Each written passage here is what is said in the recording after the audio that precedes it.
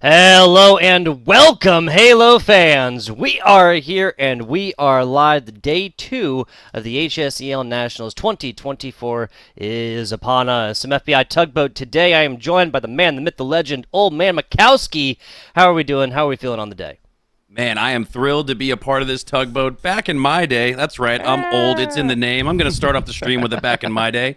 I would have dreamed to have something like the high school esports league. I would have dreamed to have competed in this championship format here this weekend. It used to be you'd see someone wearing a Halo shirt across the hallway, you'd slam their locker room short, I'm only kidding, and then challenge them to a 1v1 to see who was better. Now we have officially formatted 4v4 tournaments. Are you kidding me? This is like every kid's dream, and this is my dream to be a part of it, so could not be more thrilled to be a part of the broadcast. Yes, sir. Yes, sir, absolutely. And all these kids also traveling, right? Kansas City. Kansas City is getting actually absolutely filled to the brim right now with young, talented high school students within the esports field. Absolutely love it. Absolutely love it. We're going to dive right on into this one. But before we do, of course, we're going to talk to you about some of the awesome things the HSEL doth provide. And this one, we're doing streaming here, guys. What you can do is you can re-energize your school's public speaking classes with gaming concepts. This is streaming.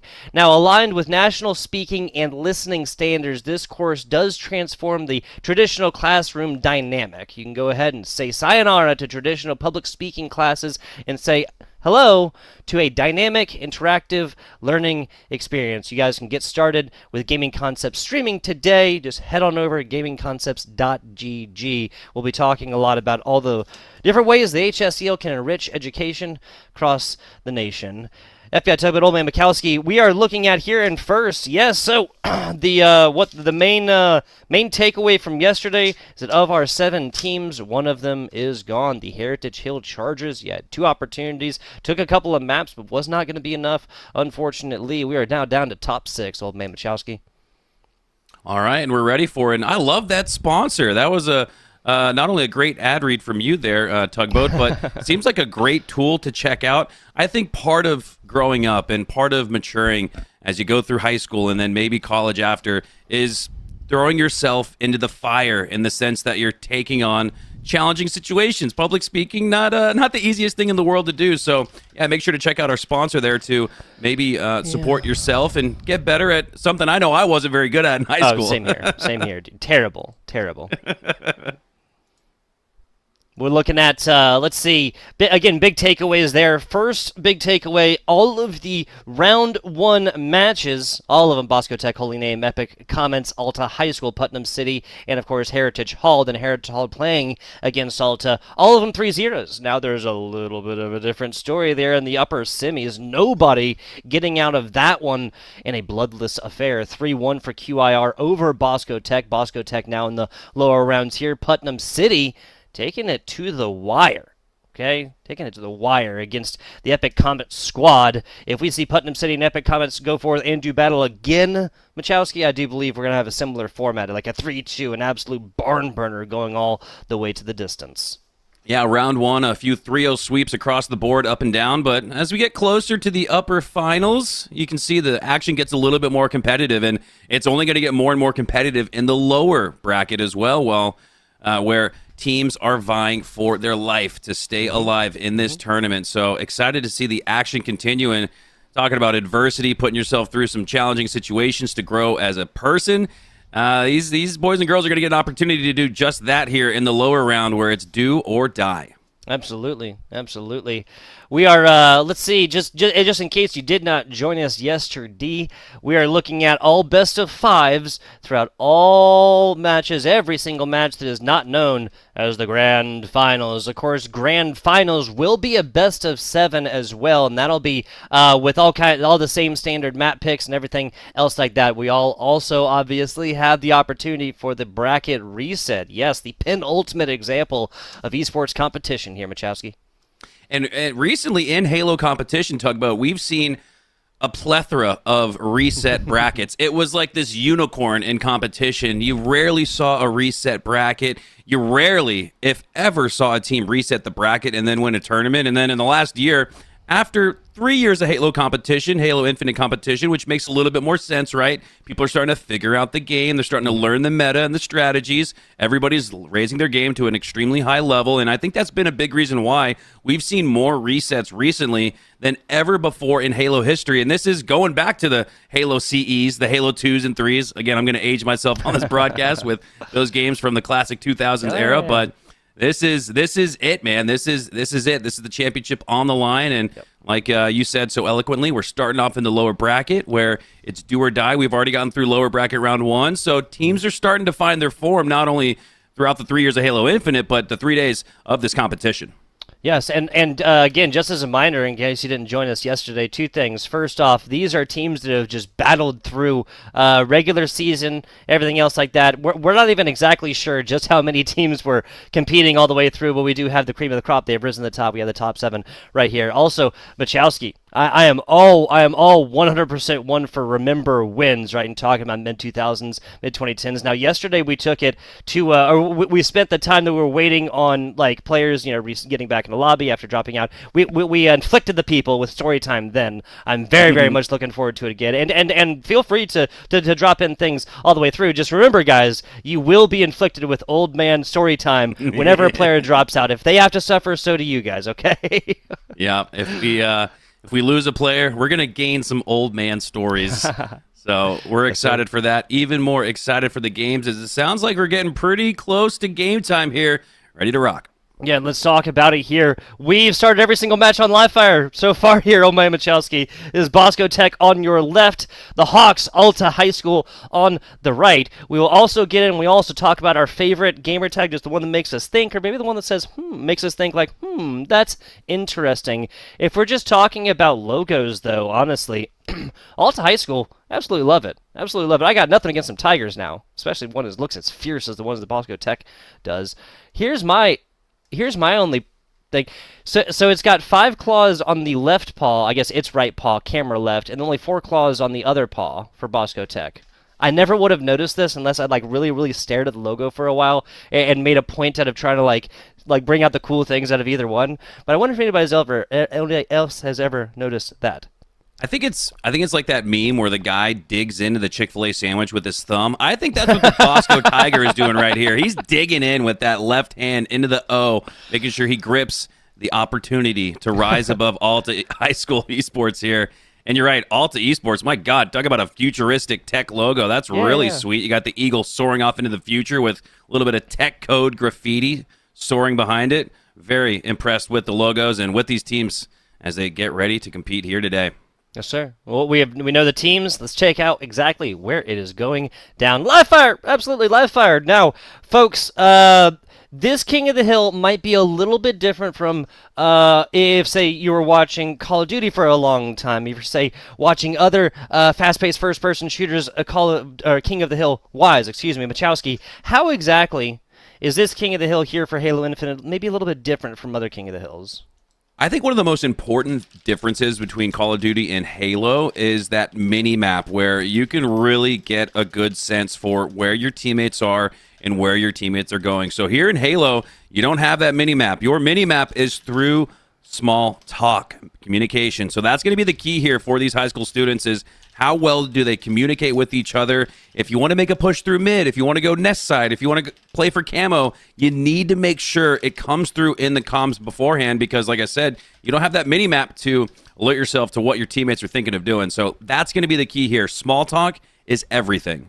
Absolutely. And those small details will add up here, folks. We're taking a look at the B side, the green side, as of right now. And this is where King of the Hill will start, just kind of as a nice neutral position. This is generally going to be where the B stronghold is frequently fought over as well. But one of the reasons why I love Livefire, we got that pure sniper rifle as well, right? We saw plenty of Streets play yesterday on that Stalker rifle, but it just doesn't scratch that itch, Machowski. Yeah, Stalker rifle takes 3 shots. Sniper only takes 1, and if I'm doing my high school math correctly, this might be elementary math correctly, that's a third of the efficiency and proficiency from that Stalker rifle. So you're going to see much more electric action with that snipe. Here we go. We're going to get production to check our math in the back side of this one, guys. They told us no caster math on broadcast here on the day. But yes, Alta High School, Tyflow King You saw this guy popping off yesterday. Ethan Charlie, Rylan Nader 07, and Elvader Nader. And I got some horrible news for you, Bachowski. We are pretty sure that Rylan Nader 07's name is Rylan Nader 07 for a reason. That's because he was born in the year 2007.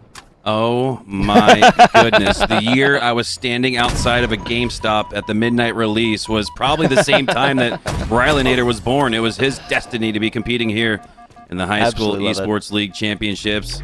As we hop on board here with Suave Arrow, he's got that snipe off the start. There you go. So, Bosco Tech, Monkey Mango, Suave Arrow, Love UTA. University of Texas Arlington, not 100% sure. Sync Agony, 1962. I have some other news for you. I can guarantee that 1962 is not the year that this player was born. That's when their dad was born. Ooh, maybe so. That'd be reasonable. I think my dad was 65, not 100% sure, but double right here from Suave, looking aesthetic with it already. Yeah, this is important off the start. You want to make sure to hold on to this sniper rifle, and at the very least, if you're not hitting your shots, make sure that you waste your shots and not allowing the other team, if they do pick it up, a chance to go off with it. But Suave is holding on strong to it for now, on a little bit of a spree here. Start off with 4 kills, 1 more would give him that killing spree. Yes, sir. Absolutely love it. Another difference here, folks, of course, is your traditional Call of Duty, your variants, right? You go on a killing spree, you are going to get some sort of streak. And here, it's really more for style points, right?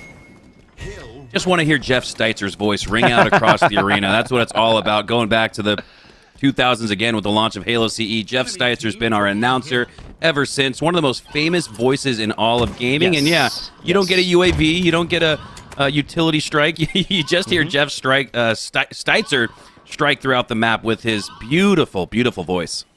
Shouldn't call it no value, right? With a voice like that.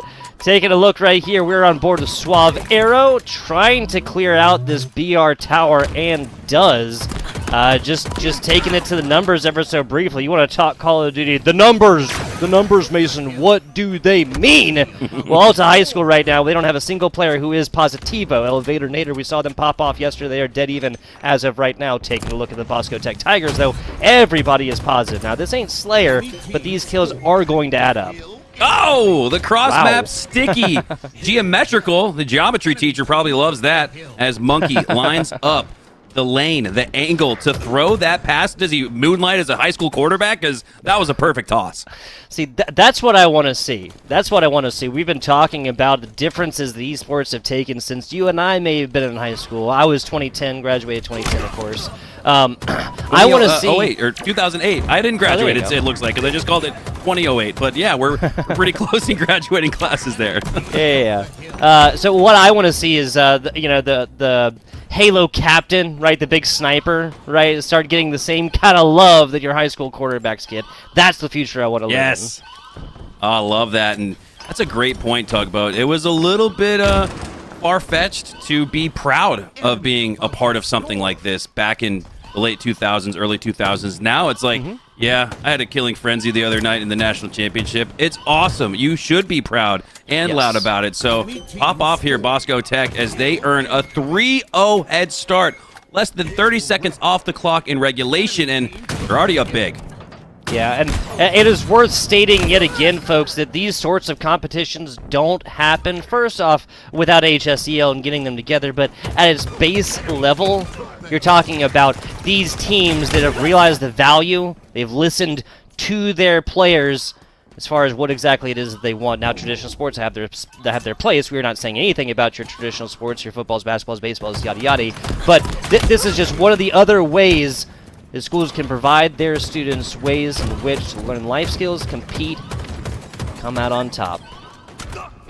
That's right. I was one of those players on the football team. Had an opportunity at one point to play collegiate football, and blew out my left knee. And found that through Halo, I had the same opportunity, the same level of competition. And I would actually argue, Tugboat, I might have learned even more about adversity, competition, teamwork, communication through through Halo than I did in football. Football, you get on the field, the play gets called, and that's it. You shove the mouth guard in and get to work. Here in Halo, it's a constant chatter. It's constant communication, constant adversity, the lead changing left and right and left and right. So, yeah, I'd make the case that not only does Halo and high school and collegiate esports complement sports, but like I said, I might have even learned even more from it as the Eagle team here, Bosco Tech, they have been doing their homework, starting off with a 4-0 victory in Game 1.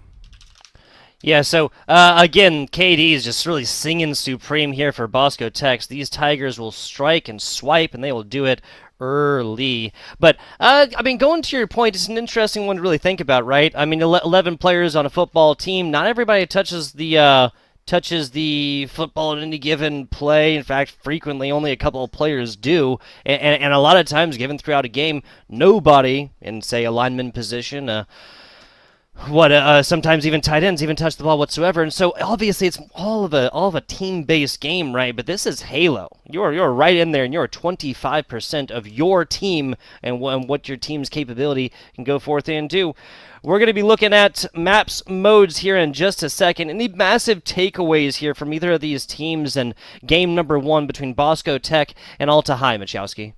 Goes back to Suave Arrow for me, starting off with that power weapon. Again, not only giving up control of it to the other team, but utilizing it to perfection. Had that killing spree off the start. And what I noticed was once they went down, they came up off of spawn and got right back to work with the DMR. That's your starting weapon here in Halo Infinite, the Bandit Evo as we call it. So big ups to Suave for not only starting strong, but going down and then getting right back to it. Absolutely, and anybody who's played a lot of Infinite or Halo's past, there's a little bit of a different starting weapon. Now, Halo 5, we won't talk about that, but there was BR starting here for a Halo Infinite, and now a single-shot rifle. Could you talk to me a little bit about the change and maybe some of the reasoning therein? Yeah, so previously in Halo competition, you had a 4-shot burst battle rifle, which is much different than the Bandit Evo, which is a 5-shot optimal kill count. Single shot weapon, so it requires a lot more precision, a lot more accuracy. Because of the burst with the battle rifle, you could be maybe a little bit off. You could, hit your shots, get 2 out of the 3 of the burst to connect. With the Bandit, you only got 1 shot, 1 opportunity to connect on that shot, and it sounds like we may have a recount, Yes, sir. replay here, as I don't know if we had the correct settings for that live fire match. I did see a Needler in the mix, which going back to the classic Halos, I was a big fan of. Not very effective in the classic Halos, but it's too effective here in Halo Infinite, so that's why we're going to reset the map and run it right back. Exactly, guys. It's esports early.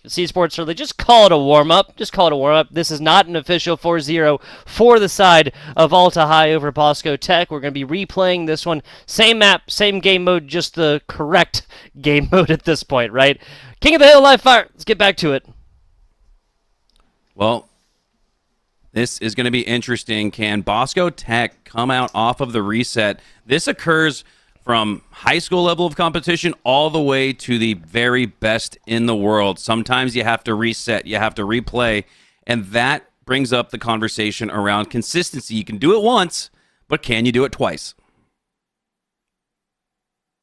And doing it twice right there. Well, we've been talking football all day. It's kind of like the old school name, or old school idea of like icing a kicker, right? You might be able to do it once. Can you do it under the pressure, under the lights and the sounds? And can you do it in Kansas City? Old man Machowski, I once got to cast a fantastic event in Kansas City. I ate a burnt-end sandwich that made me cry man tears from my man eyes in public. Oh, it was amazing, absolutely amazing. It was oh man, there's like 3 barbecue places in town that are like go by somebody's name, like Willie Jules, for example, is a barbecue place back home in South Carolina. It's something like that. But I unfortunately cannot remember the name.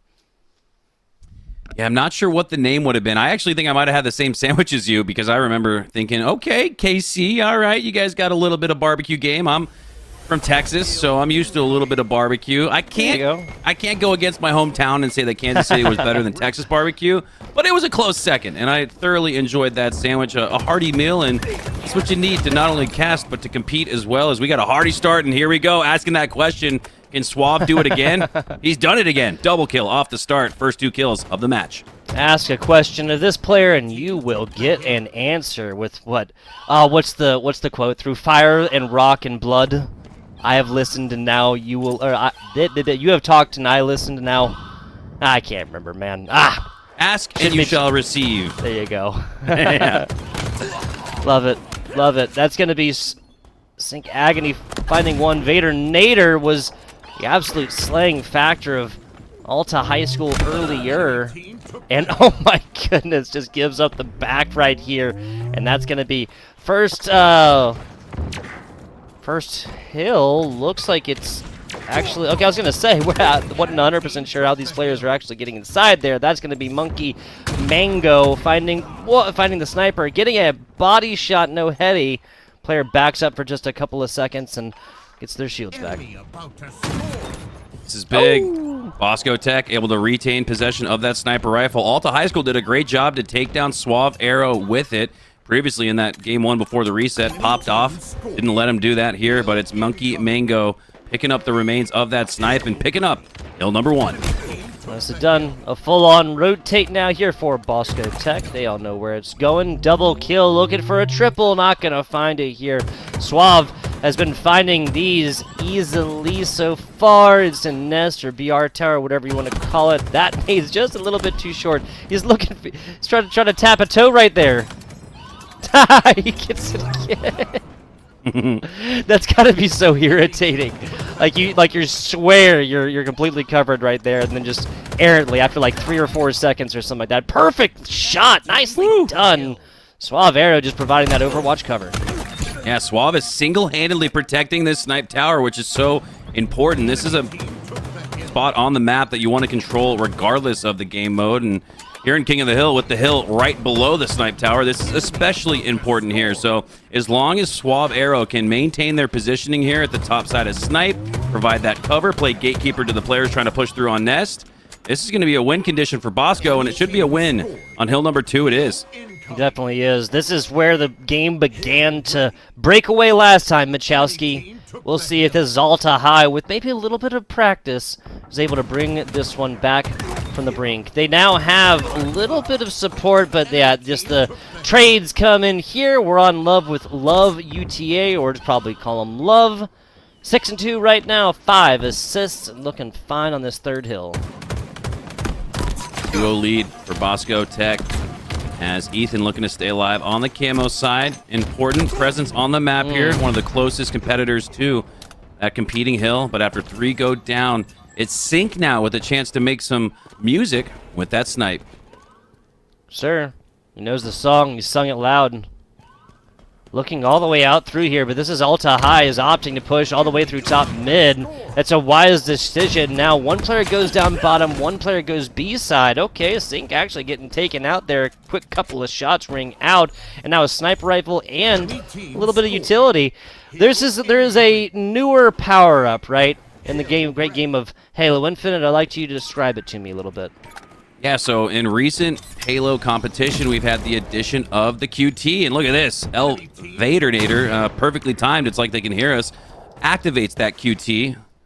Quantum Translocator is actually what it stands for, but QT is way easier to say out loud, and what that does is it sets a plant point where a portal originates, and then that player can then push out across the map, go anywhere on the map that they so choose. And then once they activate the QT once again, it sets a new portal point where they are on the map and then sends them back to where that initial QT originated. So you might think, Halo's a dumb, simple game, but I just feel like what I explained is very complicated. And oh my God, complicated kills. A frenzy here for Love UTA. Unbelievable, but yeah, the portal, I think, requires a little bit of math and geometry. The grenades absolutely require a little bit of math and geometry, so it's not like you can't do your homework while playing Halo, moms and dads.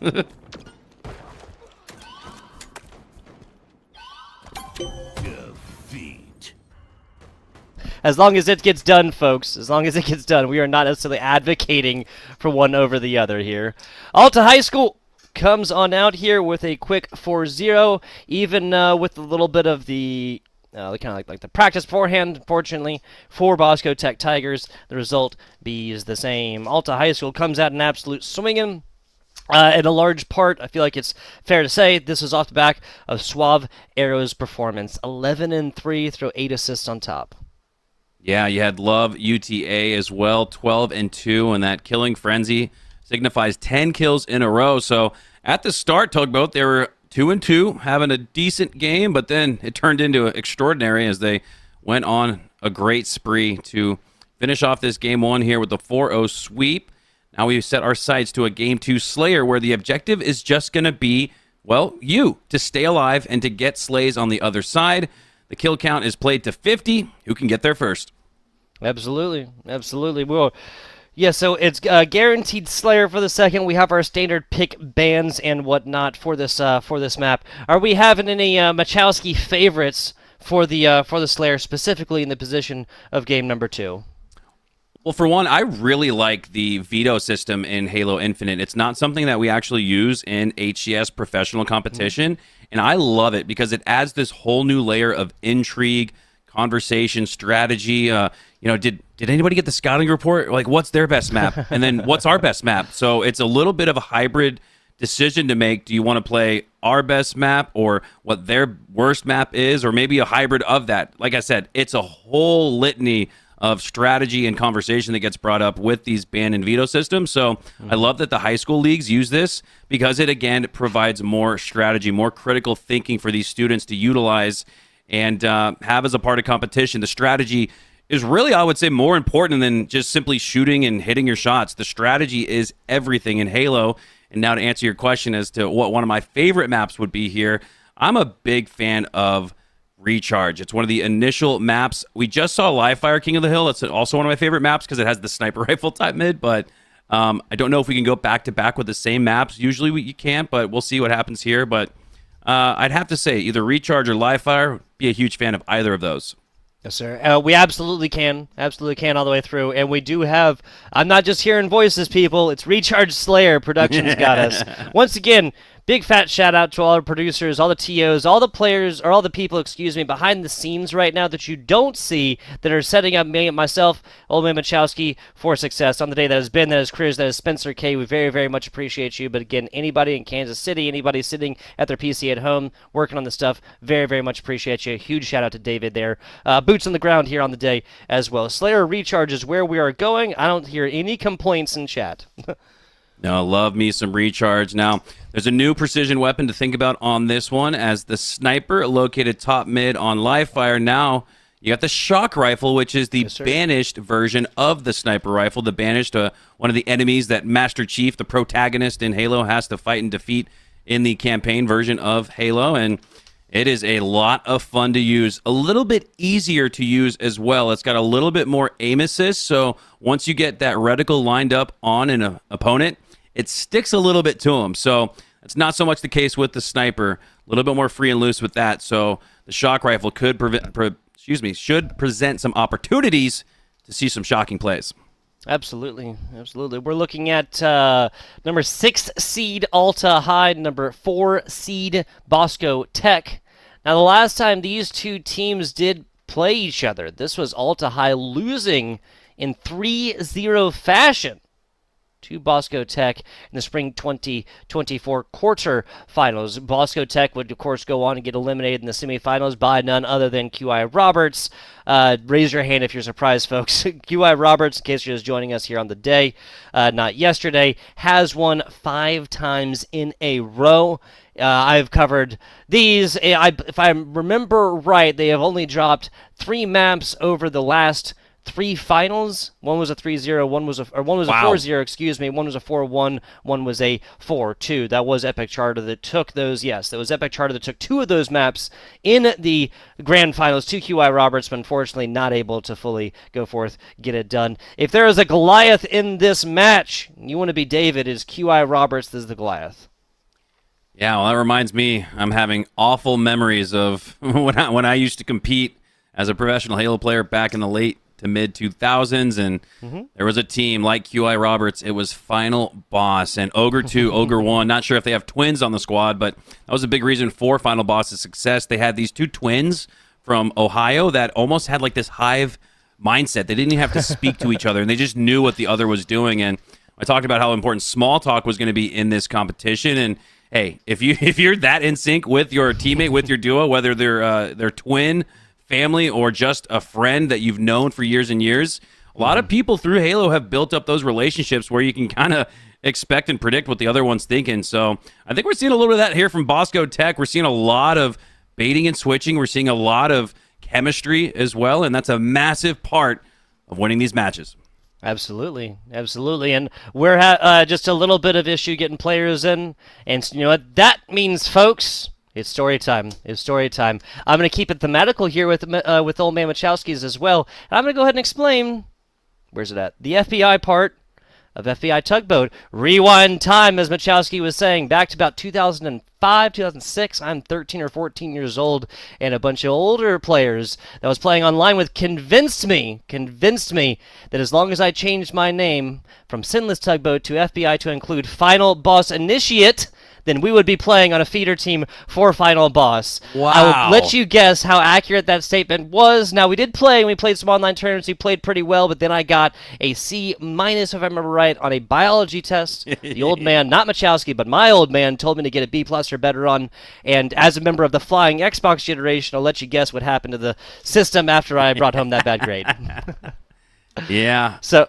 few memories about not hitting the right test scores, not because of Halo, just because I just should have studied a little bit harder in some of those case scenarios. But that is so interesting. I had no idea that the FBI in your name stood for Final Boss Initiate. So unbelievable, trying to rise up through the ranks, trying to catch the eye of the top level competition. And again, that's something that you see in sports, in traditional sports, trying to make a play, trying to perform at the highest level, trying to rise through the ranks, which is what I take from your story there. And it's the same in high school Halo. And this is part of that process. This is part of the memories and experience that you'll make throughout a lifetime. And even taking the L and maybe getting knocked out in this tournament provides great learning experiences. You cannot spell learning without the L. It's very, very true. Very, very true. And I love the single elimination format from this as well. Nobody wants to come all the way out. Now, obviously, Kansas City is a little bit closer for some schools than some of the others. We got a trio of Oklahoma schools, not a huge trek. Got a Florida school. We even have a school from, there you go, holy name out of Parma Heights, Ohio. Ohio mentioned twice in a broadcast here, which apparently is not too bad because most of our production staff seems to have some kind of personal connection to Ohio in some way, shape, or form. Got a couple West Coast. Yeah, we got a California squad there in Bosco Tech. We got a Utah squad out of Alta High right here. So we got a California versus Utah matchup as of right now, Machowski. Wow, and to bring that to modern day, you got California represented by Formal, who's competing for Optic Gaming right now, a two-time world champion in both Call of Duty and Halo. Unbelievable. I don't know how you win one world championship. I never got close. And then this guy won two in two different games. I mean, unbelievable performance and career from Formal, representing the Bosco Tech side of things with the California connection. And then with Utah, you got the #1 SSG, Space Station Gaming, located out of Utah. So Salt Lake City is where they call home, and that is so cool to see this connection here between these high school teams and some of the best teams and players today. SSG competing and winning the previous HCS Major #1 in Arlington, Texas. Now they're going for #2 in London. So interesting to see the crossover between those two schools and teams. Yeah, and if we're talking about states and Halo players, I don't think we have enough time to talk about Florida, right? My goodness, talk about a breeding ground for absolutely goated Halo players. Also, I mean, when you're talking about MLG, this was, I mean, obviously there's plenty in Ohio. They went out to Anaheim, other things like this, but this was kind of more heavily concentrated along like the southeast, the deep south, the Bible Belt or whatever, right? Like North Carolina, this kind of area. Obviously, plenty of Florida, all the way going in past Georgia and into Alabama and other things like this. And it's so interesting we've been talking about this on the day because, guys, I never competed at one single MLG event because I literally always thought the same thing, that I was going to go in, I was going to get paired up with a really, really good squad, and I was going to get double first rounded and have a terrible time. And so that convinced me to never go forth and even try. And that is seriously something that, like, if I had to put my finger on one, like, small thing when it comes to gaming that I, like, truly, truly regret, 100% has to be that. Like, yes, probably would have lost, doesn't matter. I would have gotten to travel, wouldn't have gotten to compete with teammates live. Like, me and my brother got to play like land tournaments and stuff like this. I was talking with Eli yesterday about one of our 2v2 tournaments, but I never got to go under the lights and sounds, never got to compete under the former MLG, and now I'll no longer be able to, right? MLG no longer a thing. Obviously, some of the players involved still alive within various different companies, various different organizations, even similar organizations, but the MLG name as it is no longer, and I will never be able to compete at an MLG Open event, right? And I very, very much regret that to this day. Yeah, that's another great opportunity and chance to learn from some of our mistakes, which I'm sure we'll be talking about a lot. The older you get, the more you make. But yeah, regrets are part of growing up, part of life, and yeah, don't let the fear of failure stop you. Fear of failure stop you from chasing after a dream, no matter how ridiculous it might seem. And I think that's really honest and transparent from you, Tugboat, because that's a tough regret to have. And I think for what it's worth, I think you get to relive those opportunities and memories you wanted to make on the MLG main stage. You're doing it here as a caster, Yes, which is how I feel. I did compete at MLG tournaments, and I did narrowly get first rounded in some of those, it feels like. But I left a lot of meat on the bone, as they say, with my Halo career. Really wish I could have done more with it.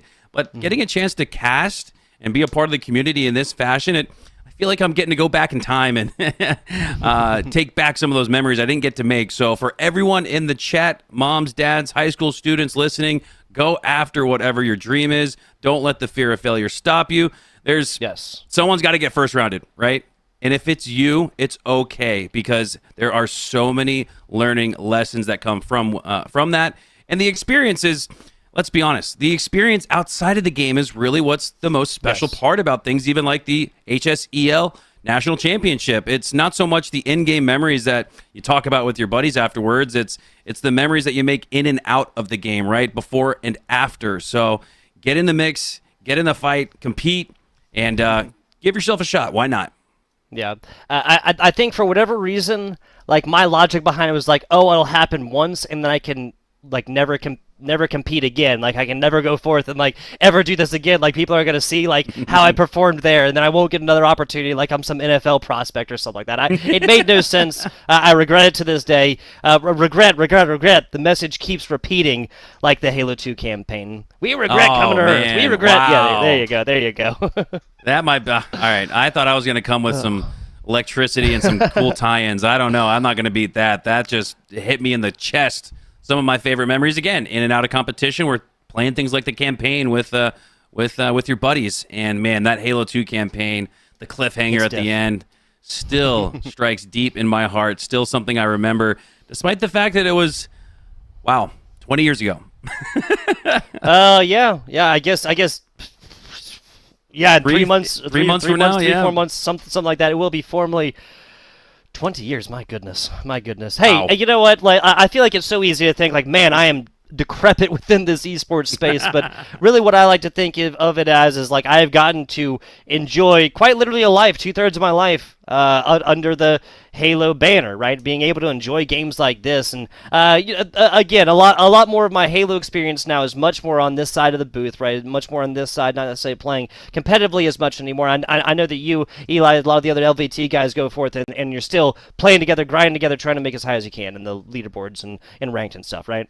Yeah, absolutely. The thrill of competition, regardless of the fact that we're a little washed and have no chance of competing on the main stage again, I still like to feel like that at home. I still like to get in the mix and see what I got, to test yourself. And sometimes the competition isn't so much against another team, it's against yourself. And that is the opportunities you afford yourself when you join something like the HSEL. You get into the mix, you get into the competition, and you learn so much about yourself.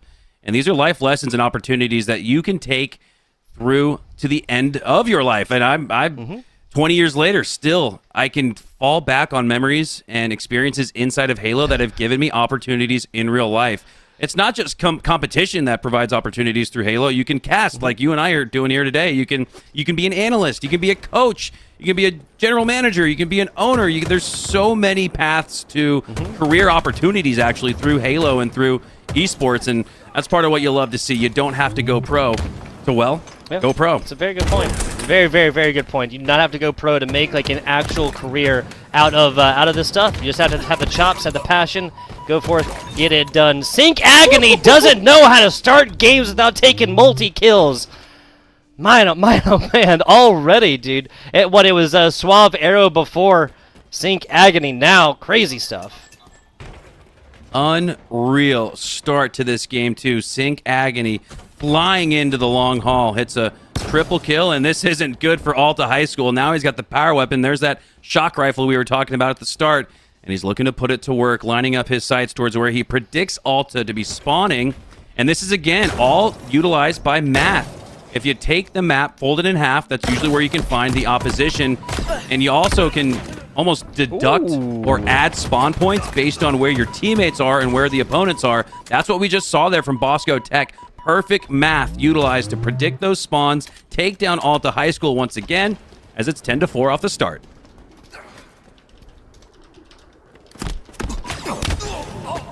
And now it goes down here in Turbine. A couple of shots early on. Bosco Tech absolutely rolling. Also, guys, we're going to get confirmed. I think I may have done it again. I'm very sorry. We're going to get confirmed before I... Yeah, so this was Bosco Tech. They won first game, right? Not Alta High. I called that wrong. Oh, consistently all the way throughout. Well, hey, at least I'm consistent, right, people? I messed this up literally all day yesterday, right? But between names of teams and names of players and colors and stuff, wanted to start out, and I was just making sure that you guys were awake. I was making sure that you guys were catching it. Okay, so really, this is all for y'all. Well, hey, I'll tell you another lesson I learned in high school. One of my teachers told us, it's not a mistake unless you leave it as one. As long as you do what you need to right the wrongs of that mistake, it's no longer that. And so I think you're in the clear, Tugboat. I think you're rocking and rolling, man. Bosco Tech taking game number 1, and a lot of that was due to Suave Arrow with the positioning at the Snipe Tower previously, and look at that, in the lead, but not by much. Everybody's playing their 25%, like you referenced earlier, 5-6, 5-5, 5-6 now. Everybody's in the mix, as Bosco Tech are looking great to start day 2. Absolutely. This is 23-10. Man, oh man, they're like speed running this lower bracket as of right now. Really, honestly, I feel like what this is, Machowski, is that Bosco Tech is feeling a little bit of the pressure from just being down here in this lower bracket. Yes, they took a map off of QI Roberts. Yes, they had fantastic corporations with Holy Name. That was a 3-0 there and early, but feeling a little bit of pressure right now, and they don't want to even give a little bit of wiggle room here. Well, you're exactly right, and this is important. This is setting the tone for the rest of the day and the rest of the tournament. We got 3 days of Halo action here for you guys, and Bosco Tech are starting to build the path towards a deep lower bracket run. And part of the benefits of coming from the lower bracket, right? You don't have that token in the back pocket, so in a double elimination format, for those of you watching from home, if you take a loss in a best-of-5 series, and you've not lost yet, you go to the lower bracket. You'll lose in the lower bracket, though, and you're out of the tournament. We are in the lower bracket right now, lower bracket round 2 to be exact. And so Bosco Tech have no error or no room to work with in that sense, but if they're able to continue on this run, continue to roll, they actually provide quite a threat to the team that maybe gets to winner's semis or winner's final and drops down to the lower bracket, not having this type of a run where you've been tested all the way throughout. You continue winning in the winner bracket, you kind of start to just hang out a little bit. You can go and get a Chipotle break. You can go and take a water break, do some homework while you wait. I mean, this is all Halo for all the teams that are left in the lower bracket, and that could bode well for them as we get deeper in the tournament.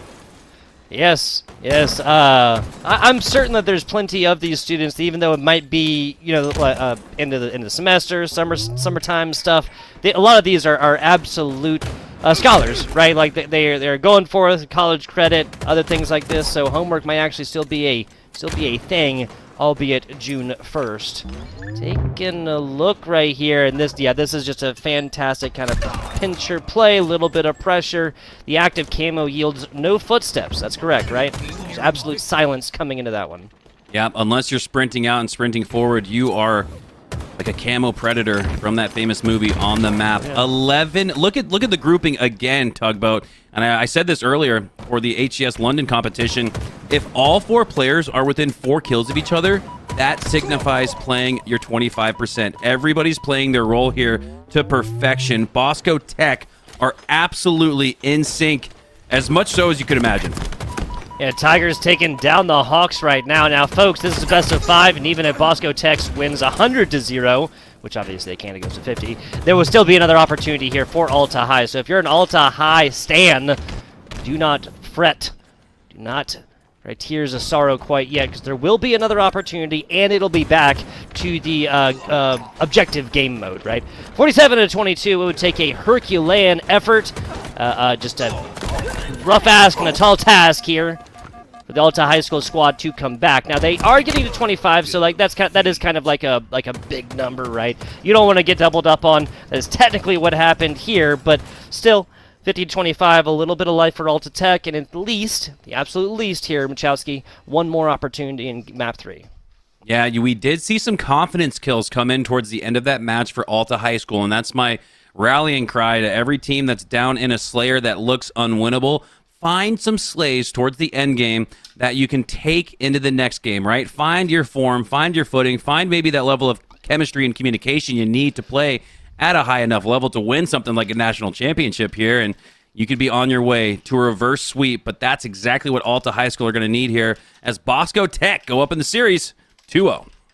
Yeah, 2-0, and not being negative, just reporting the news as it comes to us. There's a 4-0 here. King of the Hill live fire for the side of Bosco Tech. These Tigers swipe early, and then a 50-25 here most recently within the Slayer. The writing might be on the wall a little bit, but Machowski, this is where competitors are made. This is where they're born in the fires of pressure and competition, the lights and sounds of LAN play. This is in Kansas City right here, and if Alta Highest wants it, they will have it in game number 3 and go for the full reverse sweep.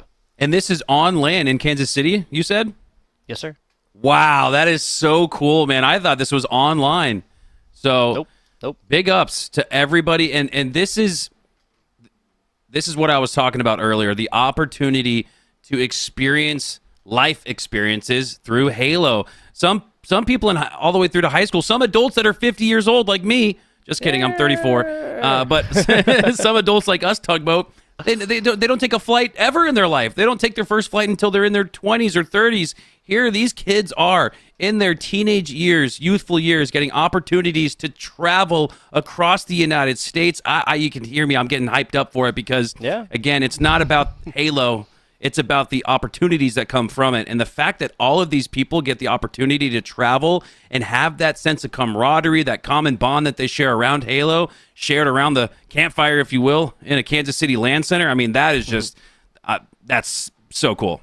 Yeah, that's why I was talking about the barbecue earlier. The barbecue, Kansas City barbecue, the burnt-in sandwich that made me cry man tears from my man eyes, right? In public, too, and everybody wasn't comfortable. That goes, that makes even more sense. I thought maybe we had a team from Kansas City that was one to look out for. But again, it goes back to the life experiences that all of these kids are going to get to earn. I'm so excited for them because, again, you may not remember the 50-45s, the 3-2 King of the Hills. You're going to remember that barbecue sandwich afterwards with all your buddies, talking about Halo, talking about your life goals, talking about what high school has been like for you, what college you want to go to, what college you are going to. So those are the memories and experiences that these kids will take away more so than maybe even the Halo competition itself. And, man, you'll love to see it. Yeah, like the reason why Machowski and I are so exciting is because we're watching this esport that we love draw more and more like correlations, more and more allusions to traditional sports and the support that they have earned, not enjoyed, for the past 100 years, sometimes, baseball 160, 170 years or something like this, right? And it's these sort of steps towards legitimization that make us so excited for the next generation. I realize we're two old guys who might be sounding like we're just screaming about, how awesome opportunities you get. It's because we're excited, folks. It's because not only did this didn't exist like in like an atomic form 20 years ago. You know what I'm saying? Like this has developed so quickly. It's like being on the cutting edge. It's like being in Yale and Harvard in like the late 1890s, where football is starting to be played for the first time. That's what that is the equivalent of what we're looking at. Obviously, it might sound like a little bit wonky to like compare where we're at here in 2024 with 1890s football and like collegiate stuff and other stuff, but that is in essence where we're living right now. We're continuing to layer the foundation here for just completely awesome competitions. And you're talking about high school students traveling for stuff. 20 years ago, that did not exist, period, in the story, for anything that was done on a console, a PC, a PlayStation, an Xbox, anything, period, end of story. Like there might have been like Tetris competitions or stuff like this. They're like the top 0.01% of the population who played or whatever gets to go and do Guinness Book of World Records stuff. I know that was involved with Tetris stuff. And of course, I'm talking more like, 90s and even like way earlier early 2000s, before our time, really. But still, sorry, I'm getting ahead of myself. I'm just very, very excited. I'm loving excuse me, and like I love the ability for these young people, men and women, to go out and travel to a place like Kansas City and participate live. Yeah, to put it equivocally towards traditional sports, like I think we've been attempting to do here, this is the leather helmets era of esports, right? Like this is the very, very beginning. This is Super Bowl I for HSEL National Halo Championship. So these are exciting times to be a part of. And yeah, this is for all the students who are competing. Again, even if you take the loss this weekend, it's no big deal. You are part of laying the foundation for, in what, 20 years probably, at least, maybe 5 to 20. Who knows with the growth and acceleration rate of competitive gaming, how long it takes. But by at least the next 20, 25 years, maybe more, maybe less, this is going to be a really big deal. I'd argue it already is. And you look at traditional sports like basketball, football, baseball, even hockey. Those took hundreds of years to establish and just to get a set rule set. So, I mean, we're way ahead of the curve in competitive gaming. So it's still early, but boy, have we come a long way since the very beginning. Somebody once described to me as esports is if you could go in and you could change LeBron James's height with a click, or if you could change the size of the basketball rim with a single click. That's where we're living right now, okay, folks? Great example. And just the malleability right there is absolutely crazy. Hey, we're getting Forbidden for the first time. We're getting CTF for the first time. Now, correct me if I'm wrong. Forbidden is only played under Slayer as well besides CTF, right? So we wouldn't see this map outside of CTF unless it was a Slayer, correct? I believe it's actually only a CTF. So only Forbidden. CTF. Okay, excuse me. No, you're fine. And in Halo, I think part of the thought process from the developers over at Microsoft 343 Industries up in Seattle is symmetricality. And with these symmetrical maps, you have almost like a football field or a hockey rink, almost like a goal being scored. You go in and try to pull the flag. And that's a lot of what I feel like when I watch CTF. So here in Halo, any symmetrical map is going to be built and played for capture the flag. It presents an even gunfight, an even chess match, but across the board. So everything on the red corner of the map, like we're looking at here, is the exact same if you fold it in half on the other side of the blue side of the map. So a symmetrical map is what we're looking at here with Forbidden. Capture the flag, first to 3 wins. Here we go. Absolutely. Let's get this one started. Before we do, folks, want to give you a little bit of an update as far as the other bracket. Yes, Holy Name Esports, Putnam City going forth and doing battle.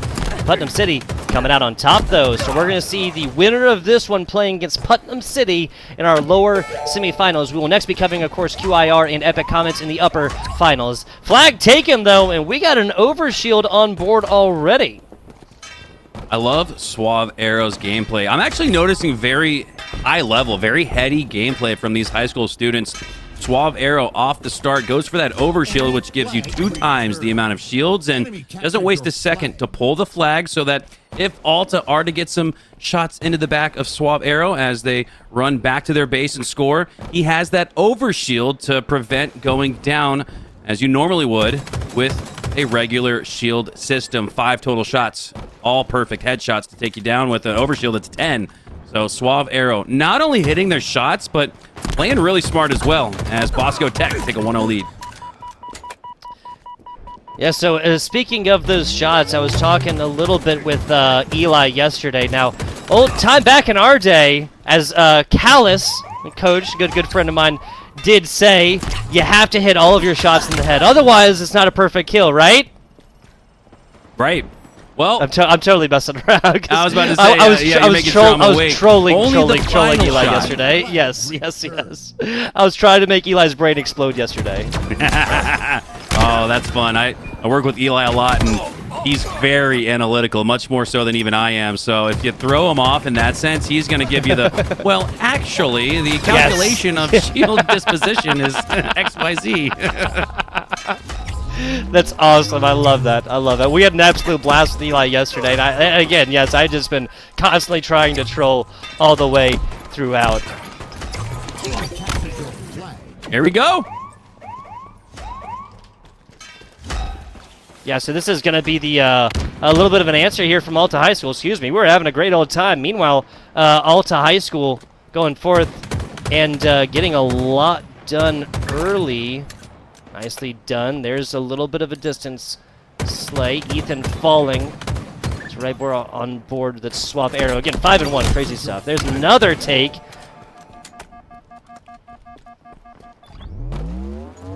Impressive work there from Suave. You see they're almost the designated overshield power weapon, power up grabber there. And impressive answer back, though, from Alta High School to make it 1-1 for a moment in time. And this is, again, why I talked about those confidence kills at the end of a game. They allow you to take some of that momentum into the next game. Got to be careful with this flag. Oh, my God. Monkey actually throws it off the ledge there, tips down into the abyss with one hand, pulls it back up, and he's pulling this one in for a potential win here.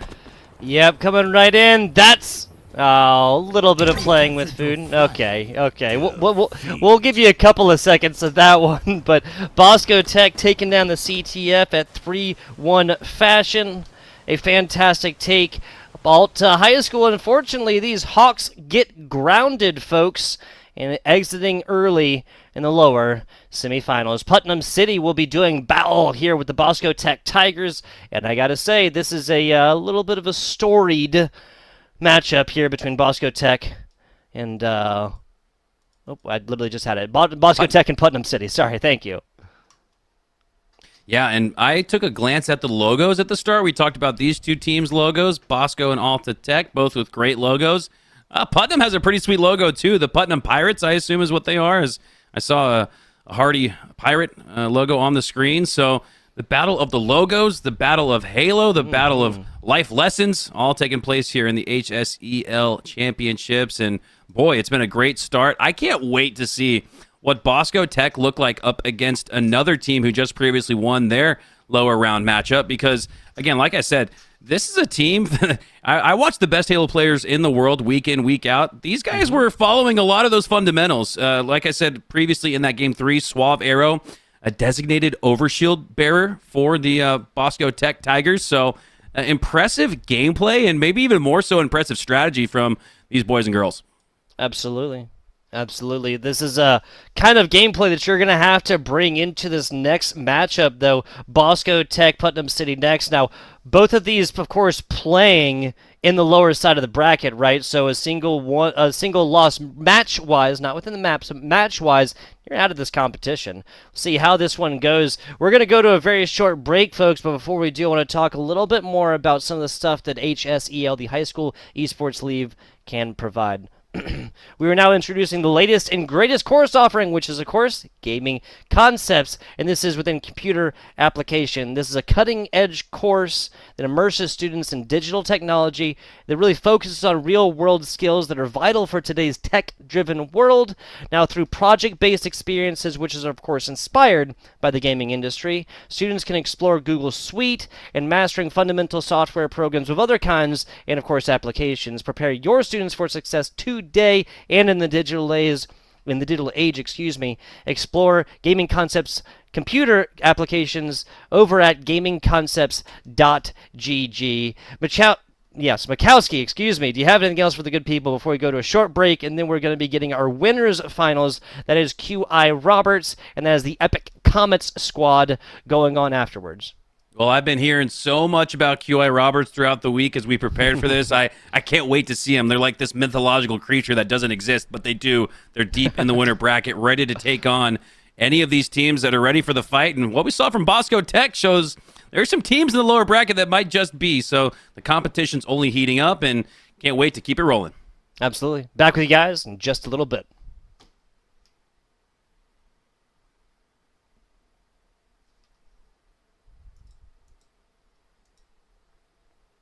Or maybe not. Let's talk a little bit about maybe QI Roberts here. Okay, gotcha.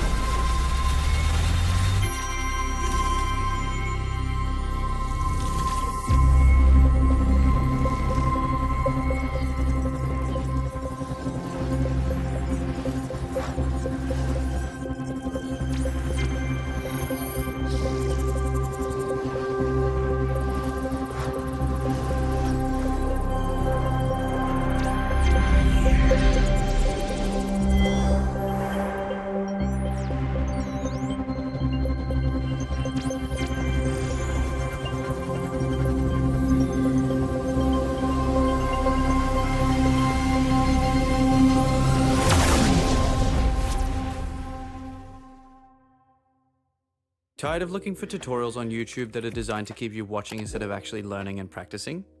Well, look no more. Here at Valor, we prioritize only relevant information so you can apply it in-game instantly. Sign up free today at valoresports.com.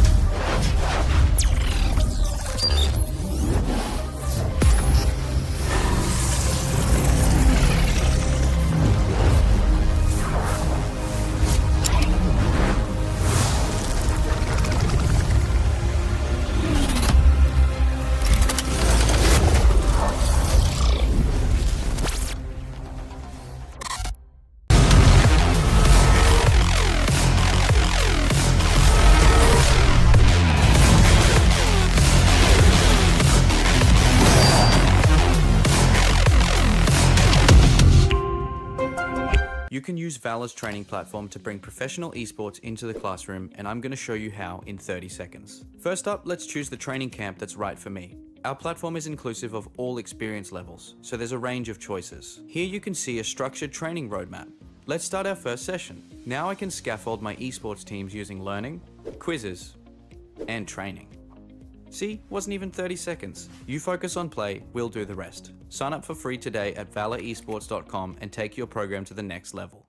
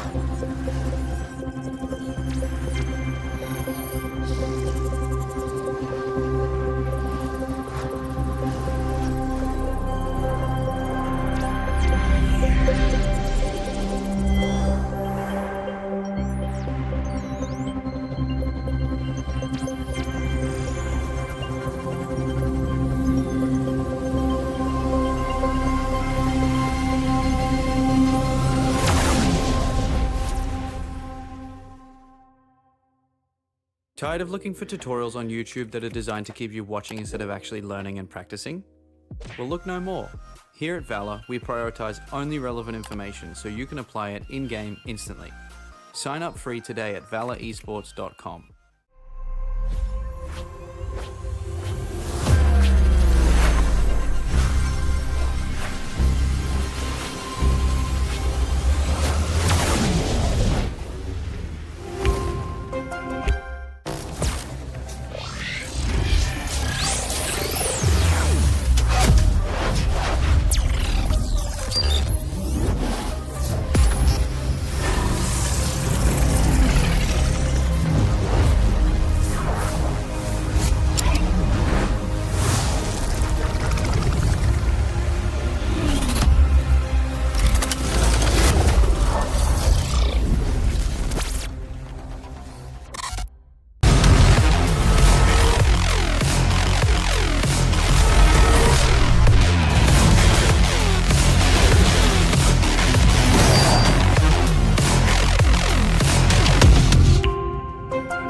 You can use Valor's training platform to bring professional esports into the classroom, and I'm going to show you how in 30 seconds. First up, let's choose the training camp that's right for me. Our platform is inclusive of all experience levels, so there's a range of choices. Here you can see a structured training roadmap.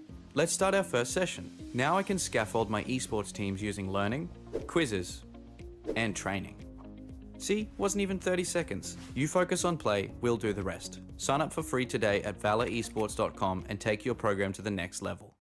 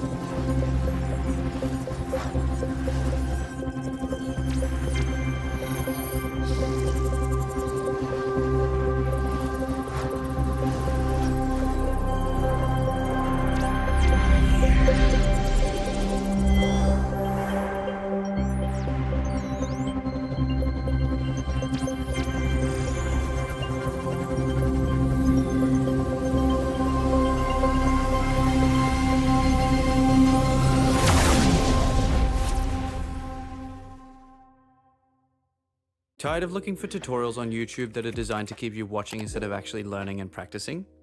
Well, look no more. Here at Valor, we prioritize only relevant information so you can apply it in-game instantly. Sign up free today at valoresports.com.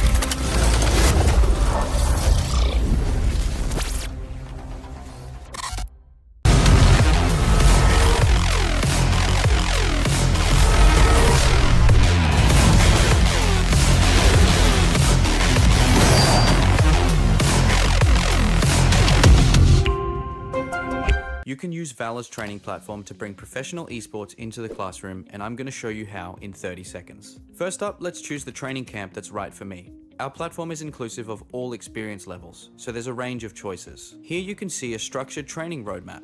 Let's start our first session. Now I can scaffold my esports teams using learning, quizzes, and training. See, wasn't even 30 seconds. You focus on play, we'll do the rest. Sign up for free today at valoresports.com and take your program to the next level.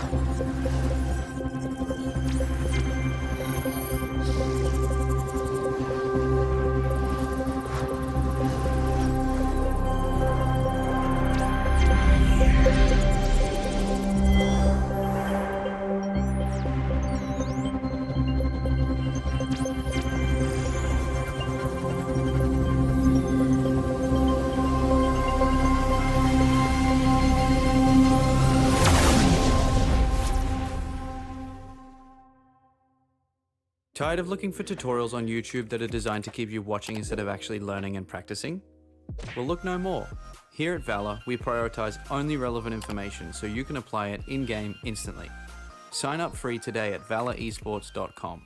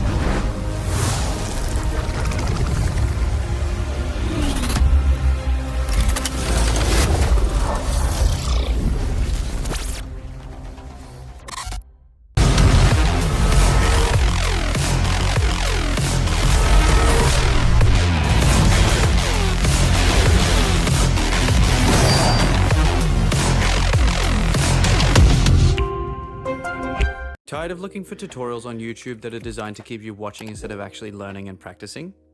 Well, look no more. Here at Valor, we prioritize only relevant information so you can apply it in-game instantly. Sign up free today at valoresports.com. My name is Amy Doyle. I am a middle school teacher at Air Shirley Regional Middle School. I am the district coach for our esports program. Yeah, so our esports program started last school year when I started teaching here at HSEL Regional Middle School. I had approached the principal and said, hey, I'd be really interested in starting an esports program here at the school. I think there's enough interest with the kids. And he was like, you know what, that's an awesome idea. Let's see how they like it. So for the first year, our team was a local team. We competed with students within our school district, and we had little championships, but we had enough students that it was taking multiple days to get through our championships in district. We had about 37 students sign up in our first year of esports, and all we played was Super Smash Brothers and Rocket League. So obviously there was this really strong interest in esports here, and I was really excited about that because I'm a big gamer myself. A couple of things that I'm super proud of with our program: it makes it so accessible for our students who wouldn't traditionally be involved in something with our athletics department. And those students have not only hopped in and participated, they have risen to the occasion and have been able to hop into leadership roles such as team captains for some of our games, which has been just something I've been unbelievably proud of with our students. A specific moment this season that I was particularly proud of was our Splatoon team made it into the playoffs for the middle school fall major, or spring majors, I should say. And they were so excited just to be able to play on the nationals. In the quarterfinal match, we met with the other team, and they said, hey, we're down a player because we're on spring break and they're not able to reach us. We know that according to rules, you guys could just claim the forfeit, but we're hoping that you'd still be willing to play with us. And my students were just so excited to play. They were like, yeah, absolutely. We still want to play. We want to have a good time. It was spectacular. It's the kind of joy and sportsmanship that I really love seeing with this program. I wouldn't be able to do this program without my assistant to the coach, Dr. Christopher Padacky.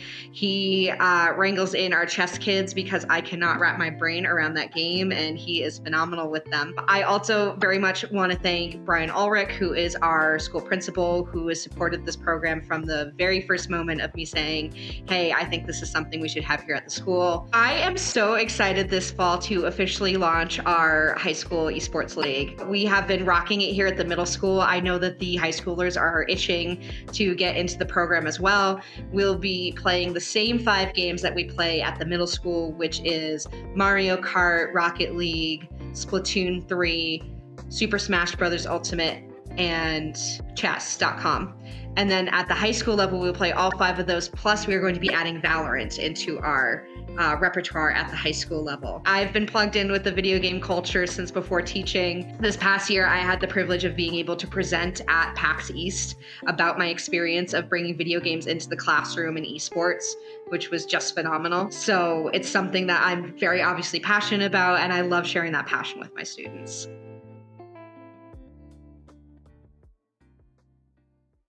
They say the right tools can get any job done. We agree. Introducing Blueprint, the platform for educators built by educators. Blueprint is user-friendly, featuring drag-and-drop scheduling tools and a robust gradebook. Designed for the scholastic world, Blueprint empowers educators to create powerful course content. Plus, Blueprint is the exclusive provider of the popular Gaming Concepts curriculum. Learn more about how to gain access to Blueprint today.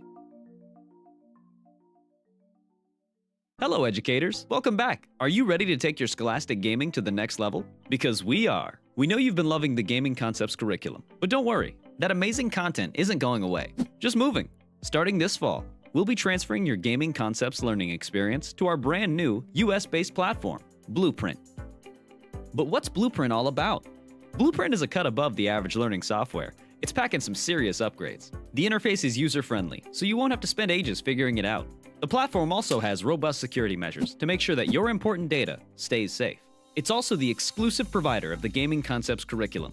Plus, we're making the migration process super smooth.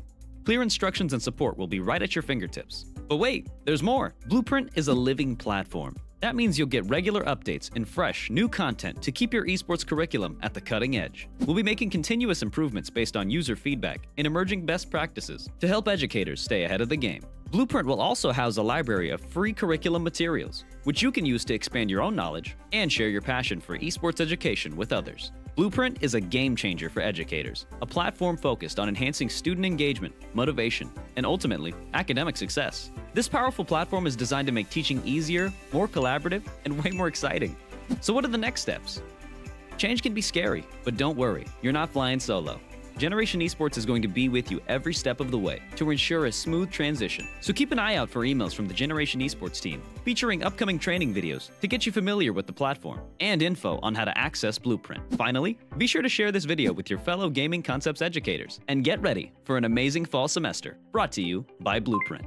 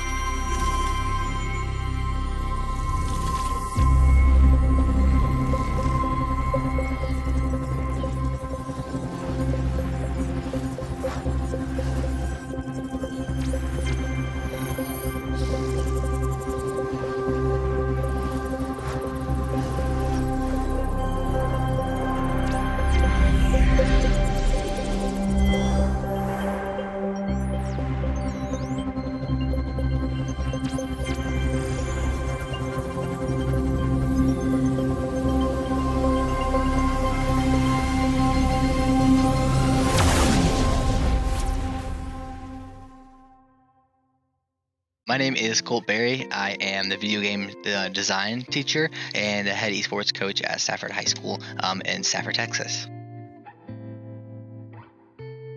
I've been coaching for about 3 or so years as an esports collegiate athlete as well as a collegiate coach. I used to play for Rogers State University in Claremont, Oklahoma.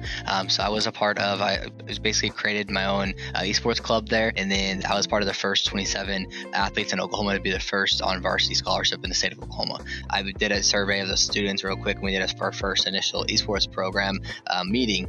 And that's when I had probably 80 or so students show up to this initial club meeting. My director, Dr. Barry Allen, was like, you can just wait till next year to get everything going, just fill it out, fill the school year out, don't overrush yourself.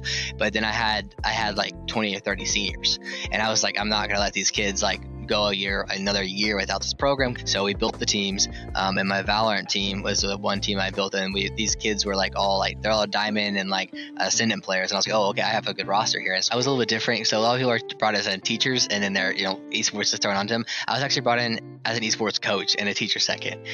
So I was brought in with hey, we know your background in esports, we want a program here, we want this being built out, but can you teach video game design? And luckily, before I went to college, I was a business administration major. I actually took technology classes in high school for video game design. I had actually had certificates and had an associate's in video game design at the time, so I felt very comfortable. I'm looking forward most for my the next school year is that we're now starting district wide. So basically, this year initiative was last year initiative was get high school off the ground and get them going. Our district is pretty small. We're a 4A division school, but luckily enough, we have a STEM school, a high school, an elementary school, and a middle school. So we have all the different ways that students can be involved. So my next big goal next year is that this year we pieced into middle school. Basically, we had a couple middle school teams this year. So I'll be trying to bring in a couple more teachers under my coaching stipend and really fill out an esports director role is what I'm looking forward to, and creating a campus club at middle school, STEM, and high school, and creating teams as well as connecting those with pathways in video game design as well as video game curriculum to connect these students in not just esports, but in the curriculum that will help them, design video games and be in career fields of in esports and in video games, and even using video games to teach modern day curriculum like math, science, and things of that nature is what we're really looking forward to do. Yeah, so it feels pretty good. It feels amazing. It feels rewarding. I would say is my best word to describe the feeling. To be among the the nationwide nominees for coaches of the year.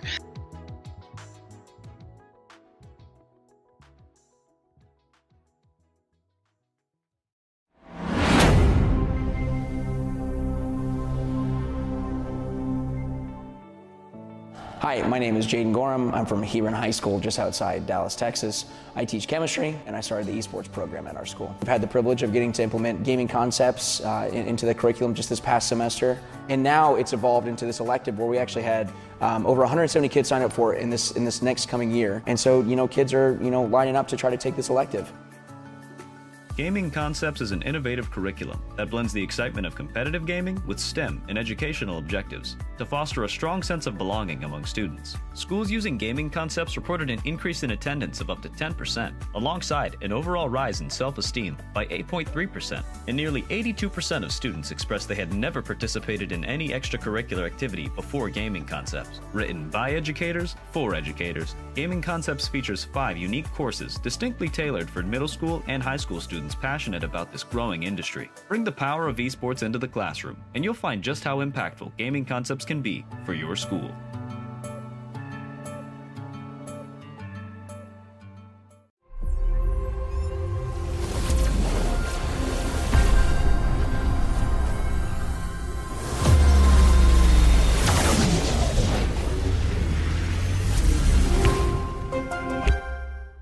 It's game on. Introducing Rising Champions. This summer school course features 20 ready-to-go lessons from day one. Utilizing the Blueprint digital learning platform, you're able to fully customize your experience. You can either use our preloaded lessons or add your own. Encourage your students to have fun while learning technical skills like 2D and 3D animation, computer maintenance, social media design, esports career building, and much more. Summer is about having fun. So sign up for Rising Champions today. My name is Jaden Gorham. I teach and coach at Hebron High School. I'm primarily a chemistry teacher teaching honors chemistry, and then on a whim started the esports program during the very tumultuous virtual COVID year back in 2019, 2020, and the rest is history. I know with how early esports is on the national stage and how everyone is viewing it, that everyone and every teacher and coach is trying to start this thing and work with their kids. Everyone is hitting their own unique barriers. I've certainly hit barriers, and to be named one of the 5 finalists is a very validating feeling. Name of the game is just try to get our kids represented and try to get them involved in as many ways as possible. And so everything I've done has tried to get as many kids involved and feel like they can be included in the school's culture. And for a lot of these kids, this is the first extracurricular they've ever been a part of. So it's their first opportunity to get to wear Hebron on their chest. And I've always tried to paint the picture to my kids that, listen, you're one of the first iterations of kids that gets to do this. And so everything that you guys are accomplishing, it's bigger than what Hebron is doing. It's for high school esports as a whole and esports as a whole. And so it's just trying to push past our own school's borders and our district's borders and even our state's borders just to try to get as many kids involved and represented as possible. So during the COVID year, I was a full-time virtual teacher. And man, you don't get into teaching to lecture to a computer screen, I'll tell you that. And so we had really, really large class sizes where I would have 50 to 60 kids in each class. And our district didn't have a webcam requirement or anything like that. And so really the kids would sign on, and almost assuredly, 90+% of those kids are turning on the lecture and then flipping over to the other side of their bed or other monitor, looking at Netflix or whatever they were viewing at the time. So I'm sure they were tuning me out. And so just trying to connect with those kids, man, it was such a weird time. And of course, everyone's going through their own issues. And so I remember in the very first week, I was telling them, yeah, my favorite pastime is I love gaming. I played League of Legends in order to bond with my randomly assigned roommates at college. And so I'm telling my kids about that. And one of them messages me, private message, and he goes, hey, you said you played League, and I've got buddies over at this school, a couple districts over, that they play for their school's team. Could we do something like that? I said, wow, that sounds awesome. I had no idea that would even be a thing. Like, I'd always followed pro esports. So I looked into it, and then that made it to where all these kids that were stuck at home and they're just looking at screens all day anyway, might as well play for your school. And so from fall to spring, we went from like 9 kids involved in the fall to upwards of like 40 kids involved in the spring, something like that. And then it was that summer, Valorant came out, and then we found you guys, HSEL, in the fall semester, and those kids rock and rolled our program coming back to in-person schooling fell in numbers once again. And so I had one league roster, two Rocket League rosters, and then my one Valorant roster. And Valorant is what, of course, just put us into the forefront of things, because that group of 5 kids won the major. And then, of course, they won Grand Nationals that year as well, which just resulted in just this explosion of kids being interested. And Valorant was just huge. Won Nationals, and it was like 60 kids that applied to be on our teams, try out. And I said, well, listen, let's just make as many rosters as we possibly can. Whether you want to be competitive, you want to be casual, let's just get every kid involved that we can. And that's just been the name of the game since. We are now one of the largest organizations on campus. We have upwards of 130 members. We had over 80 kids actively competing this year in HSEL, and the kids are proud to talk about it. And that's one of the coolest things that we've become ingrained in Hebron's culture. But one of the hardest things about esports, and I know this is a struggle that so many coaches and directors are going through, is there's still that little bit of a stigma where kids don't want to come out and say, yeah, I compete on my League of Legends team, or I compete on my Valorant team. But no, when you're working hard, you're putting in hours each week to be the best at something. Why would you not be proud to say that? But now I've seen nothing but support from the kids around us in our entire school community. And I think Hebron's culture is very unique in that they're very positively uplifting of one another and support of one another. But yeah, we're just like any other organization, and it's been really cool to see that transition. I'm hoping to just really boom our media presence this next year, because name of the game is just, make it normal. And that's not just normal for our school, but make it normal statewide, nationwide. And so if our program can help other programs get kicked off or push down any barriers that they have, that's always what I've been trying to communicate to these kids.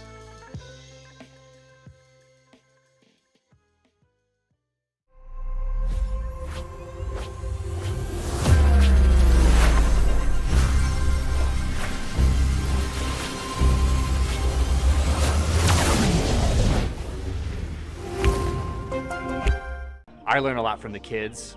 I kind of let them run things. I let them set their own captains and set their own practice schedules, and I will check in periodically to see how they're doing, to offer guidance and ideas. I'm Brandon Bishop.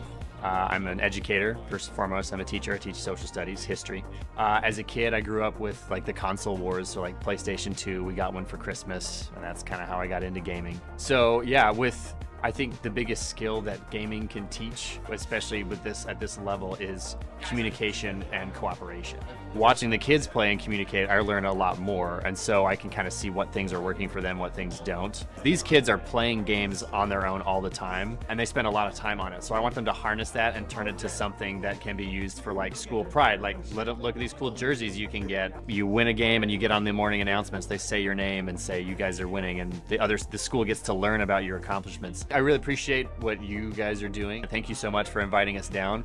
I think we had some kids that were on the fence about being in the esports club, but getting them here, getting them to wear the school uniform, getting them to see what the company is like, I think that's going to spread. When they go back to school, they're going to talk to their friends. So this is a great opportunity. So you should definitely continue to do stuff like this, invite schools down to see firsthand what the benefits can be.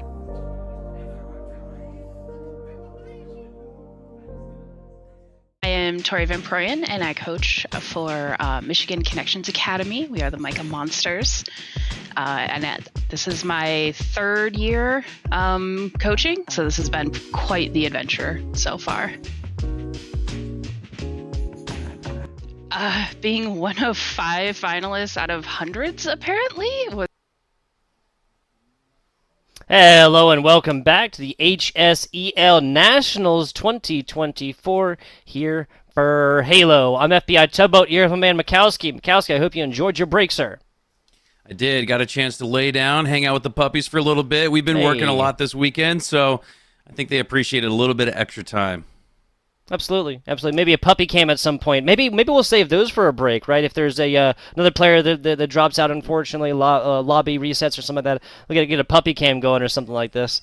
We're gonna be hopping into QI Roberts Epic Charter, folks. These are 2 teams that have faced each other many a time, multiple years with the HSEL. And in case you haven't joined us earlier on the broadcast, in case you didn't join us yesterday, well, the writing is on the wall a little bit, folks. QI Roberts has won the HSEL HSEL National Halo stuff. 1, 2, 3, 4, 5 times in a row. Don't even have to look at the sheet for that one. There is a David and Goliath story where the Goliath is QI Roberts and David is everybody else in this bracket right now. I think that's a fair statement to make, Mikowski, after winning 5 times in a row. Yeah, this is the heavyweight favorite. This is like the Golden State Warriors of modern NBA era, except Golden State Warriors lost to the Cavaliers. I guess this is the Cavaliers they're going up against, so maybe they got a chance. A ticket to the grand finals on the line, though. QI Roberts have been dominant throughout the history of this competition and looking to make it 6 in a row. I mean, that is unbelievable. That is Final Boss-esque, where they just seem to win every single time. Yeah, if a dynasty is 3 back-to-back with no interruptions between, that's what a dynasty is, people. I'm not sure when this like sports terminology changed in the past couple of years. A dynasty is 3 back-to-back. I don't even know. Maybe a Texas dynasty, because of course, Mikowski, everything is bigger in Texas. Right. I want to talk about one of our sponsors here and one of the organizations that make competitions just like this one possible before we get started with this matchup. That is, of course, Intel. The HSEL is brought to you in part by Intel. Thanks to Intel's support, the HSEL, the High School Esports League, is able to offer high school students across the nation an unparalleled esports experience like competitions just like this one. From cutting-edge technology to thrilling competitions, Intel is fueling the future of high school esports. You guys can discover how Intel sparks this kind of innovation and pushes the boundaries of possibility over there at Intel.com. Very much appreciative of Intel and all of other sponsors, partners, presented buys, everything else here with the HSEL. Big shout out to our production crew behind the scenes, pressing the 1s and 2s as well. Old Man Mikowski, we will be looking at QI Roberts' epic charter. We do have a little bit of backstory here if you want to hit me with QI Roberts, and I'll talk about epic charter. How about that one? Yeah, QI Roberts coming into this tournament haven't dropped, I believe, a single map even. So, I mean, that is just all-out domination. It is so difficult to win map after map after map, tournament after tournament after tournament. And it really speaks to me about the difference between something like a football or basketball game where it's any given Sunday, you get 30 to 45 minutes to show what you got. Here, you got to put it together day in, day out, time after time. So this is no fluke. QI Roberts are here for a reason. They have been absolutely dominant in the HSEL Nationals, and they're looking to do one better here with another win. I'm going to guess, though, based on the level of competition that we've already seen from the lower bracket, that this could very well go the distance. They could drop some maps here and maybe even get upset. Yeah, I mean, the simple fact of the matter, Epic Comments are not up here by mistake. They went forth and they were able to get the 3-0 against Alta. Alta, we saw just how good of a squad that is. Putnam City did take a couple of maps off of Epic Comments, and yeah, it just looks like that upper semifinals. Again, it was not a bloodless victory by either side. QI Roberts did lose a map to Bosco Tech. The Tigers swiping one right there, so perhaps this is a sign of kind of a changing theme, Mikowski, right? QIR, again, folks, if my memory serves, and I am 32 years old, okay, so take this with a big fat grain of salt, but QIR in the past 3 Halo competitions, the past 3 nationals, the grand finals, right, they dropped 3 maps. One was a 4-0, one was a 4-1, last year 4-2. That was, of course, to Bosco Tech. Now, Epic Comets, the 3rd seed coming on into this one, just coming off the hot win off of Putnam City, they have to feel like there's a little bit of momentum coming into this. And if none of that's going to happen, I think it's going to happen here in the upper finals, my friend. Well, this really goes back to that conversation we had about map vetoes and bans. And if I'm doing my homework, no pun intended, if I'm Epic Comets, I'm looking to see what those game modes and map combinations were that were able to take down QI Roberts. Try to work that into your map veto system. Try to find one of those map losses that QI Roberts took and put it into the winter final here. That's going to be as much a part of the strategy as the opening break here on Aqua CTF. Very, very good point, Mikowski. If I was any of these teams and I had a serious threat facing this QI Roberts squad, uppers, finals, lowers, finals, or grands. I may be going back to a couple Twitch VODs. I may be looking at breakoffs, but mostly I'm looking at the maps that they ended up losing. Again, QIR went forth, and in these best of sevens grand finals, always won past 5. Not necessarily the case for individual maps. Again, they lost 3 of them across the last 3. I would be hardcore focusing on those, while also kind of balancing that, Mikowski, with what maps and modes I feel like my team is best at. Yeah, while QA Roberts are dominant, they're not infallible. They have lost some maps, not lost a series, so you can make them bleed, but can you make them fall? As we hop on board here with Sven Badbones. Love that. I'm a Swede myself, my origins at least, so I assume maybe he is too, as he looks to push up on the P side of the map. Already seeing some good gameplay here, organizing and dominating the mid-map control. Like the line of scrimmage in a football match is so crucial to control, and because of that mid-map control, QIR already have a flag out. Yes, they do. Yes, they do. A lot of back and forth right here. We're on board with Oak Assassin as of right now. One Eye Willie Moonwalker, Oak Assassin, and Dolly. This Epic Comet squad. Now, that's a pull of the QIR flag right here. This is such a great job providing this Overwatch and allowing his teammate time to get those shields back. Epic Comet get the return. And you're right, having this flag out just gives QIR something else to think about. They're going to have to think a little bit harder, as Oak Assassin has the flag out and has it past the 75 percentile. 3 go down, though, and that's going to actually present an opportunity to not only reset, but maybe even countercap here for QIR. Yeah, that was a great job of Epic Comet just getting this past the halfway, going back to, the 50-yard line, right? Going back to the same illusion right there. Unfortunately, QIR, they spawn up and they just focus on slaying for a couple of seconds. That's enough. Get the necessary slays down bottom and then up top. Immediately getting this one done. In the thick of things, though, like you said, QIR on the backside. An awesome take for the Comets to begin with. They answer with a score of their own. QIR start off on the strong foot, and with that 1-0 lead, you're going to force Epic Comets here to chase a little bit.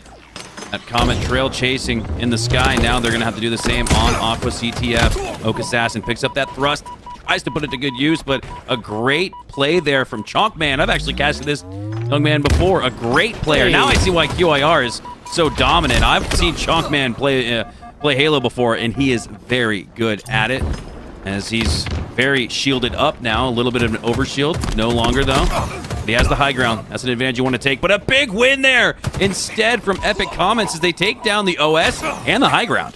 Yes, sir. So, Darker, User, Sus EJ, and Chonkman, 3 mainstays of this QIR roster there. I thought that was going to be a kill right there. But, yes, Sven Badbones, welcome to the HSEL Nationals broadcast. A newer player here in Sven Badbones. Obviously not doing too shabby. Sus EJ in semesters past has been the main slayer of this QIR squads. This is a mantle, it seems, that has been taken over by Darker User in every way, shape, and form. 10-4 on the KD with 3 assists to boot. This bodes well for Epic Comets in the sense that QIR haven't run away with it. The worst thing you can have is a score followed up by a double cap, right? You have that bang-bang momentum type play where QIR start to run away with it a little bit. They haven't done that just yet, and they're even in the gunfight for now. Nice bait and switch there. Unbelievable. Great plays there from Oak Assassin. Keeps his teammate Walker alive. He goes down a little bit after, but bait and switch, so crucial and so difficult to pull off, but QIR do a great job to regain, not only in the micro, but in the macro of taking down the P side of the tower. Yeah, and just controlling different parts of Aquarius. This will be the first time we've seen this map between yesterday and today. Of course, that was a CTF on Forbidden earlier. Right now, this is QIR with a mild lead. We're on board with Sven Badbones. I should say, I mean, they could be playing under a different gamer tag. I have no reason to believe that is the case, though. Obviously, seniors graduate. That's what they do. Graduate and looking to level up with a championship here this weekend in the HSEL. Some cross shots going out across the map. The P side, the pink side. We say P for short because in Halo, you want to communicate with one letter or one syllable, right? Yes, so yes. If an example of this on the opposite side of where Oak Assassin is, it's called the generator. but you want to call it the gen, right? Because it's a quicker way to communicate to your teammates where the opposition is. So that's why I'm calling the pink side the peace side, because that's what the players call it. And it's one of those things, I feel like a lot of times this can get like lost in the murk of things, and on face value it might seem like a little bit like, oh, okay guys, like you need that extra 10th of a second. It's very, very important in a fast-paced game like Halo. This is essentially chess with weaponry, right? Like, this is some of the most high-level mathematical time-space gameplay. You'll see competition. You'll see it. We got a competition here. Epic Comets put their first score in to tie up the match at 1. So, despite the final boss here in QIR, you got a little bit of David taking down the Goliath, at least getting 1 stone on the forehead. Yes, sir. That was followed up immediately with a full team wipe of Epic Comets. I mean, this has been QIR doing a fantastic job of responding. That's 3 down right here. Yeah, this is exactly what the Epic Comets needed. Nicely done. Little nade into the shots right now, and just relying on the teammates to go forth, get a little bit of effect. That's 1. Okay. Well, okay. Hey, you weren't supposed to be there, my friend. Wow, and what looked like could have been a stop is instead a score for QI Roberts. Wow, robbing what feels like a score right there. Yeah, given that Epic Comets gave this a lot of pressure here and early, and then QIR answered immediately against, I gotta say, there's a high-flying team that looks like they're firing on all cylinders as of right now. Taking it to the numbers for just a little while, Oak Assassin doing pretty well. Best KD on the team, 12 and 10, excuse me, as of right now. 5 assists to boot. This is, of course, the objective game mode, and that is QIR pulling yet again. Oh, that's a horrible triple spawn over on this blue side. Uzej running through with the flag, and because of the overshield, they get it all the way into the base. Sven looking to clean up on it, but here we go. Epic Comets have done this a couple times, and what they're doing is they're going into the base to pull the flag out and throw it out into the middle of the map. This is going to force QI Roberts to have to earn the reset before they score themselves. That's exactly what we see here as Dally is able to reset things, and that flag continues on. But here on Aqua CTF, most CTF game modes in Halo, you can only score when your flag is at the home base. That's why we saw Epic Comets go for the pull, wanting to give QIR something else to think about. Have to play for that reset. They get it and tie things up here at 2, actually. Yeah, so tied ball game right here. This is the problem, though, that Epic Comets has faced so far, is they'll get a score, and then there will be a pull afterwards. Now, especially if this player can stay alive as Sven can. That wasn't a good pull. That was barely outside of actual flag position here, Mikowski. Right, and in that instance, if you don't feel like you have a good chance to extend it much more than, well, past the gen that we see, one of those players pushing on through there, you want to make sure you just toss it out into no man's land, because you either have to reset it to time, which takes a little bit of time, or occupying that space. And when you're sitting out crouched in the middle of a map, you are just a beacon for damage. As we see this one getting close, though, QIR have ridden those counter caps, and wow, Darker User, the last Spartan standing, and they're able to get the score. That was massive. 3 of his teammates go down. You start looking over your shoulder, left, right, like, uh-oh, I'm about to go down too, but they get the flag scored nonetheless. Dally, though, no dilly-dally in his game. He's got another flag out.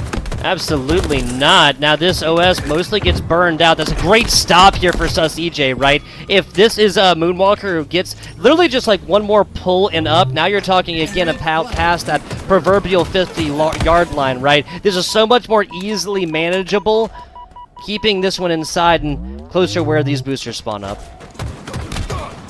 Oak Assassin with great positioning here, almost baits and waits for that flag runner to run across your screen. Not only can we see through the observer mode where that flag is, but once it's on the run, the opposition also can see where the flag is as well. So that's exactly what we saw there from QIR as they utilize that intel to double up on the lead.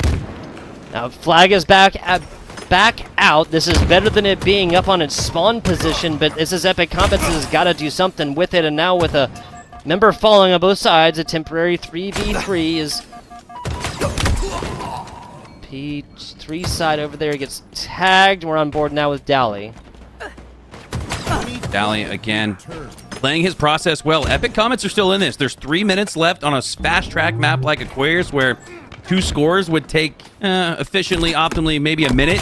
Still plenty of time as they look to push on through. Sven, though, looking to pull another one, but they go down. Epic Comments' first priority here is to clear out their base, which they do just that. Now they need to push off a spawn, though. You can see those fridge spawns, and Suzej is taking advantage of it. Commando shots, semi-automatic ringing out, and now you got something else to think about. Overshield is up in 15, and on Aquarius, Overshield can help you score a flag, or it can help you prevent a flag run, and I think Epic Comments, they need this next OS. Yeah, they really, really do. This goes to QIR. You're basically giving one of these players just so much more leeway when it comes to just running in this flag. But now looks like Epic Comet's going to be on top of it. Yeah, 2 players there. And now we go for an aggressive push. Comet's streaking right now. The green light means go on, I guess in this case, the yellow light. And that's what it looks like there on the platform. Yellow Overshield is secured by Epic Comets, and love this. Running flag with the Overshield bearer. He's going to be able to take a few extra shots. And you can see QIR are positioned to put damage down onto it. And I think they may actually have taken down the flag runner with OS.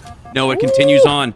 This could very well go through. And if they can make it a 1-score game with 1.5 minutes left, they're right there in it. 4 go down for QIR. And Epic Comets can start to set up for a double cap. All shall fall before the dolly, it seems. Nicely done. Oh, this is not actually capped. This is not capped, people. And now an Epic Comets player like a little bit farther over, but as QIR spills into this one, that's going to be an easy 2Ks. And now QIR actually comes out worse than they even went into that situation, right? They dedicate 2 whole players, half their team into it, just to get a cap for Epic Comets regardless. Suze isn't able to stop that flag from scoring, but they do a great job in milking a couple more seconds off the clock. And we talked about every bit of nanoseconds being accounted for, every foot on the map being accounted for. There's a great example of it right there where Suze goes down, but makes Epic Comets run back to the flag. They're not going to be worse for the wear, though. With 30 seconds left, they are set up for this next pull in a potential sudden death scenario. Yeah, and that's the thing right here. They're now mostly playing. I mean, yeah, they're playing against 4 QIR Roberts or QI Roberts members, which is hard enough as is. But now Mikowski, they're playing against this time as well, playing against the clock. Jonkman taking down 1 off our screen right now. We're on board with Dolly. Dolly's been absolutely slaying out. Misses a couple, killing Frenzy. Oh, that's a return though. 3 seconds. They have to get on top of it right now, and it does not seem like they are going to do it. So close right here. And Epic Charters proves that they got something here for QI Roberts. Yeah, this is what we were calling for after that lower bracket run where we saw some teams starting to figure it out in the lower bracket. Here in the winter final, it feels like we got ourselves a doozy. Epic Comets put up a hell of a fight. That was extremely close. That was actually much closer than I think QIR, based on their history of dominance, would like to have seen. So very interesting to see where the rest of this series goes. 100%, 100%. And you see like individual players just absolutely slaying out as well. 30 and 14 more, 30 and 18, just shy of doubling up right there. Speaking of, can't have that conversation without mentioning Dolly right there, 27 and 16, 6 assists to boot. KDA measured at 13 even. So you kind of see the difference in roles here between slaying and objective play splayed out across both of these teams, Mikowski.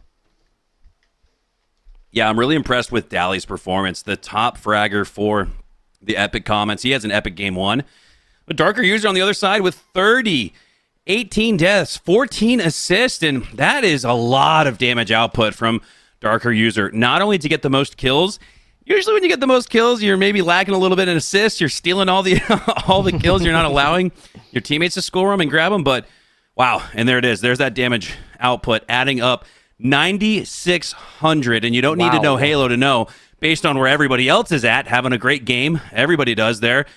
Darker User really soaring above the rest. That is unbelievable. 9,600 damage output where everybody else averaged, call it 6. Yeah, I'd have to say so, especially a Sven 4-2. Yeah, 6 about a good average with some quick maths right there. We'll get confirm on game mode and map here in just a little bit. We're talking about 2 teams are looking like they're pretty well evenly matched. 4-3 in the CTF as well. Again, this is a fantastic job. Now, we will be looking at Slayer regardless. That game mode is locked in maps 2 and map 5. The map still being picked behind the scenes and whatnot. So let's go forth and break down just a little bit of this game. I really want to, Mikoski, I want you to talk to me about just why it was so important for Epic Comets to always like be in there and taking flags whenever QI Roberts had some real offensive pressure. Yeah, well, as it relates to this game, too, it's especially important because of the fact that not only was Epic Comets hanging in the OBJ, the objective, with those flag pulls and flag scores, a lot of counter caps and double cap potential that we saw there, but they were able to hang in the slaying department. I'm looking at my screen now. Half the squad was positive. Everybody was in the mix. Nobody went too negative, and the players that did go negative had a lot of assists, so they were helping out. They were dealing out damage, and that bodes so well for teams that take the L in Game 1 going into Game 2 like we just saw. Yeah, and that damage and those assists are going to come up so big here in the Slayer. Now you've removed any other kind of objective, and it's just play your life, slay out, get as much damage as you can, get out while you still can, trying not to give up a death, trying not to give up a point to the opposite side. Power weapons are going to come in so into effect if we go to a place like Livefire, some place that has a sniper rifle as well. Maybe a symmetrical Slayer map, perhaps? Are any of these within the pools? We are taking exactly from HCS rules as well. So Empyrean was one of those symmetrical maps. The Pit, formerly of Halo 3, 2007 game that released. So probably not going to see that though. The HES actually took out some of those Slayers from those symmetrical maps, and I don't necessarily think it was because the Slayers didn't play well. It's just because the CTFs play so much better on those symmetrical maps. It really lines up like an arena for those CTF game modes like we previously saw from Aquarius. Aquarius is one of those symmetrical maps that does include a Slayer, but because we saw that previously in Game 1, I don't think that's a part of the options for this ban veto system where Slayer on Solitude is going to be our next arena. Love it. Love it. This will be the first time we see Solitude on broadcast between yesterday with Eli, myself, and today now with William Mikowski and myself. Love it. Absolutely love it. Talk to me a little bit about the power weapons. What can we expect from snipers here on Solitude? So here on Solitude, top mid is a very dangerous spot on the map. A lot of access points to taking damage, but you can see that blue glowing light. That provides you with camo. And if you look at the color palette of this map, it blends in really well. It's not like another map like, I'm trying to think of Livefire, where there's a lot of green, a lot of yellow, a lot of gray. There's a lot of different colors. And as you pass through the map with that camo, you kind of create this little trickle where you can kind of see the outline of the opposition. That's not the case here on Solitude, where just about everything is a mirror match, kind of like a light gray, if you will. So camo going to be especially powerful, but very difficult to obtain there top mid. You see the thrust here on the backside of the A yard. That gives you almost like a high school running back juke, if you can imagine, with one press of the button, like pressing B in Madden. And then the shock rifle all the way across the map here from where we see QIR spawn. The shock rifle, we saw that previously on Recharge. That's the sniper on this map, and those are the three things you're going to want to control in the sandbox as we kick things off here. Speaking of, not able to get out with it. I believe that was Moonwalker. No, that was Oak Assassin who picked that initial sniper up. And you can definitely call that, right? Because it does have the headshot capabilities. It's just so a little bit different here. Just want to explain this one out a little bit more, right? Sniper rifle, traditional, just one round, piece of lead, goes through the air. Can go through players as well. Can technically get like multiple headshots or a headshot, body shot, multiple body shots, whatever else like that. But pulse rifle here is like, it is a 3-round burst, and you have to hit all 3. Is that correct? That's correct. And because of its electrical component, you've got these steel Molnar armor. It will chain some of that damage. So if two players are walking too close to each other and one takes a shot with the shock rifle, it will connect to your teammate running close by. So time and space going to be so critical here on Solitude, where the shock rifle reigns supreme. Yes, sir. Time and timing. Set and setting. QIR doubling up right now, and I'm not talking about the north side of the capital of Ireland. I don't know. We're looking at 3-1 Darker User, talking about Chalkman at 1 and 3, but does have 5 assists, which is, of course, more than his entire team combined. Absolutely love that. Triple down right now. We get a tie ball game. Ooh, that was close. Oak Assassin with the cross-map shots, but does a good job to disengage there. Oak was down to 1 HP, so too was his opponent. So what Oak did there was call out to his teammates that you can finish that off for free. I'll get my shields back. But shortly after, we see Suze take him down with the 5 perfect shots. 3 go down on each side. This one's back and forth, but it's a 1-kill lead for the Epic Comets. So it's a fantastic play that we saw from this QIR player just a second ago. Did not anticipate the second player and just tossed Nate at the feet. Yes, that is admitting defeat. Yes, that is also saying, well, this player will take it, and then set up the teammate to get a single shot in, get the trade. Also, I believe it's Sus EJ from semesters past. Oh, okay. The QIR player. Hey, guys in chat, fill it up. Tell us that we're wrong. God knows that you will. We're just giving him a new nickname on the stream, right? Everybody needs a new gamer tag idea from time to time. So there you go. Suze, actually Sus EJ, and there's nothing suspect about their gameplay. They are playing really well here, and everyone is in this lobby. You pointed it out earlier, Tugboat, but even when players are negative, they're still filling in the assist stat sheet, dealing out the damage to help their team stay in it. That's exactly what we see from both of these two teams, and Epic Comets. This is huge. Game 2, right? It's early in the series. No. It is do or die, you could argue, because you go down 2-0. That's a tough deficit to face, but it's especially tough when you're facing off against the best team in the league. You just don't want to have to reverse sweep your way to a win. You want to take it bit by bit. The worst way to take a bite out of the elephant is in one full bite. You can't do it. No one's mouth is big enough. You got to take it piece by piece. And that's what Epic Comets are doing right here. Yeah, I cannot agree here more. Up by 3 as of right now. This is a Epic Charter squad that did not enjoy a lead across our CTF previously and are now flirting with a mild lead right now. Remember, folks, increments of 4 is really what we're looking at because you cannot get more than 4 points at a time. 4 players, point per death right here. On board with Moonwalker, trying to walk backwards here, and now not sure if they're anticipating that, but Epic Comets coming out on top regardless. So picking up the BR here. Is this a move that you're really looking at? Are you trying to pull a BR against Bandit? Oh, absolutely. As long as you use it at the right time, right place. And what I mean by that, the battle rifle is extremely powerful long range. The Bandit is better for intermediate to even short range action, more in-your-face gameplay. So if you have the angle, if you have the long cross shot, you have a battle rifle out, you have the advantage, and so much of playing Halo is playing the math, playing your advantage. And speaking of advantage, Epic Comets are building on it. Back-to-back team wipes. Chonkman, last player alive. They get dropped down to no HP and low positioning on the mid-map, and they're going to go down shortly after because of it. 22-29. Epic Comets are having themselves a game, too. Yes, they are. Yes, they are again. This is a QI Roberts squad that has dropped individual maps, and right now that might be what we're looking at. Now it extends to 9, 2 full team wipes plus here required for QIR, and that's just to tie it back up here. Love it. Absolutely love it. One Eye Willie, 11-3 right now. Oak Assassin, 13-6 with 7 assists to boot. This is the Epic Comet squad that is firing on all cylinders. Up by 10. Think about this. Dally was the previous top fragger in that game 1, and now other members of Epic Comets are picking up the mantle. That is another sign of success, not only when teams are playing their 25% equally.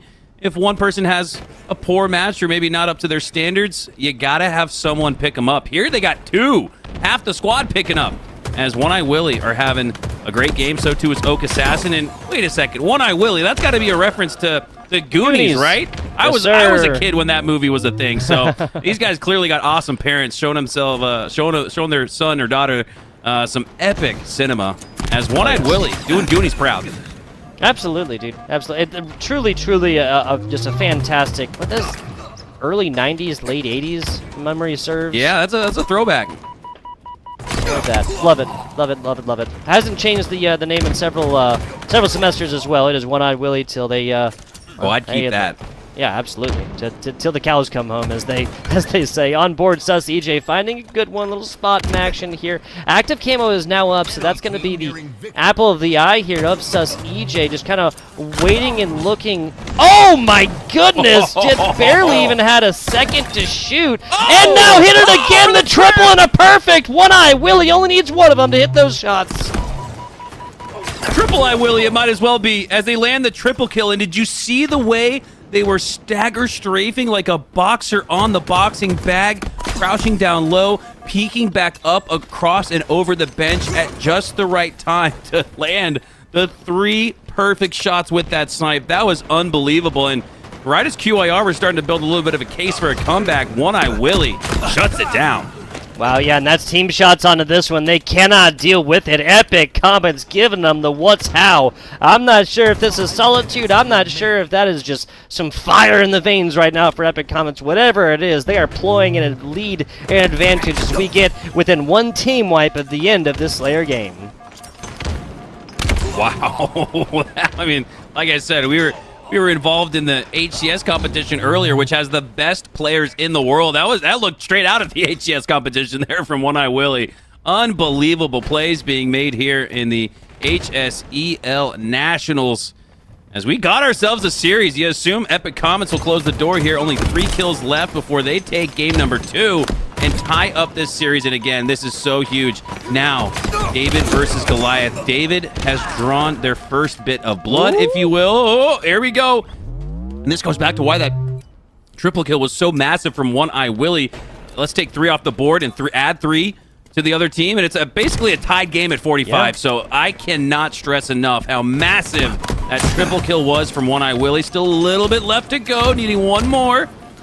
As Sus EJ looking to stay alive, but they have to play perfect Halo. They cannot drop 1 more resource, and they do. Epic Comets take it after an epic performance from One Eye Willie and Oak Assassin. 2 players popping off there. Jeez Louise, yeah, so you just boiled down some Halo from our CTF earlier, and Epic Comets gonna be able to come out on top. Absolutely love it. Now, what I would say, this is amazing. I'm very, very excited for Epic, right? But this is the Slayer game, and we're not going to get back to that until game 5. And as you said, nobody wants to have to force like a reverse sweep type situation, and definitely nobody wants to do it against a school like QI Roberts. Goes back to the end, and really all of that game 1 where we noted how close Epic Comets were able to keep it in the objective and in the slaying department, and that is why we talked about it, because it's so huge going into a game 2 where the only objective is you getting more kills than you do deaths. It's simple. First to 50 kills. Epic Comets get there, and QAR made a little bit of a run there at the end, but man, gotta shout out again that triple kill. That was one for the highlight reel. It really was, really was. I know we got some folks clipping things. If you're in chat, light it up. Let's talk to us about what you think is going to happen. Maybe even some predictions in chat. We'll take them. You guys be civil. We'll even talk with you a little bit, right? We've had loads of fun in the past when people have come in and been able to talk to us and have a good time. Again, keep it civil, and we'll respond to you, as much as we can. Excuse me. As it is, we're moving into our game number 3, or map number 3. And before we do, I want to talk to you a little bit about one more of the sponsors here, and that, of course, is Oakley, the fantastic eyewear glasses company. Eyewear glasses company. They're doing a whole lot more. Of course, Oakley has been doing stuff with like the VR stuff too, like the lenses and the various VR like headsets and stuff like that. I want to talk about them. HSEL Nationals 2024 is presented by Oakley. Elevate your gaming experience with a Holbrook, Latch, and Helix gaming eyewear collection. Now, these are designed with precision and style, and these are Oakley's gaming glasses that are engineered to provide ultimate comfort and superior protection against eye strain and fatigue. You've heard it before, folks. The blue light from monitors and stuff like that really is not great for the old eyes. You don't get any more of these. You cannot replace these things, right?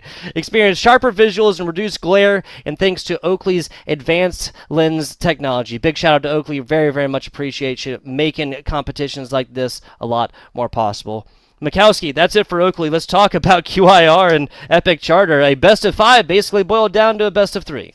Yeah, this is it. Getting down to the nitty-gritty now. And while we can't go back to Solitude, I would imagine for Game 3, if I'm the Epic Comets, I'm keeping in the back of my head, if we have a King of the Hill later on in this series, Game 4, it would most likely be, I want to go back to Solitude, because that looked like a very good way to play Solitude from the Epic Comets.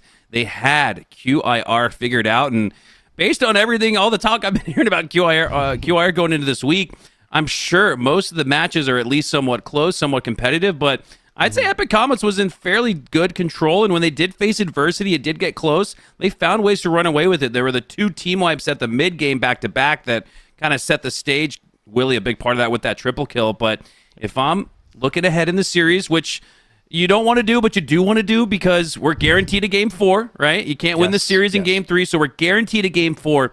I'm going back to Solitude. I'm trying to formulate a King of the Hill game mode in that particular arena because Epic Comets, they looked really good on Solitude.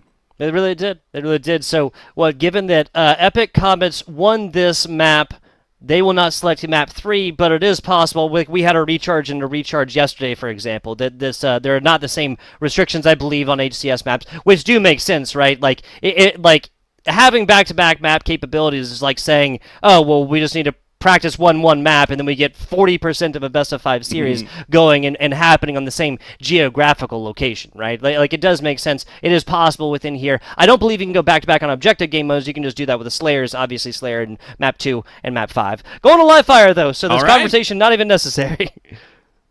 Strongholds on live fire is gonna play fast, and you've got that sniper rifle top mid. There's that QT quantum translocator in full. That's the equipment on the map that allows you to set a portal and zip and zap across the map in a nanosecond. And it's starting to get down to that where you have to account for every nanosecond, every millimeter on the map. These two teams feel so close in level of play that you kind of have to break things down like that. This has been one fun series to watch. Tied 1-1, heading into a crucial Game 3 where, historically, across competition since the beginning of time, in a best-of-5 series, the winner of Game 3 takes an 80% chance of winning the series. So this one's big. It may not be a closer, but it's getting close to it. Yeah, folks, Mikowski and I cannot understate how important this map is. Epic Charter, you have proved that you can outslay QI Roberts, right? It has happened. Blood has been drawn. You got to go with the back-to-back here. If this momentum goes back QIR ways, now again, whoever loses here will be dropped down in the lower bracket. They will not be eliminated from this competition, right? But that is the kind of momentum that may prove to be completely insurmountable. QIR with sniper rifle in hand, and they do so bloodlessly here on the strongholds as Epic Comets opting for B first, QIR opting for the hardware first. Which are you more so agreeing with? I think you go for the sandbox here. Oh, nice no-scope landed there by Sus EJ. But 4 go down, so not only, and this is big, Epic Comets played for time instead of the sandbox, but by taking down the sandbox bearer with that snipe, they have it right back in their hands, but they go down with it. A little bit of hot potato so far with the snipe. Nonetheless, it's Epic Comets rolling off that momentum in Game 2. Oh my god, Darker user with the snipe headshot, making a double kill over the right shoulder of Chalkman, and wow, what a performance we're seeing from the young gun here. One more shot left in that snipe. Doesn't need it, though. Gets the cleanup with that Bandit Evo, and QIR are going to regain control of the map here because of that. I got to say, if I'm that player and I have active camo, I'm looking over my shoulder to be like, hey, you know that I'm here, right? That shot was a little bit too close for comfort, okay? I got active camo. Yeah, making his teammates sweat a little bit, but making the opposition sweat even harder. I'd say that's a good trade. Absolutely. Absolutely. Hey, pressure makes diamonds, baby. B and C, as of right now, we called this the Eli hold. I really do believe this is mostly the favored hold, right? A spawn is just a little bit harder to get out of. Yeah, A is going to be very difficult. I was thinking about that for a sec, and I agree with that. A is the back wall spawn, if you will. You don't have very many options. You can filter out through one of 2 or 3 garage doors from that A side, so the decision is pretty limited, and if you've got 3 up at least for the other side, you can just set up 1 on each side of the doorway and get shots down to stop that push through. But it looks like QIR are gonna break through. The first 26 seconds go to Epic Comets, but now it's QIR doubling up on the lead. Now here's Epic Comets. They get a little bit of pressure onto B, trying to cut off the reinforcements as Dally, absolute slayer earlier, unfortunately does get taken out, but Epic Comets winning this one on the backside of B. Didn't hit the shots right here. We still have a member left. That's not going to be enough, but that's super low. Only 1 shot. Oak Assassin still comes out on top. Oh my god, Oak Assassin. You want to talk about a regain? That was one right there. A couple of shaky shots onto Chalkman, and then once they were able to line up the headshot on Chalkman, pulls out the commando for the double kill, and Oak Assassin single-handedly regains control of B, and with 2 out of the 3 points controlled here in Halo Infinite, that's how you activate the scoring. That's why you see the time continue to tick up for Epic Comets. They're looking to not only tie things up, but maybe even regain the lead here. Absolutely. Absolutely. Speaking of, a little bit of pressure right here. 53-54 tie game, and Epic Comets takes the lead. Sniper back up right here. If I'm QIR, I give a little bit of time to trying to get that, but as I say that, Oak Assassin at 9-3 back with that one in the hand. A dangerous look for QIR maybe coming up. When I Willie has the snipe, but he goes down with it, and that's going to be something QIR. They're going to want to jump up to the top of Sandbags. That's the location where that snipe went down, and grab it right away. That's what Chalkman's done, but Chalkman goes down, takes down the opponent to 1 HP, so this provides a potential cleanup here as Sven goes for it. And with the numbers advantage, QIR are able to clean up on the player at A, and they turn that into possession of A, but you can see both B and C trickling into both teams' favor, and because of that, no scoring occurring for now. Got to see who's going to ultimately come out on top here, and it's Epic Comets once again fighting through some difficult scenarios to maintain control of the map, to maintain control of A and B, and now they're looking to double up on QIR, who had previously done that to Epic Comets. 90-91. This is looking fantastic as these Comets just streaking through the sky. A little bit of a rotation. Chalkman's actually kind of by themselves right now. What do you think of the solo push?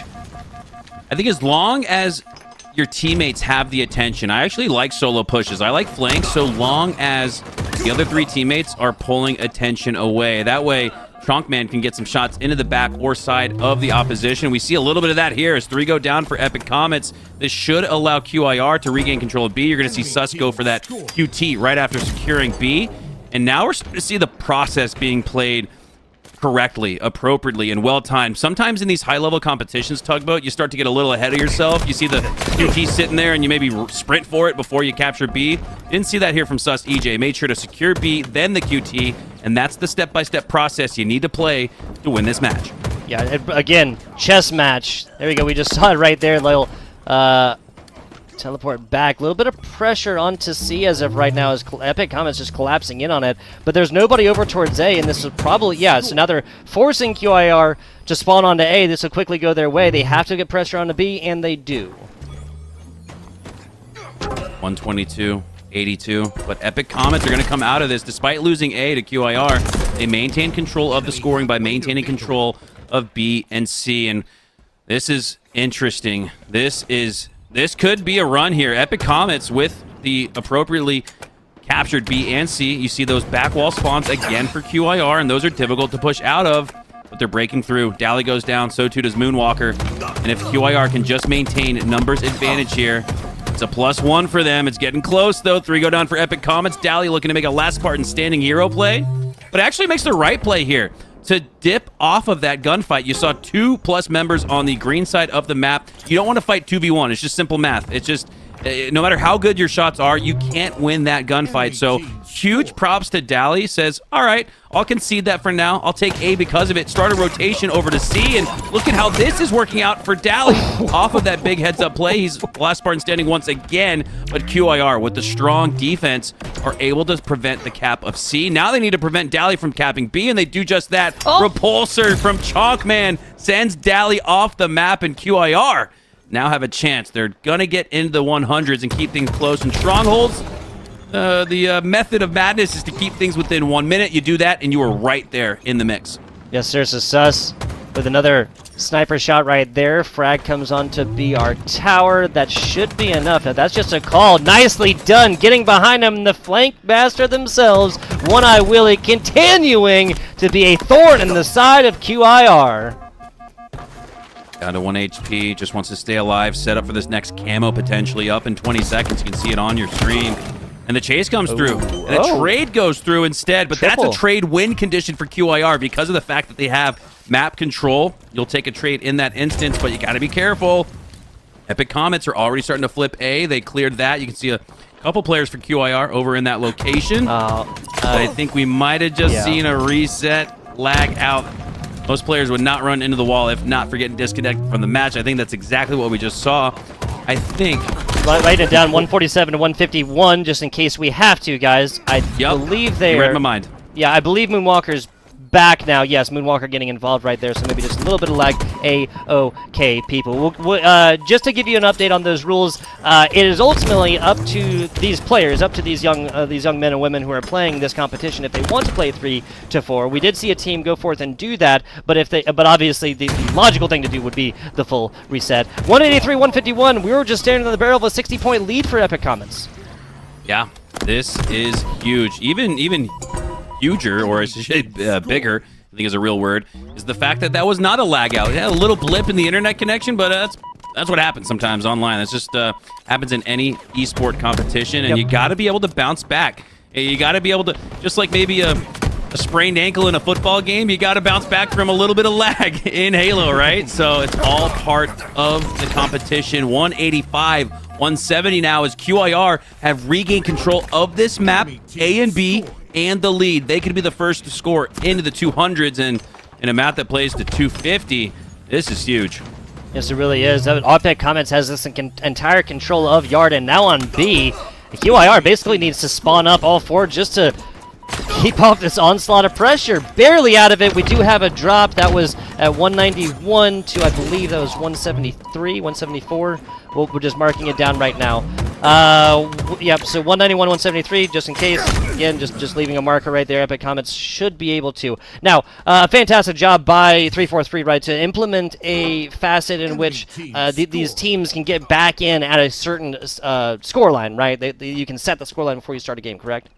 Correct. In the most recent patch from 343 Industries, they updated the game in competition to where you can go into the settings and set the score exactly what it was when that lag out or reset occurred and start fresh from where we left off, which is absolutely massive. It was a big part of maybe like one of the downsides of competition. I don't want to say downside, but it was always unfortunate, right? It's always unfortunate when someone has an occurrence like this. And especially so before that patch from 343, where you kind of just have to do the math, like, all right, we need 75 points, you need 45 points. It's harder, especially for the casters, to add up. It's harder for the viewers at home to keep up with that. Like, you don't want to do math. You just want to watch the gameplay and have some fun. So big ups to 343. That's a huge patch that they implemented just a couple of weeks ago where we can kick things off right where we left off.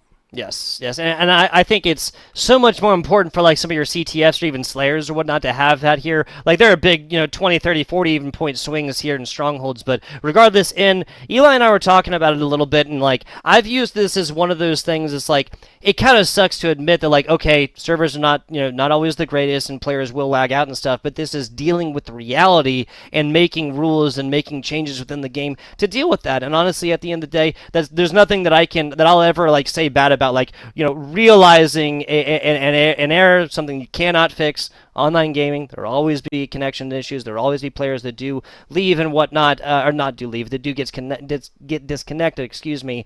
And that is just the nature of the beast. It's just the name of the game. We'll be getting on into this one. We'll be playing this one on out. We have our TOs and all of our production staff behind the scene making exact sure and looking up rules and everything, guys. So we'll get you guys like a 100% confirmed answer on all of that in just a couple of minutes or so.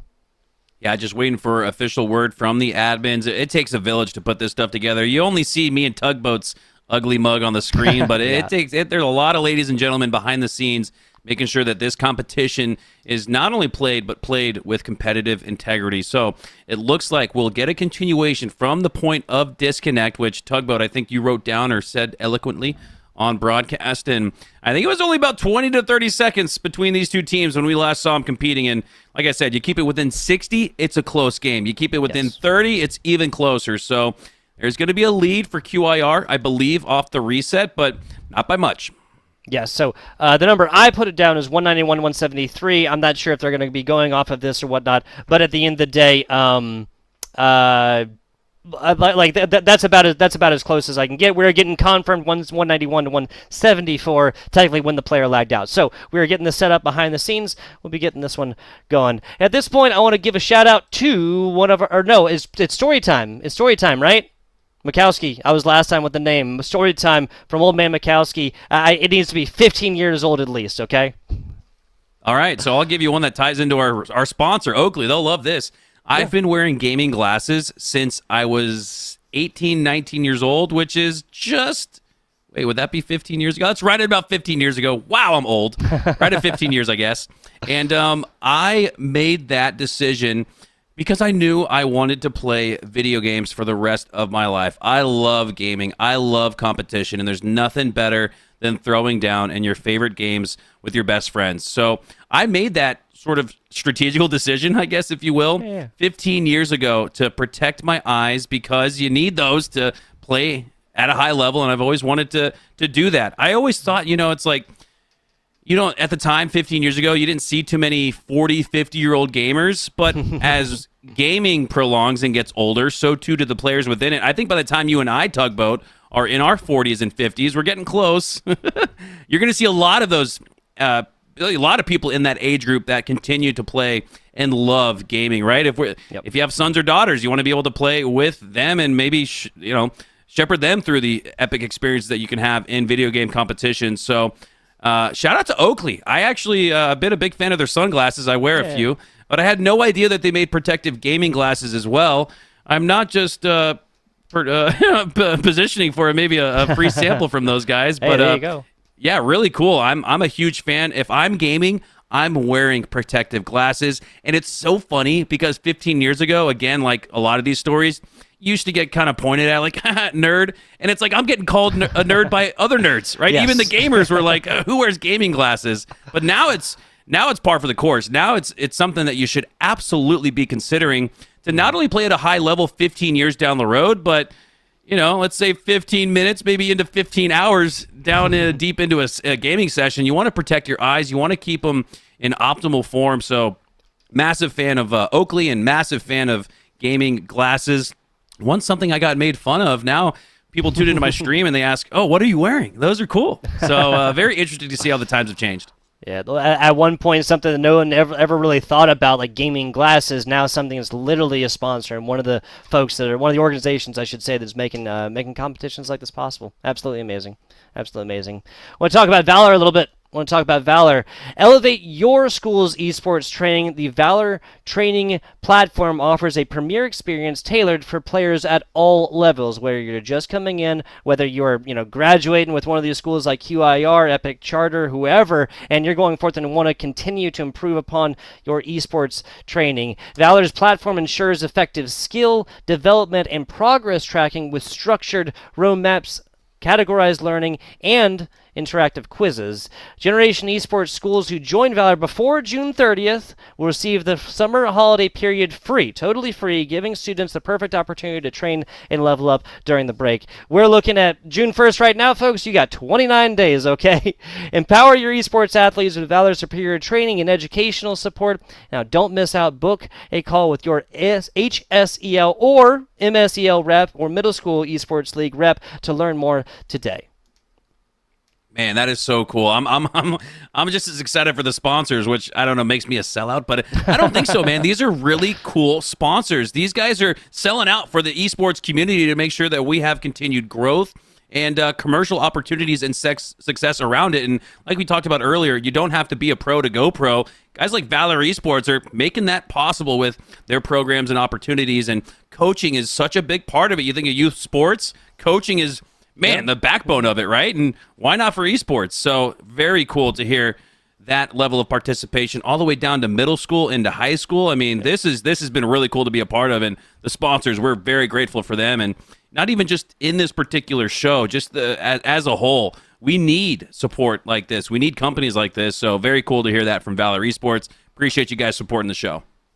Absolutely. I mean, the level of support, high school esports league, middle school esports league, I'm sure there'll be an ESEL soon, elementary school esports league here in soon. I'm lucky enough, I should say, to get to work with a whole bunch of schools over there in California and stuff, Southern California, all the way from northern LA all the way out to some of the suburbs and stuff like this. And seeing some of these younger folks are coming in, mostly it's like Minecraft, Mario Kart, and stuff like that for elementary school stuff. They're still competing, and when you get into competitions like this, folks, you're talking about developing this like competitor's mind very, very early. No, they're not, on your T-rated games, your M-rated games like Call of Duty or whatever not, your T-rated games like Halo Infinite and stuff like that. That is for them when they get a little bit older, when they mature all the way through and they get further along in their competitor's journey. Talking about other esports like lower down, but again, it's the competitions they're engaging with. They're getting structure, they're getting teammates, and they're getting a formulated way to go forth and play against other teams that have the same kind of support.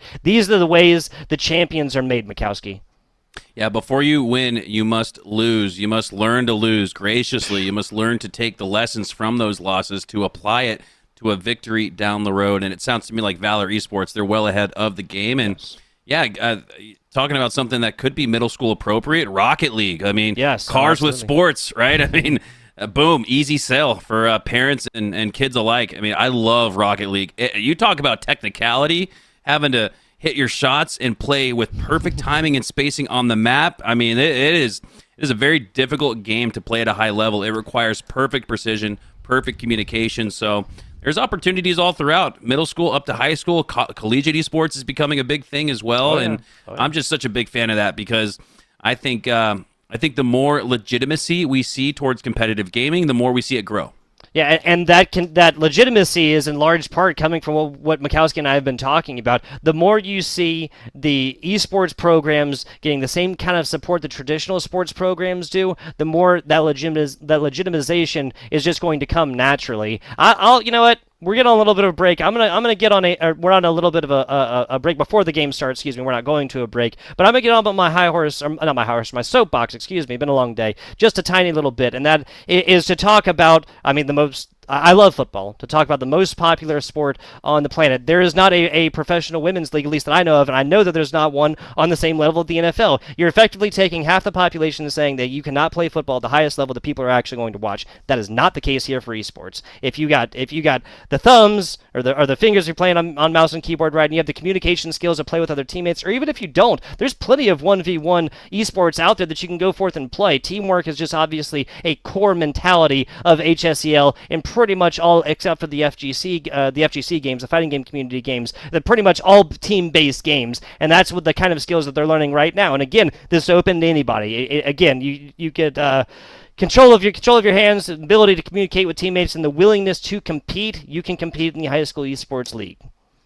Yeah, I think there's a tweet of mine from like 2018, 2019 when esports was still budding and growing. This was 6-7 years ago, and I said, esports' greatest opportunity is in that it's welcome and inclusive to everybody. It does not matter who you are. It's all about what you got between the sticks, and that's one of my favorite things about it. If you have the will to compete, if you have the skill to compete at a high level, you can get in the mix with this. So boys, girls, doesn't matter what you are, you can compete and participate, and I think that's probably one of the coolest things about things like this. Absolutely. And what else is cool is we'll be starting at 191. 174 teams confirmed here. So what that means, folks, is that QIR needs 59 points, and Epic Comets, this charter school, needs 76 points. This is like, I mean, that's only a minute of 2-on-1 stronghold control, right?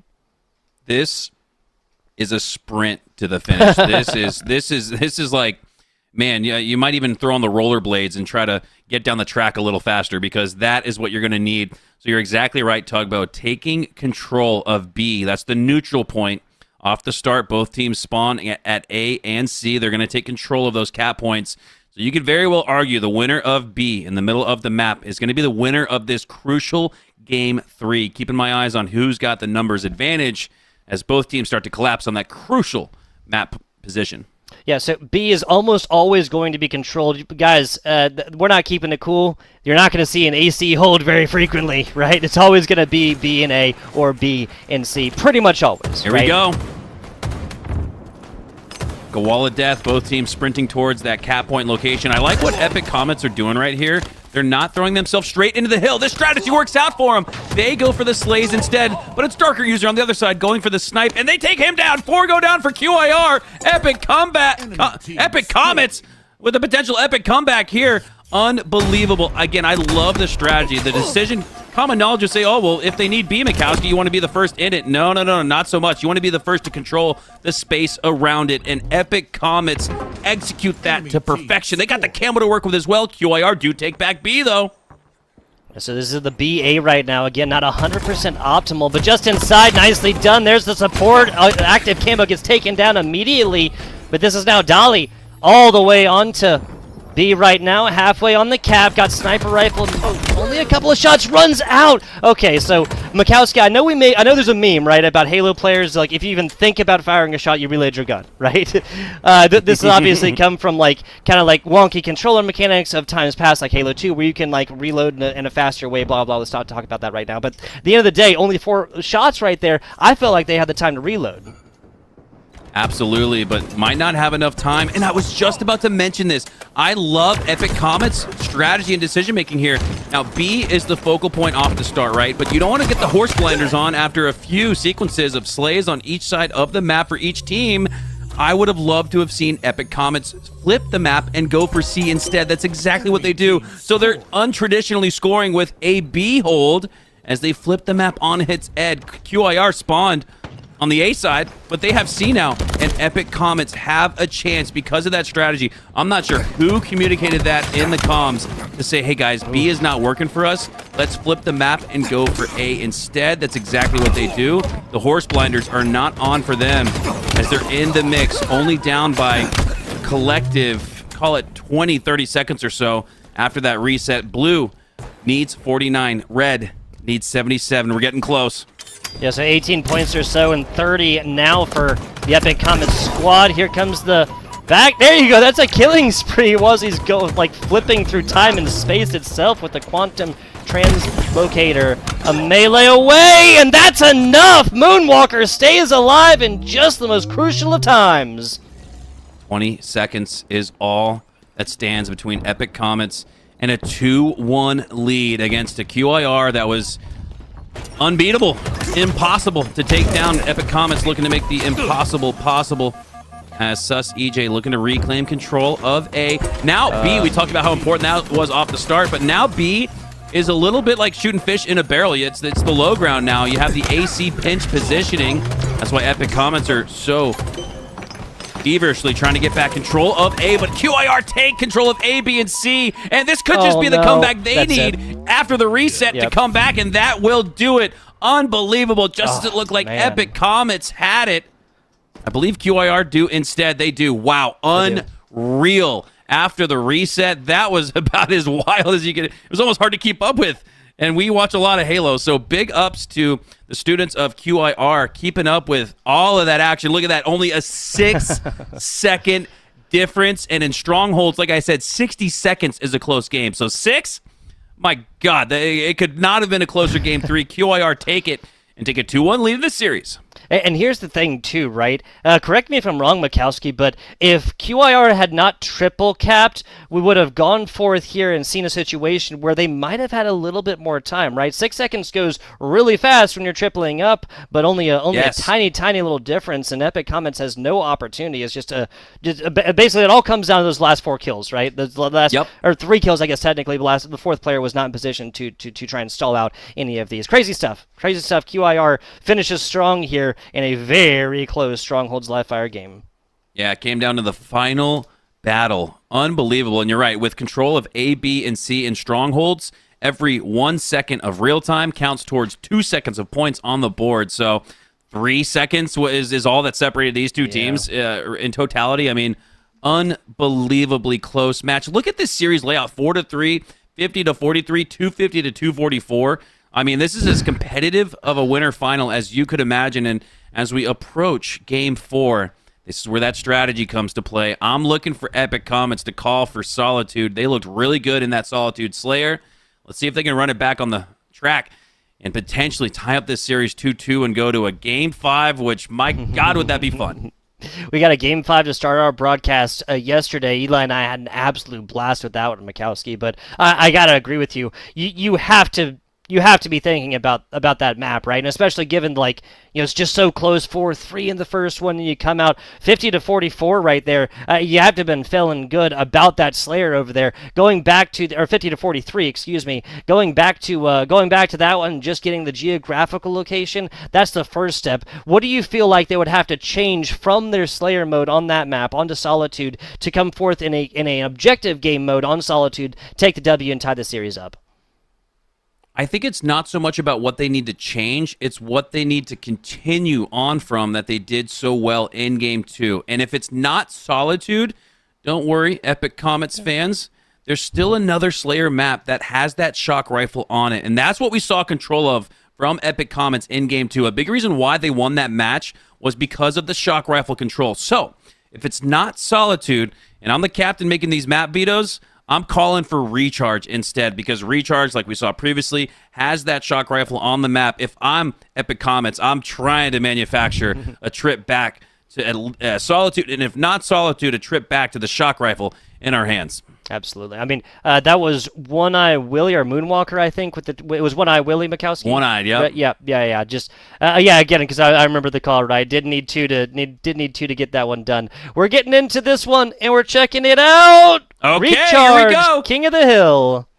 Yep, that's what we were looking for. If you're not going to be able to secure Solitude in Game 4, get Recharge. So this bodes very well for Epic Comets. They're down 2-1 in this series, but based on what we've seen from the shock rifle usage in this series so far, it was Epic Comets who have just been the better sniping team, and they're going to have plenty of opportunities to do that here. We're taking a third-person swoop through the White Hall back into the abyss of back blue or back C, and you saw a piece of equipment there in the White Hall. That's the shroud screen, which creates this almost like this globe that is like a smoke bomb in another game like Valorant maybe, where teams cannot see through it. So you might see teams pick up that shroud screen and work their way through across with safety and protection with that shroud screen, obscuring the vision of an opponent. Here we see the camo bottom mid. That's going to obscure all vision of the Spartan who claims that by giving them camouflage and making them clear on the map. It's going to be a high priority off the start. I love this setup here from Chonkman. He's actually baiting the camo,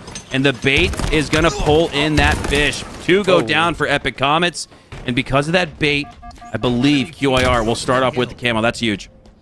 Yeah, no, I could have sworn that he'd actually popped it. Not 100% sure. We'll get confirm on that as we swap through players. There's no reason to hold on to this. You pop it just as quickly as you get it, right? Oh, yeah, There's never a reason to hold on to that, right? No, sometimes you'll see players hold on to overshield if they feel like it's safe, and then you can pop it later on and maximize the value of it, because for every second overshield ticks down on that shield, you have less value from it. But camo's just not something you want to risk, especially on a small map like Recharge. You've got so many opportunities to get up close and in the face of opposition, as we see exactly that from Sus EJ, and he's got a shock rifle behind him, and that's something that I'd want to pick up just to make sure that Epic Comets don't have a hold of it. They actually gain the shock rifle off the start, but Sus EJ takes it down, and wow, look how close this game is tied. 25% for both teams, but it's QIR with the lead now in the hill. Yeah, because that's Sven and Dark User just really providing that overwatch here. Now, this is different from Strongholds, folks, just in case you were not watching yesterday. This is the first time, or one of the first times that you've seen this King of the Hill.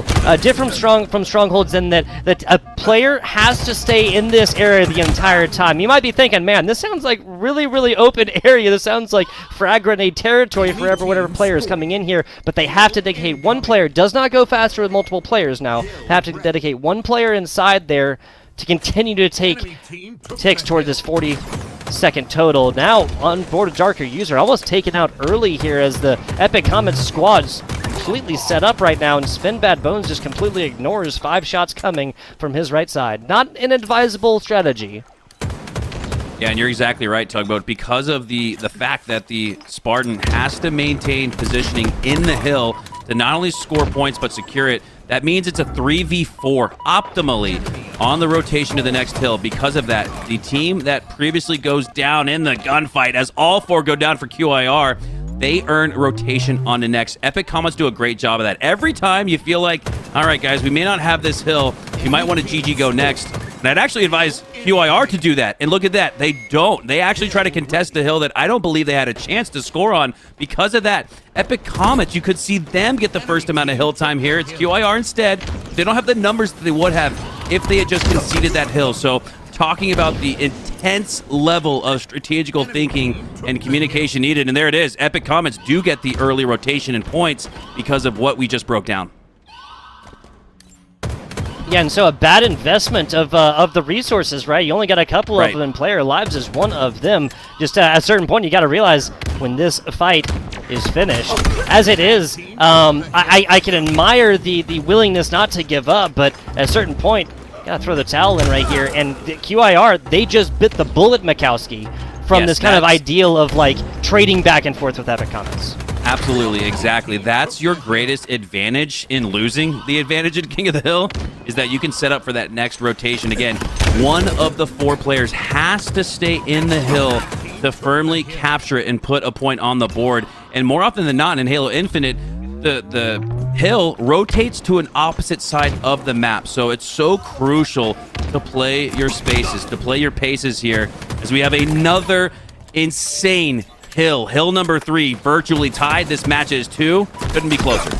That really couldn't. Darker User just living up there, and a nice bait and switch. Uses the grappling hook to try and get away. Chalkman sends some shot his way. No trade here on the in for Moonwalker. That's going to be a full trade. Sven Badbones gets that, so nobody there until... No, Sven Badbones actually was able to stay alive. 2 and 9 right there. Gotta do a little bit better in the slaying department here, Bukowski.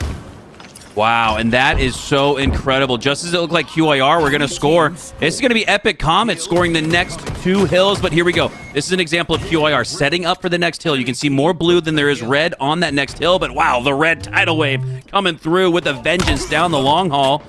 But Epic Comets lose numbers advantage. There's 2 go down for them, only 1 down for QIR.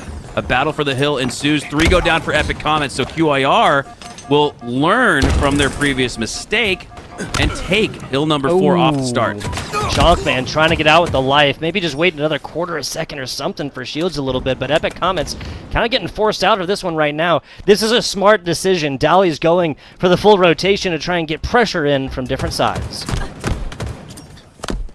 Dali, been a top performer for this Epic Comet squad.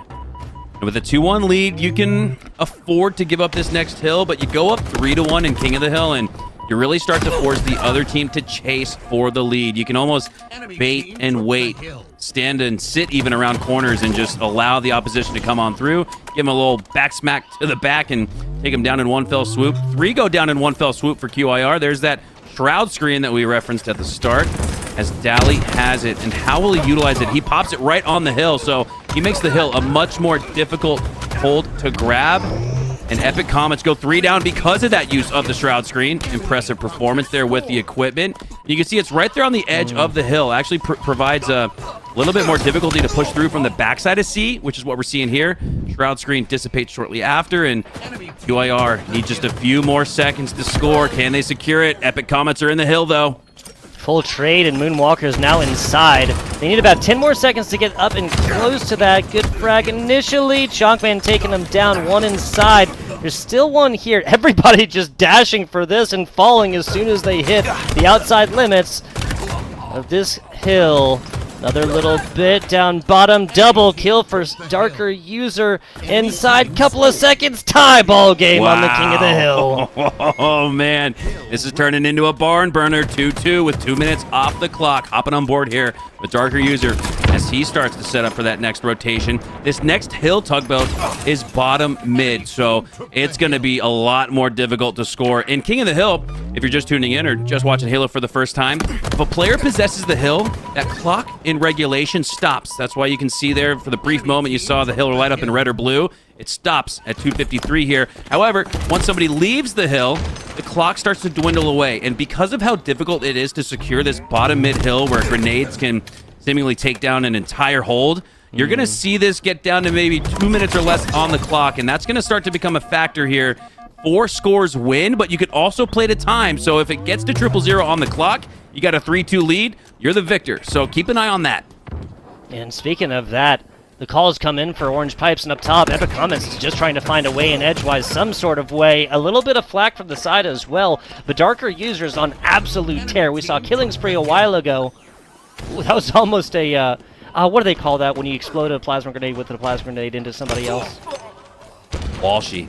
There you go. Insta-splode. Yep, the Insta-splode. 3-2, QIR takes this one basically bloodlessly. Wow. I mean, Epic didn't get a single second on there, I don't believe, right? Yeah, not only that, but they didn't drain the clock like we usually see on that hill. QIR were actually maybe the most efficient with that particular hill. It's the most difficult to score, so that tells me that QIR are stepping up their game. They're starting to find their form. They're starting to play collectively as a unit, as a group, and look at this. Talked about that rotation, and next, the team that previously scores has the disadvantage at that, but it's QIR previously scoring to take a 3-2 lead, and they're looking to shut the door with the early rotation on to hill number 6. They got the lead in that as well. Oh, that's a bad... Yeah, so no teammates over here. You have to assume it's going to be populated by an enemy or two. Active camo should be going soon, and that's terrible timing here for Darker User. Gets caught looking right here and just trying to find a little bit more, but as I say that, Sven Badbones trying to improve upon that 9 and 16 KD. Nice stick right there to win the 1v.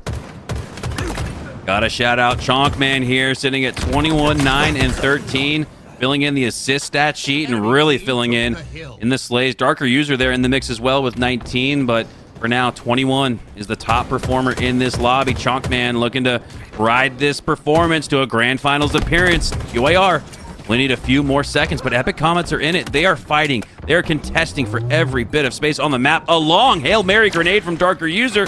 Could just seal it here. Needs one more slay in the hill. They get it. 3 go down, and that should do it. QIR go back to the Grand Finals. Yes, sir. A 4-2 win here in the King of the Hill. They punched their ticket. Now, again, folks, best of 5 right here. 1 by QIR. This is double elimination. Epic Comets is not out of this competition. They will be dropped down to the lower bracket and still have a shot within here. They will be playing, of course, the winner of Bosco Tech and Putnam City. But let's talk a little bit more about this match and break down the numbers. The numbers, Mason. What do they mean?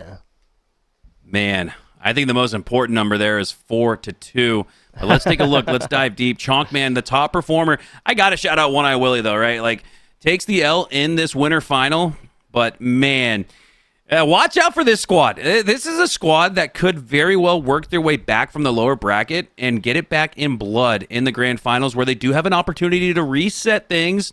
And I think just depending on map game mode varieties, this is a team that could absolutely contest for the win. This is a QIR squad that has won the previous 5 championships in a row, looking for 6, but it seems to me that their competition is deeper than ever before.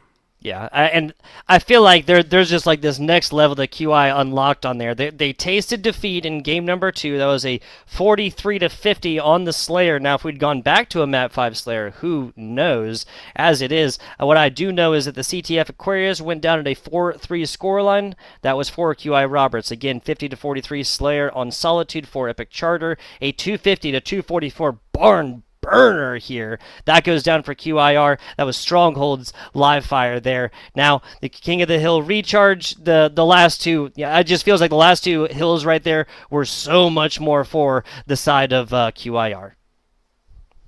Man, I'm blown away. I came into this, all the talk around QIR, I'm thinking, all right, maybe this will be a little bit of a cakewalk to their 6th championship in a row here at the Nationals, but no, this is not going to be that. I mean, the lower finals are stacking up to be an incredible series after what we just saw there.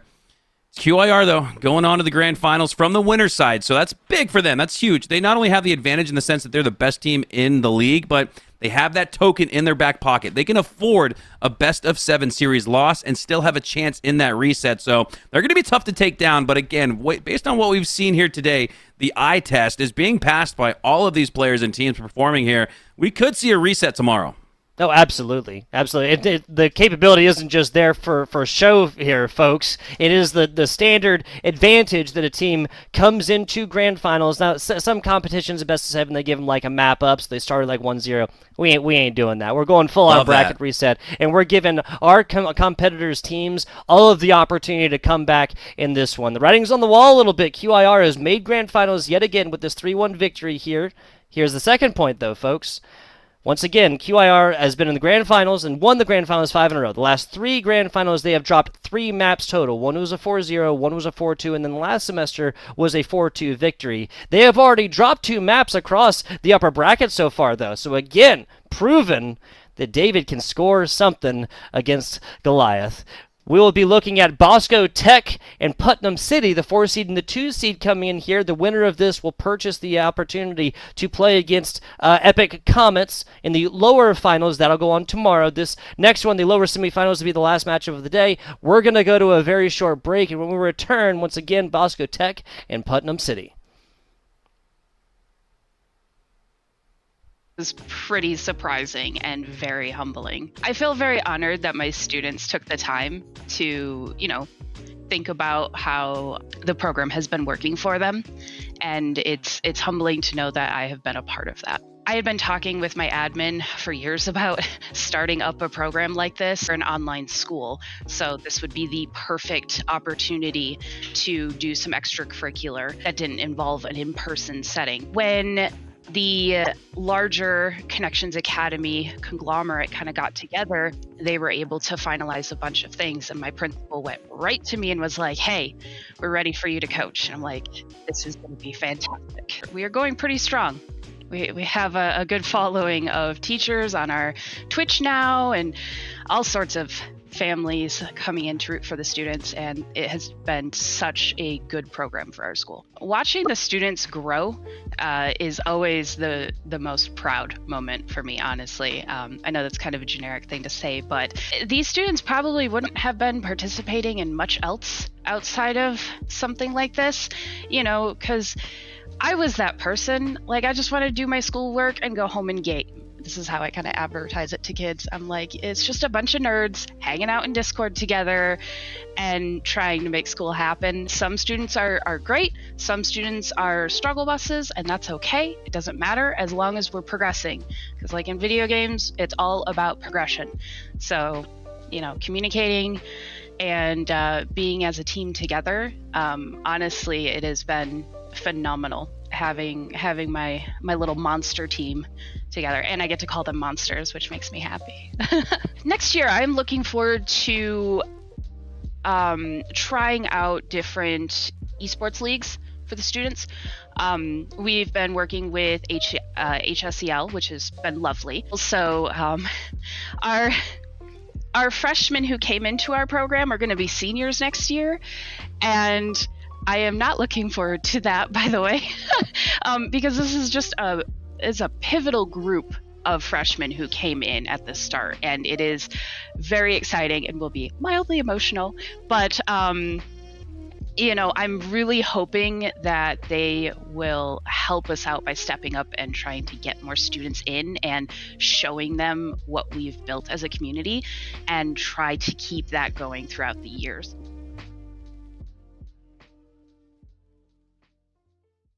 I imagine there are many more that I just don't know about, because no one really, displays their passion for esports, because, it's not really seen as cool in a sense. My name is Trey Curtis. My name is Jordan Langford. My gamer tag is Tathew. My gamer tag is Swizz. So what got me into gaming is the Wii, I think, probably.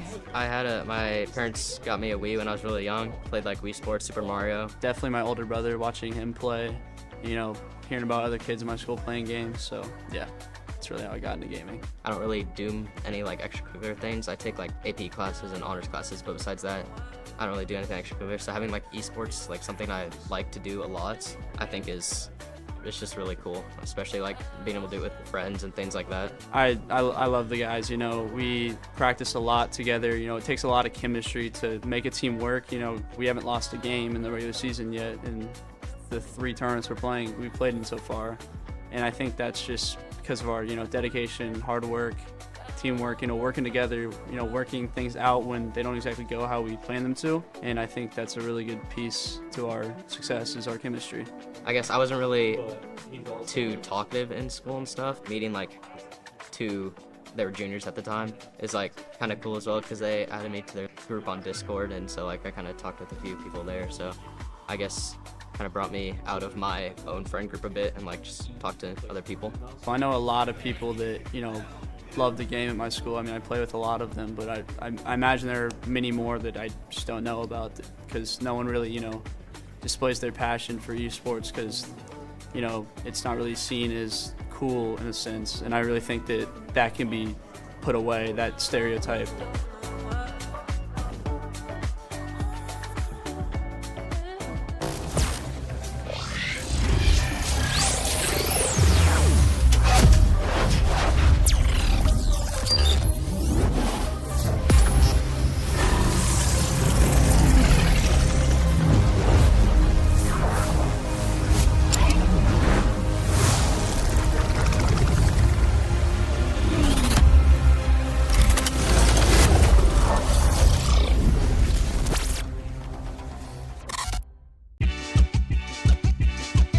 Welcome to HSEL Nationals 2024, presented by Oakley. HSEL Nationals is coming to Midwest Fest June 7 through 9, and you can grab tickets right now. Here's just a sample of what you can expect by attending. 1, the best high school esports student athletes in the nation battling it out over 3 days to see who becomes the undisputed national champion. 2, an Apex Legends tournament featuring the best schools from HSEL and anyone brave enough to stand against them. 3, Supernova Retro Arcade. 4, dance your heart out and feel the rhythm because KC Bemini is bringing your favorite rhythm games here to Midwest Fest. And last but not least, giveaways. Just by attending Midwest Fest, you'll be entered into one of HCL National's numerous giveaways. And you can increase your entries by completing various objectives around the festival. All of these things and so much more are what you can expect by attending HCL Nationals at Midwest Fest. It all goes down June 7th through the 9th, live in Kansas City. Join us and see for yourself who will lift the trident. If you are not looking at new ways of engaging learners, you're becoming stagnant yourself as a teacher. The reason this works in schools is because if you give kids what they love, they will do it in your school. The gaming concept curriculum is that for video games. It's saying video games are here. They've been here for 30 years, but now it is broadly used.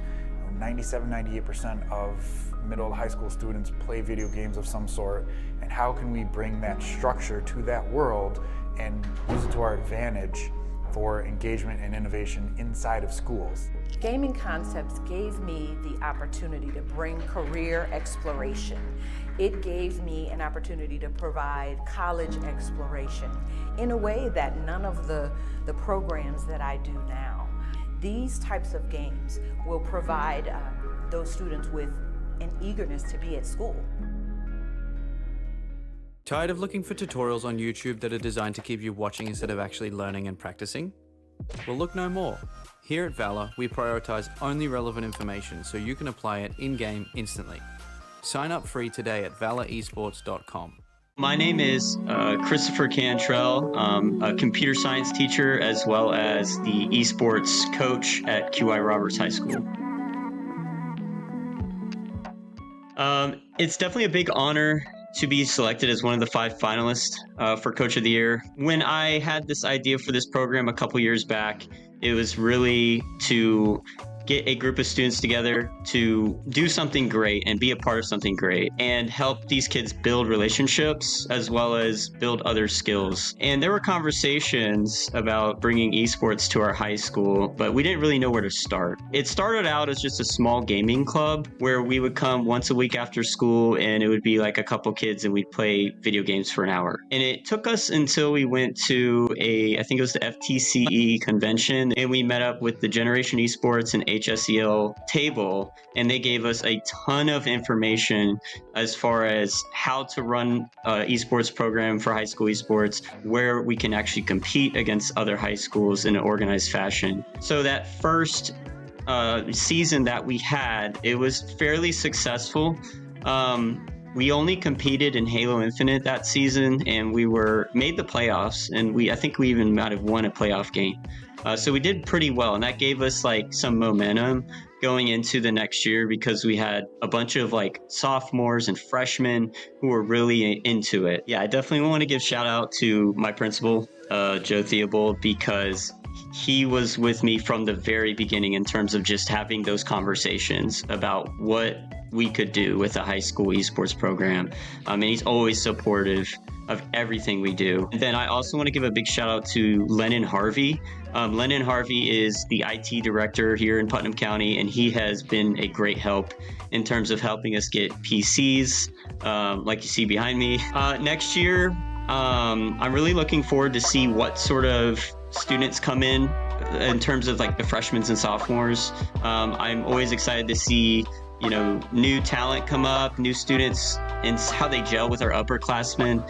And I'm always, excited to see students when they first compete and just see that excitement and their growth. One thing we're going to try next year, this is a new thing. I've been working with Lennon Harvey and the IT department to create.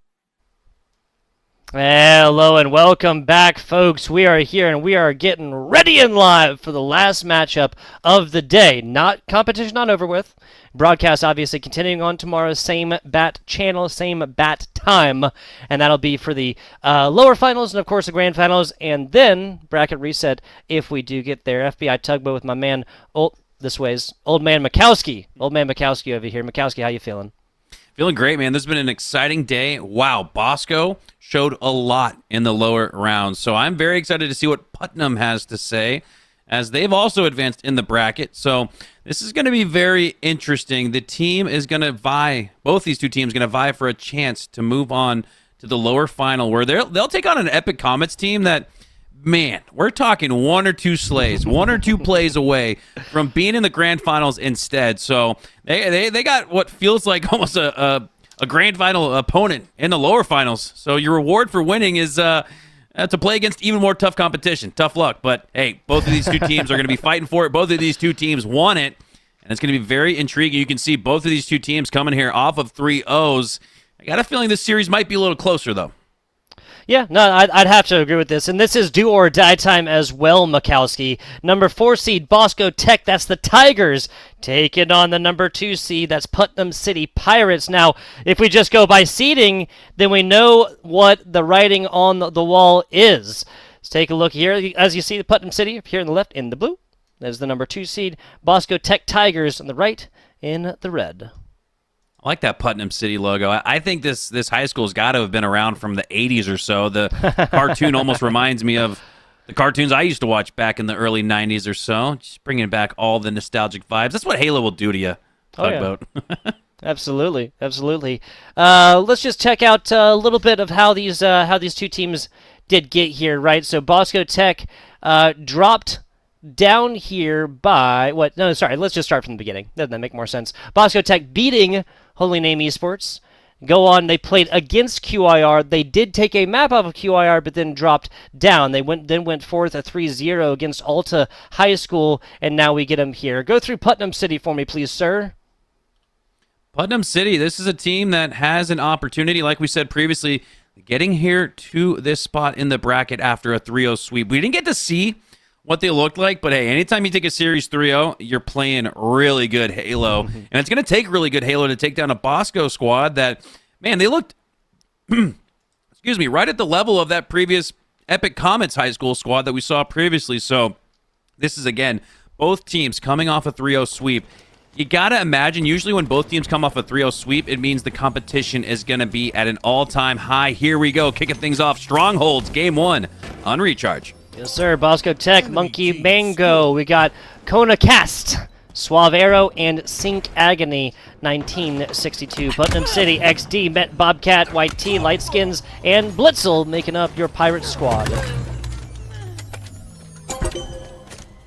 3 go down. off the start for Bosco. 3 go up on A, B, and C for Putnam City, and this is a great start for them, showing that 3-0 before was not a fluke.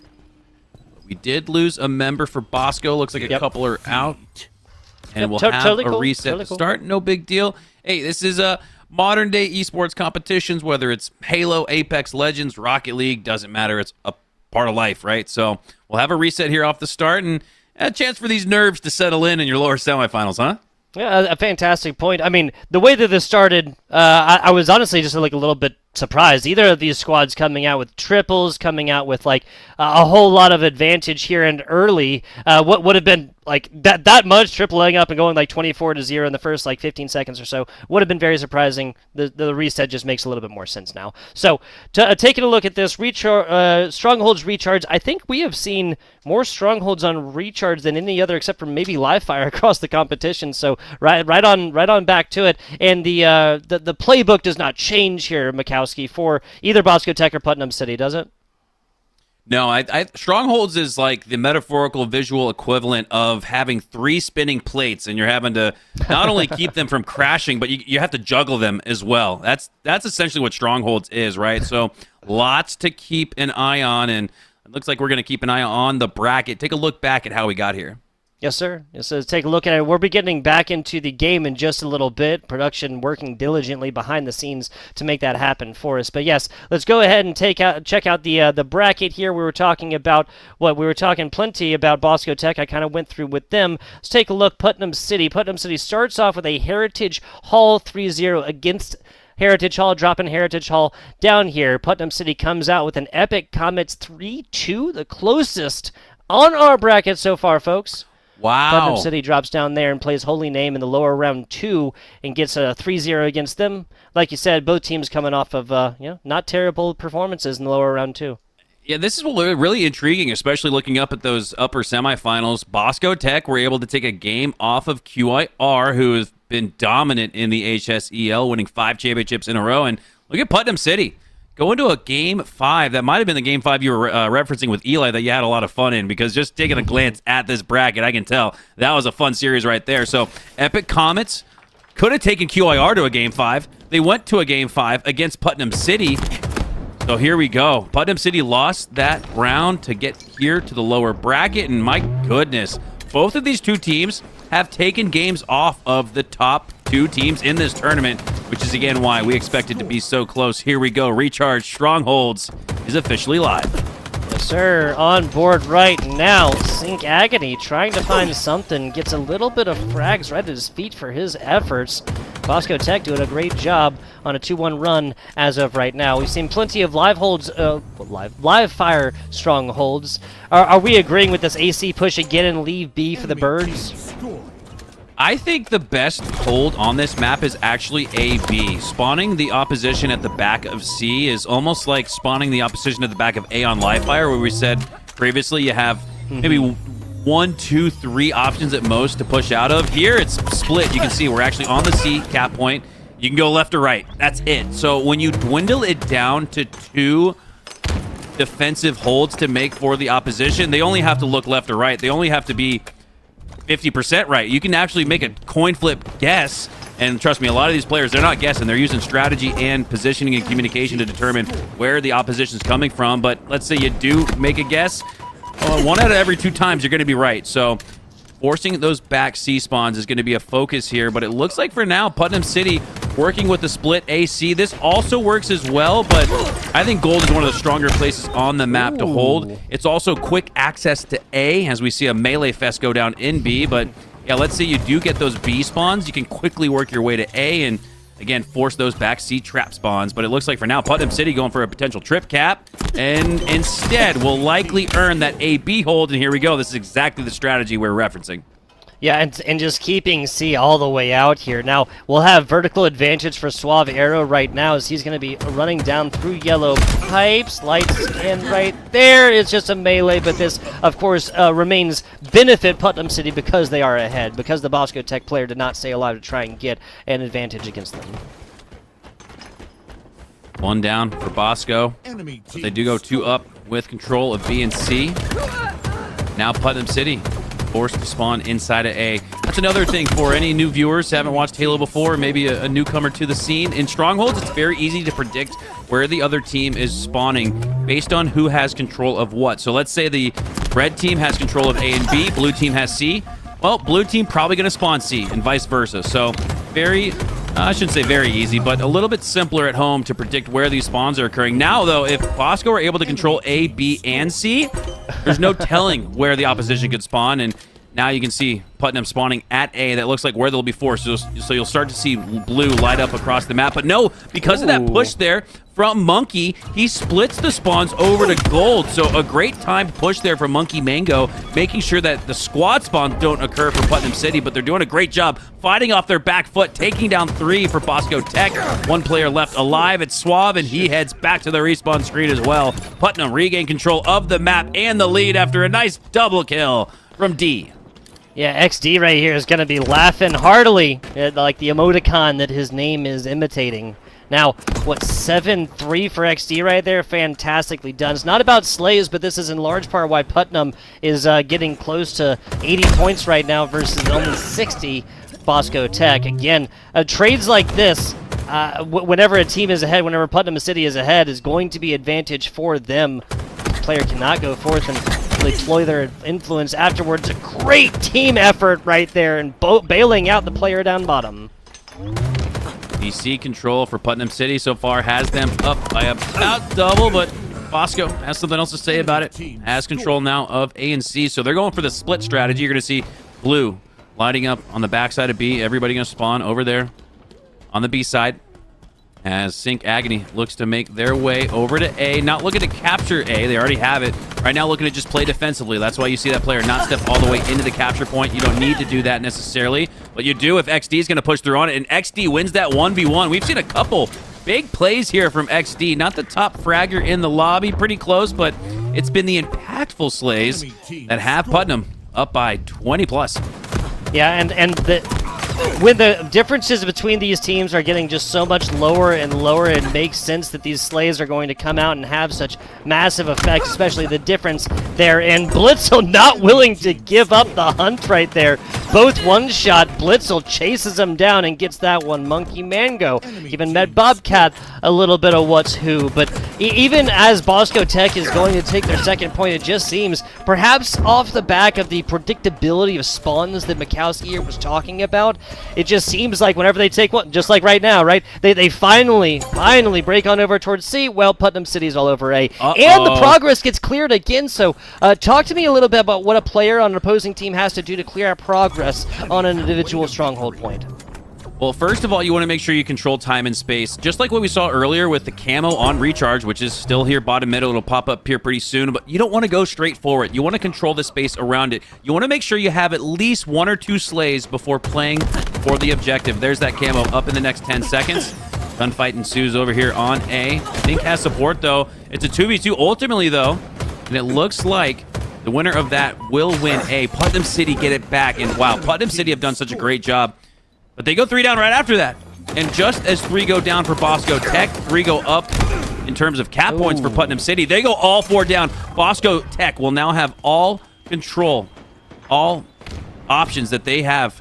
And they're going to take the camo because of it as they start to work their way to C. They retain favor of it. Want to make sure you step foot in the hill there after after 25% of C gets captured. If you're Putnam City, Bosco Tech, you step back on the hill to reset it. That's why it's all lit up in red. And they're going to hold here. And like we said previously in Stronghold, 60 seconds is a very minimal lead. And that's all Putnam City are looking at, looking to regain control of C for now. Nicely done. Just a back and forth right here. Putnam City seeming like these Pirates are fully comfortable sailing wherever. They were A, B for a while, A, C for a while, B, C right now, winning 1v1s as XD improves to a 2.0 plus KD, 15-7 right now with a few assists to boot. Now completely clearing off the progress here as well. That's the other thing. If it's 99%, if it's 99.9%, but not finished out, and the team that has possession, not fully flipped over yet, just touches a toe on there, that will be enough to completely clear all of the progress the team has worked so hard to accrue up to that point. Yep, goes back to playing your process. You start looking at a deficit, and right as it gets to 90%, you might start to inch your way out of the hill, trying to get towards that next cap point, but you got to make sure you get it all the way to 100%. And this tugboat is the series that we anticipated. It is so close. It is so back and forth. Nobody, based on the eye test or the math or the scoring, has really been able to run away with it. We got ourselves a doozy here in the lower semis. Yes, we do. Yes, we do. Putnam trying to fight to hold on to this. No progress being taken as of right now, as C is getting mobbed by Red right now. As I say that, B getting a little bit of treatment in the blue form. On board with a Kona Cast 85 as they're trying just to get through long. And now staring down bottom, XD almost gets taken out. Bobcat meeting, the trade comes in. That'll be advantage. Again, Putnam City, progress cleared. See, that actually seems like it was a bad investment of your life, right? Yeah, absolutely. And now you forced a 1v1 situation. I'm actually surprised to not see some pressure onto B, and Sync is able to sync up with it. Captures control of B, but you can see actually Putnam, we're actually conceding B. This actually turns out to be a nice strategical decision here. You say, all right, we'll let you get B if we get control of A and C. I love that play, all things considered here from Putnam City. It's the risk reward that matters most. The triple kill matters as well, as Monkey's the last player alive on the map. It's the Bobcat who roars a little bit louder. Yes, sir. We got the okie doke, the overkill in the first broadcasted game. We were not in perspective with him. We just got, what's the guy's name? Jeff Steitzer. Jeff Steitzer. Thank you. We got like the very back end of that call, right? The very beginning. We've seen a couple triples. We have not seen any quads active perspective on broadcast as they're going down. As I say this, though, Putnam City is just roaring ahead right now. We're getting close to an insurmountable lead. Very impressed. That was also my best Jeff Steitzer impersonation, if you wondered why the voice got a little deeper, a little bit more gravelly. Yeah, Jeff Steitzer, one of my favorite announcers in the world, favorite voice actors in the world. And my God, this performance from Putnam City is unbelievable. We were just talking about how close the game was.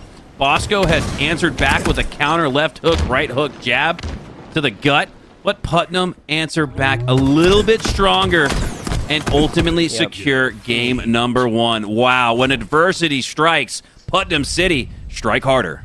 Yes, sir. Almost to doubling up right here. Well, 250 to 130 right here as Putnam City puts a fantastic foot forward. Now, we'll be going on into the Slayer next, and just based on what I saw from here, Putnam City may not have a whole lot of problems with that. These Pirates know how to fight.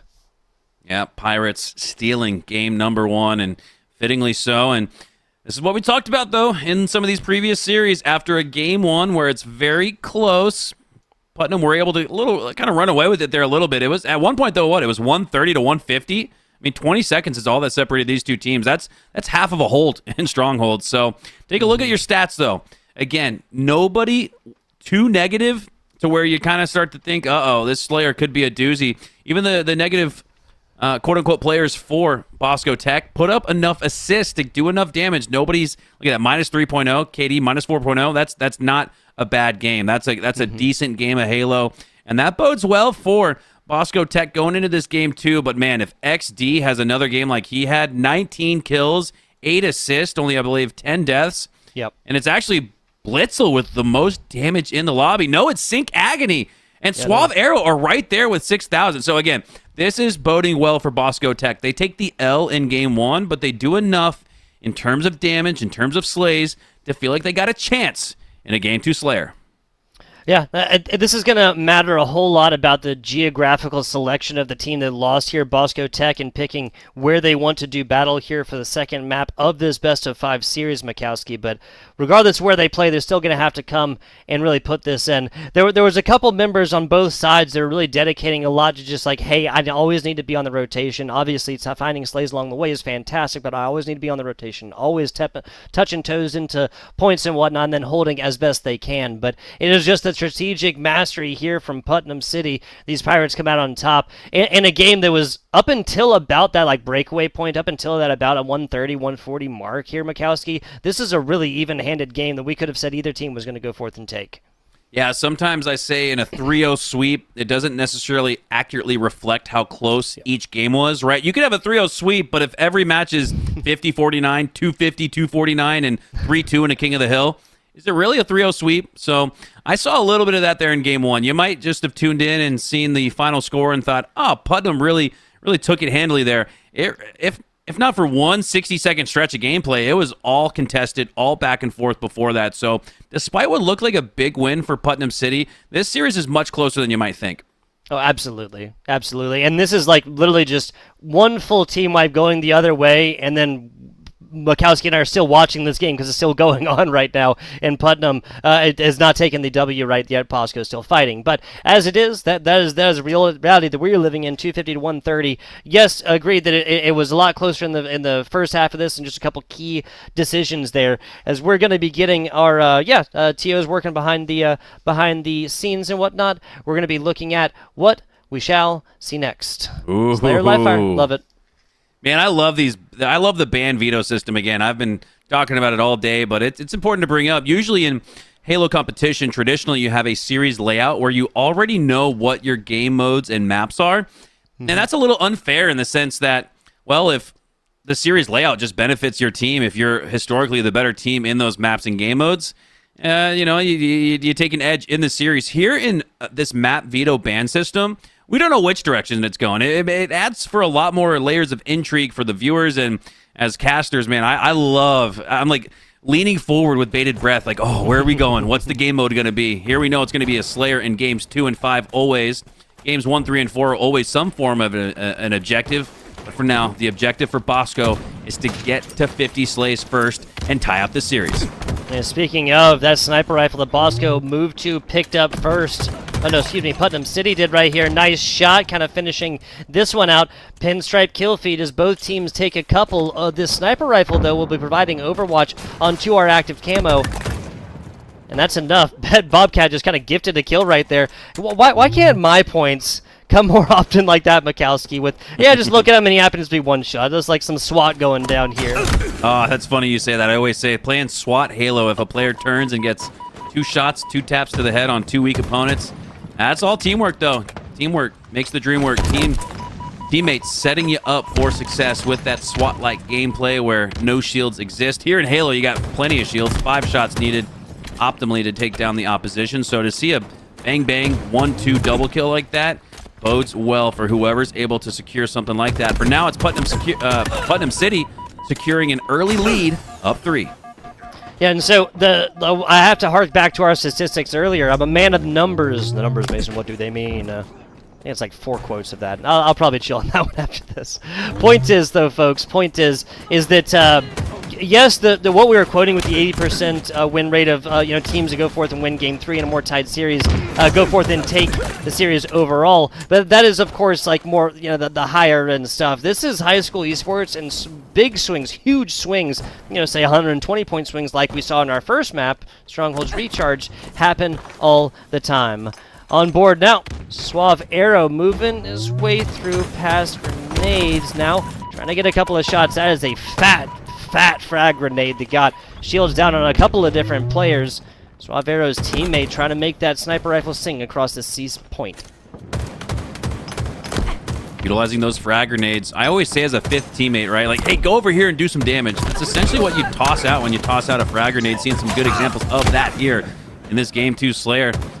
Multiple players going down on each side. 3, though, for Bosco Tech. Only 2 for Putnam City. And so what that means, you have a +1 net outcome. And with a 5-kill lead, you continue to secure +1 net outcomes for all of these sequences. And the lead will only continue to grow, which is exactly what we see here. Bosco Tech in a situation very similar to that Game 1 where Putnam City just answered the adversity a little bit better, a little bit cleaner in the communication, and we're seeing that so far in Game 2, but oh, look at that, just as I say that, Bosco Tech find a way to take down 3 and bring it back to within 1 team wipe. And if you're a fan of basketball or football, right, 1 possession, 2 possession game, it gets talked about all the time, right? How many possessions will it take to come back in this one? If it's a 4-kill game, it's still a 1 possession game because you can come back with 1 team wipe, and that's exactly what Bosco Tech are doing. They're rolling with a team wipe +1, now in the lead, 19-18. What an answer back from Bosco Tech. Yes, sir, with sniper rifle in hand as well, and this is Lightskin's not going to find what he likes at the top of those stairs. 2 players behind, influencing the sniper player, though. That's going to be enough for one. Ends the kill streak as well, as XD and teammate are on the hunt. Whips around, finds a frag grenade for his efforts. Now on dummies. No, not going to happen right there. A little bit more support from the side as Bosco Tech takes 1 and exits just a singles point down. Bobcat has been playing so well here in the lower semis, looking to stamp a trip to the lower finals. Sniper in the hands of Blitzel, and great job. Look at that anticipation there. Anticipates Sink dropping off the nest bridge is going to go down to the pillars, and Blitzel reads it like a book.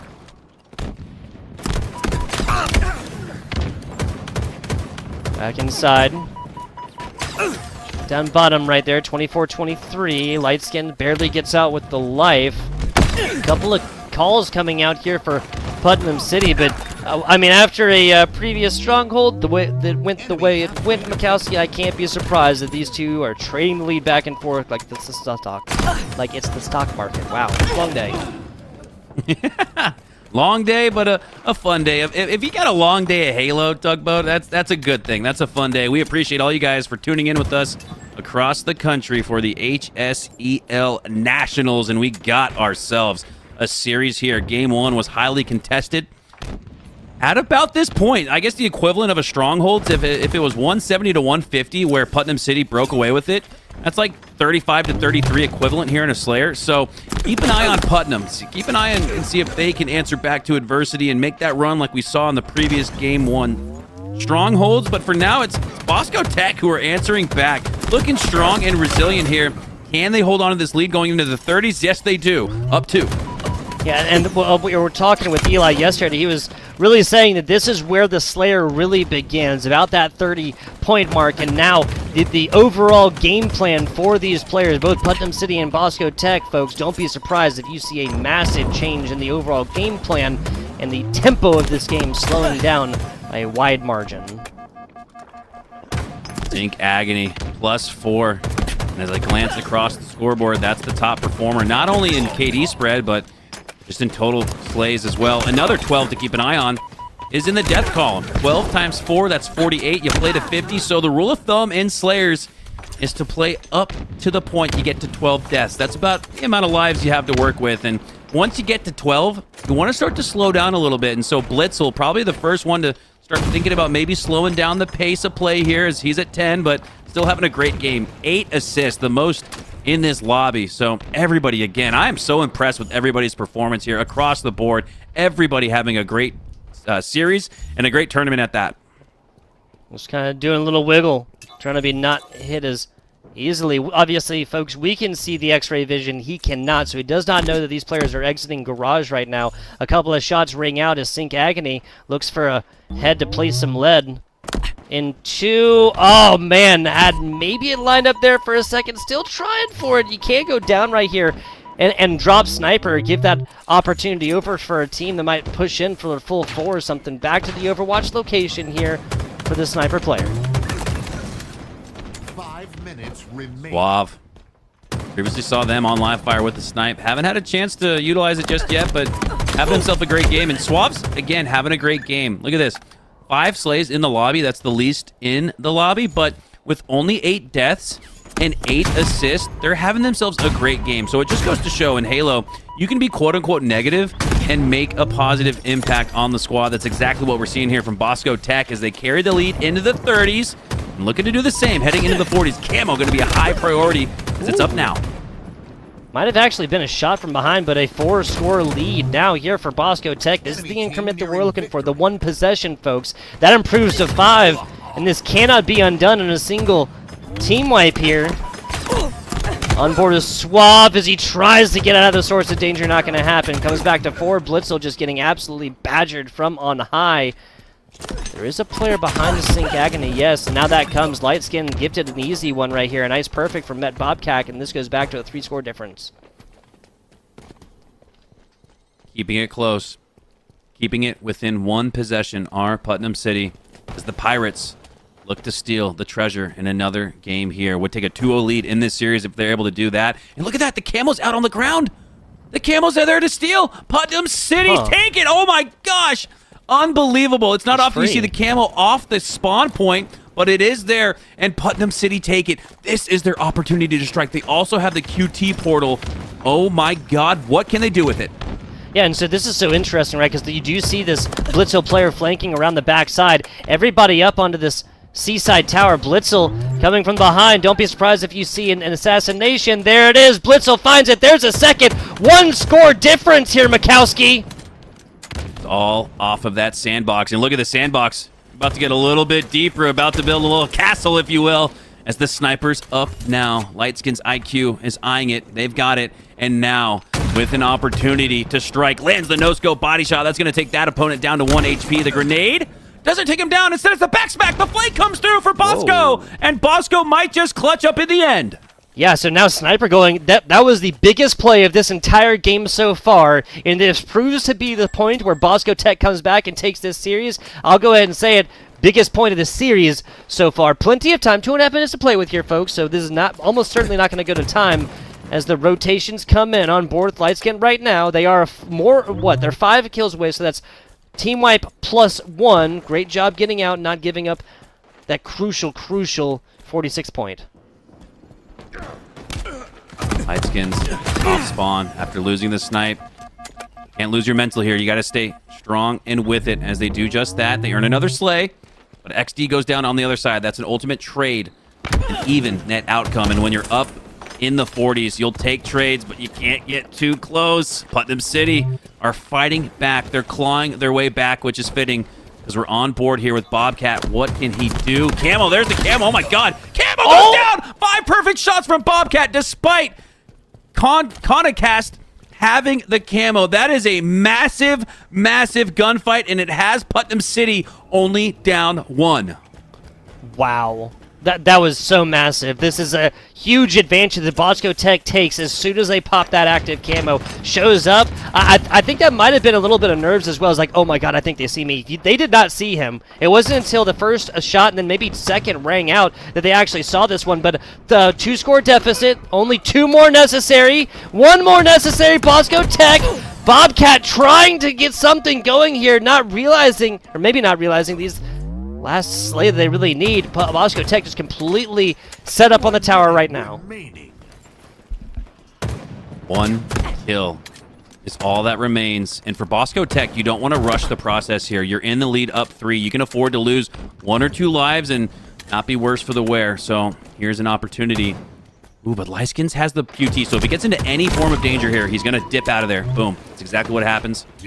Now the push is on, but the snipe comes through. Bosco Tech take it. And we got a tied series, 1-1. Yes, we do. Yes, we do. That's exactly what the doctor ordered for the Bosco Tech squad. These are the Tigers striking back in game number 2. We are at least, Mikowski, going to a game number 4. Wow. This series feels like it could go the distance, especially when you just look at the bracket layout before this. Both of these 2 teams able to take games off of the top 2 teams, so why not go to a game 5? Why not go the distance? And that's what it feels like we're seeing here. Yeah, and a large part of this happens, Bosco Tech, only player who's not positive is Suavero, and the man's got 9 assists right there. A 10 and 15 performance from Blitzel, a 10 and 11 from XD, and a dead even from Lightskins 14-14. And regardless of the amount of assists, not going to be enough for anything more than a very, very close game, and that's exactly what it was. 50-46, map number 2, after Bosco got put down in the strongholds, 130-250 for Putnam City. Unbelievable. Only 4 kills separated these 2 teams, and big ups to Bosco. They were the game got away from them in game 1, but they're able to clutch up here in game 2. So just so impressed with the performance from everybody across the board. Even players that are going, again, quote-unquote negative, find a way to get damage down, to earn assists in the feed. And man, again, I sit with bated breath. Cannot wait to see what map and game mode combination we take for game 3. Yeah, so we're going to be going back to an objective game mode for maps 3 and maps 4 are 2 guaranteed maps. If we get down to a map number 5, of course, we will be looking at a Slayer again. Game mode and game map getting decided as of right now here for our third map of the series as we come back here and just break this one down just a little bit more. Any star players, we have to talk about those 2 key plays, right? The aggressive play with the sniper to come up, it gets shot, takes shields down, and then just completely just tunnel vision over there onto like the smaller garage side, right? And then it just so happens a player, not even just so happens, does a great job like responding to this. I believe it was a drop down and then just back smack, easily taking that one, and then sniper as well. That was huge, and I really thought, I think it was Bobcat versus Konacast, when Konacast had the camo and pushed in, and Bobcat had the camo eyes. What's so impressive about that is you have no aim assist on a camo user, right? You have none of that reticle friction that kind of helps you out in the gunfight a little bit. So that was just pure shooting there from Bobcat. I really thought for Putnam, that was sort of that 150 to 170 moment in that Strongholds where they find a way to flip it. I really thought that was going to be the case. So again, you cannot give enough credit to Bosco Tech for icing up in a crucial game number 2. You don't want to go down 2-0, especially so in the lower bracket where you do not have a second chance at life. Yes. This is it for both of these 2 teams. Lose and go home. Absolutely. And also, I guess we haven't really talked about this too much, but we have secured our top 4 as well.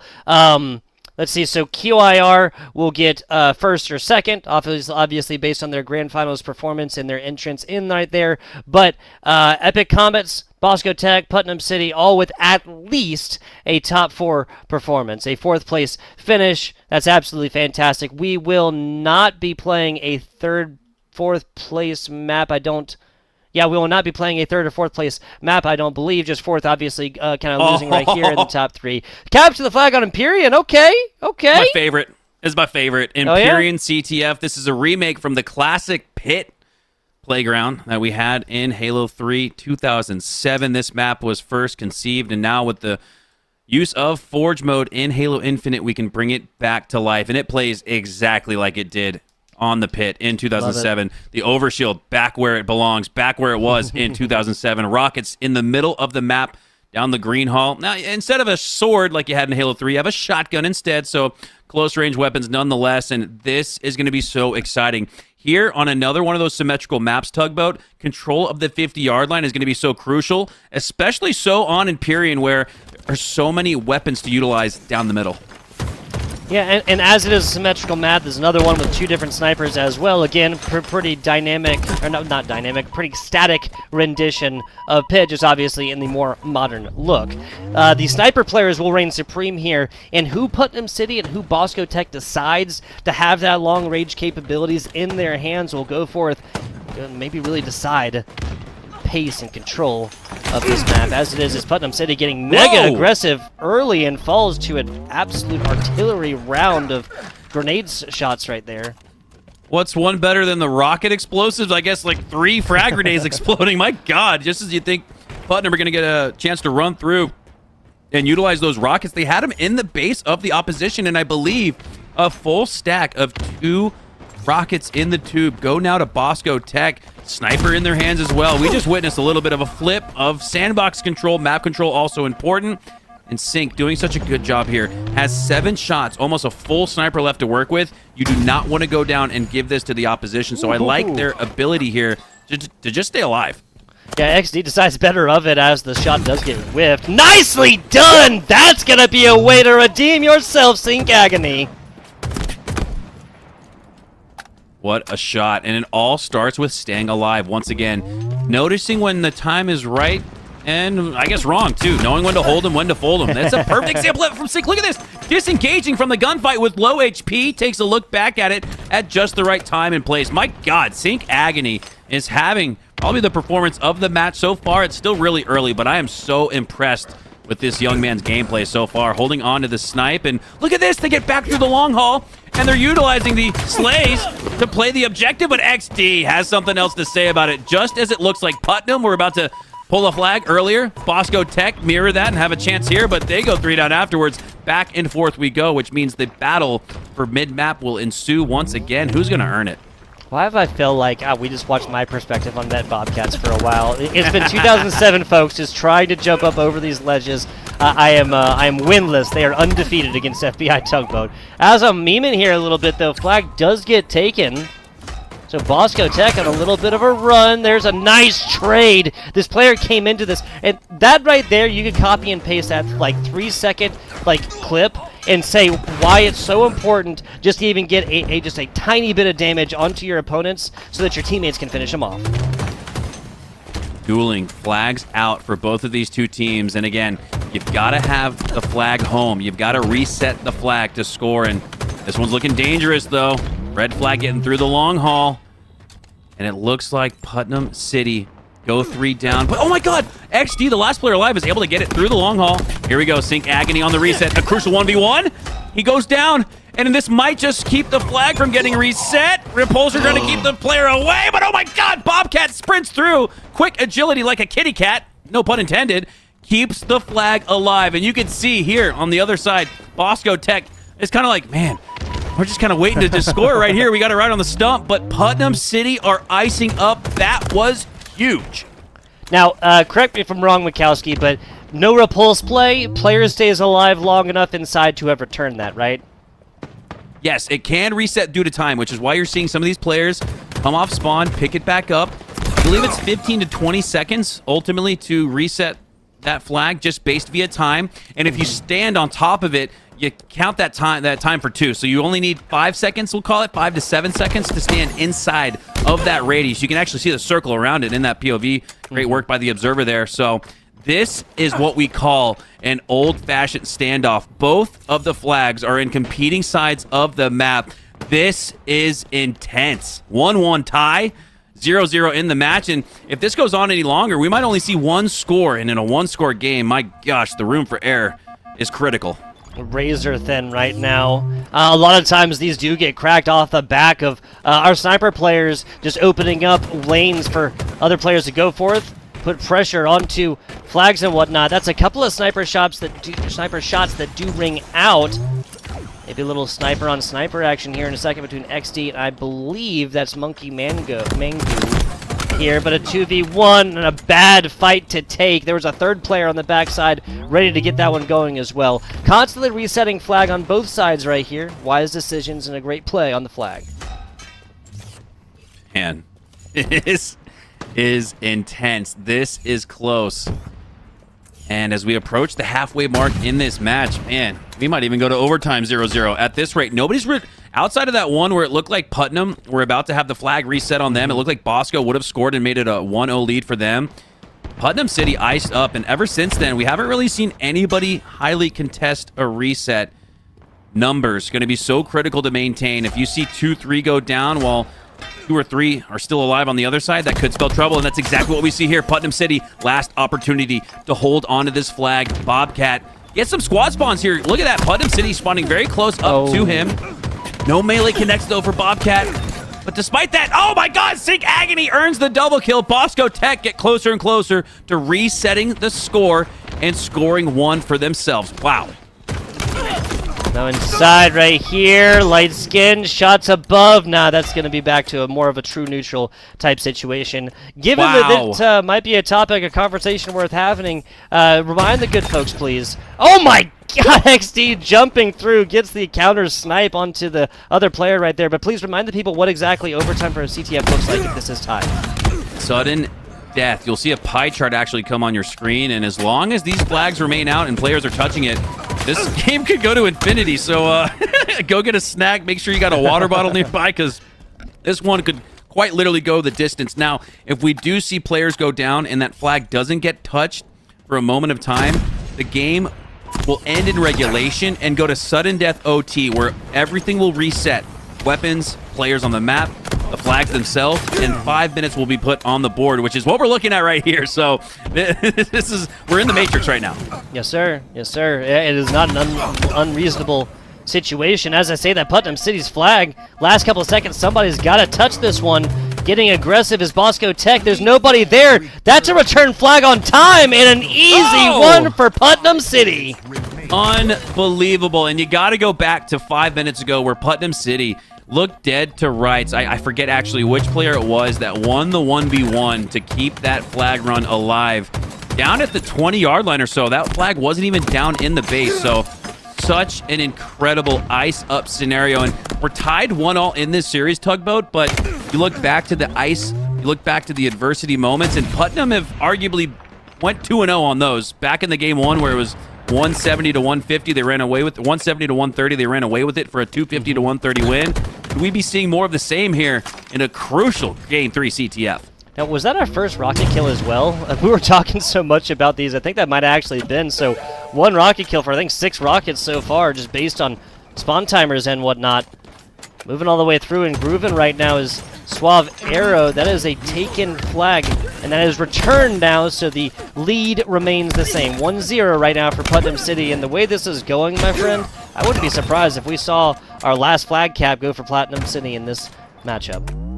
Absolutely, and one of the keys here, though, for Putnam City is to not play on your heels. So often the team goes up 1-0, especially after a standoff like that, and they're content with the lead. It's okay to be content, but to be cautious, I don't know. You start playing not to lose, and more often than not, I feel like you lose. So it's going to be very important for Putnam City to keep the aggressiveness up, and this is an example of that there, running the flag out. They keep Bosco Tech on their side of the map, but Bosco Tech clear it. They're icing up now, and they're going to have a great opportunity to tie this matchup at 1. Now all of Putnam City spawning relatively farther out. That's a bunch of frag grenades, barely alive as Sync Agony. Another one almost rings true there, but a trade right now. But that is major deficit to Putnam City. The sniper rifle covers. Nicely done. This is such an important 1v1 and hits it. Returning, that's 5 seconds. I'm not sure if anybody's going to get there, and they do have the backup. Putnam City retains the lead. Unbelievable. More often than not, you make that turn around the corner to get through to long haul, and that's a cap. Putnam City are now 2 for 2 on resets that you could argue were just not likely, not with a numbers advantage in terms of percentage chance to happen, but that's why you play the game on the sticks and not on paper. Putnam City, unbelievable ice in the face of adversity. They get 2 resets where it felt like they were dead in the dirt. I have to agree with you. Just clutch plays here from Putnam Cities as the Pirates continue their sail into the sunset. We are looking fantastic right now, and I agree with you. You cannot become like super complacent here and just maintain a 1-0 lead and try and protect that. You still have to go forth and take opportunities as they come. But just the way this is going back and forth, there's no flag caps. There's no flag takes even that are coming easily. As I say that, yeah. 2 scores here would stamp a 2-1 lead in this series for Putnam City. And after 4 go down for Bosco Tech, they're staring at the black screen. They have no opportunity to stop this one. They do get a couple shots, but not enough. And with less than 2 minutes to go, this is exactly the gameplay that I just talked about wanting to see from this Putnam City crew, is to play almost defense via offense. And by putting this game out of reach with 2 scores, this one is all but over. Bosco Tech have to go up and down the map twice with perfect precision and accuracy, but Blitzel with those rockets, you can see he trades out, but trades out 2 for 1. So Putnam City are back on the other side of Bosco Tech's map, and here's where nobody can go down for Bosco Tech. If they lose 1 life, it's over. It is. With 1 minute left, it'd take a miracle to come back in this one. Man. Yeah, so this would require basically a take like right now pretty much after this flag gets returned, and then picking it up, putting it into the temporary overtime, because even if the clock strikes 0, as long as they hold on to flag, the game will not end, correct? Well, actually, in this situation, if it was dueling flags out, if it was tied, the game would continue on. But because Putnam City have that lead, they'll actually play for a dueling situation like we saw for what felt like half the game before. So Putnam City are in full control of it. Monkey on the side of the base for Putnam, so there's still life for them, but he goes down shortly after. And my God, this is another one of those games where you look at the final score 2-0, but that doesn't reflect how darn close this was. This has been an unbelievable game. So much fun to watch as we see Bosco Tech trying to fight through it. But I just don't see enough players on that blue side of the map. No, they will not, in fact, have it. Well, what a game, though, 2-0. It felt like a 2-1. It felt like a 2-1.5 almost. But Bosco Tech just weren't able to secure a score, and that'll secure a 2-1 lead instead for Putnam City. I gotta tip the cap right here. Both of these squads, Putnam City with yes a 2-0, but this looks like a bare lead. Bosco Tech fought this one tooth and nail all the way through. They got. I mean, the simple fact that they were able to play onto that flag and then hold it for so long in the very beginning, keep this true neutral situation, really inspired a lot for me. But this might also be indicative of a little bit of a theme. Bosco Tech, fantastic slayers. You move to objective game mode, and I think we just have a minor, tiny little edge for the side of Putnam City. Unbelievable. Now the back's against the wall for Bosco Tech. What can they do here in a game 4? We're going to head back to another objective game mode, and once again, I just can't wait to see what the map decision is, what the game type decision is, as Putnam City have to be strategizing here for what they want next. I'm so curious to see what they select. Yeah, so only one player with a positive KD, 2 players with a positive KDA. Once that is influenced in CodaCast, I mean, 15-17, but you have double-digit assists. Only player with double-digit assists, 10 assists, the most in this lobby between both of these teams right now. Taking a look at other ones, 23-18 there for Blitzel. Obviously not a Slayer-type game mode, but these are the type of kills that it is a lot more quality, but you need that quantity to prove the quality right here, especially when you're talking about what close to 60 lives lost here for both of these teams. Yeah, lots of slays on the board, but it was just comes down to that efficiency there. Blitzel with a lot of damage, almost 8,000. That's a lot. If you can see everybody else averaging about 5250, we'll call it, for Bosco Tech. So almost doubling up on where the average was Blitzel. And hey, they did that with control of the Rockets. More often than not, once we did see some Rockets in the feed, Tugboat, like you referenced, it was Blitzel with it. So again, it just goes back to show. It just goes to show how important that mid-map control is, physically controlling that line of scrimmage at the 50-yard line. And again, with how voluminous the sandbox is, with things like the overshield on the 50-yard line, the Rockets as well. That was a crucial battle that we saw Putnam City control, and they won because of it. Absolutely. And Overshield right there, I feel like that had so much more, Mikowski, of like an early game effect. As this went on longer, like, yes, both teams were paying attention to it, obviously, but there wasn't like a clutch play. We saw one single player come out and, like, wield that sniper, wield that shotgun, wield those rocket launchers, or whatever else to, like, come forth and just completely ploy their influence. This was such a close game. Me and Mikowski, like it's hard to even define just how close it was, because all we have is the 2-0 scoreline. But seriously, man, and Slays wouldn't exactly like relate to that one. So what you're saying? Sorry? It's ironic. You bring up a great point, Tugboat, because we didn't see much sandbox impact in the form of the rocket or even the snipe or overshield. But you'd almost make the case that that's why the sandbox was so impactful, because of the few slays that teams were able to earn. Putnam City getting the edge on that was the difference. So you didn't need a lot of slays with the sandbox, but you needed the ones that mattered most, and that was one of the ways that they were able to not only keep the flag alive for them, but reset it previously. As here we go, back on live fire. Sniper going to be a high priority. QT going to be high priority, and QT especially so in the King of the Hill Tugboat is really crucial, because you can set up on the other side of the map and QT back into the hill if you so choose. So we're going to have a little bit of a reset here. All good. Love when those resets occur where no scoring gets put on the board. We got a even reset off the rip. Don't even have to talk about what the score was. Yes, exactly. So, also, let's talk a little bit about the logic here, right? So, loser of a previous map pips the map for the next one, of course, and I think this is Bosco Tech thinking, hey, this is Slayer Livefire. We just showed them what we have. We just ployed our influence over this tall tower, over the sniper rifle and stuff, and we came out on top. There is the logic here that they're trying to recreate that, right? Spot on. This is exactly what we talked about previously when we had referenced Solitude as the Slayer win. Try to find a Solitude in Game 4, and they got Recharge instead, which I'm a little bit surprised by. I actually think that they won the Game 3, which is why they weren't able to choose the next map game mode. But here in this instance where you lose the previous game, go back to the well. That was once plentiful, plenty buckets of water picked up here from that Bosco Tech crew. They won the previous match on live fire. So I love the strategic thinking from the captain and their squad to go back to where they had success. You know, in a way, you want to really overthink these bans and map vetoes, but at the same time, you don't, right? So I like this keep it simple, stupid approach from Bosco Tech.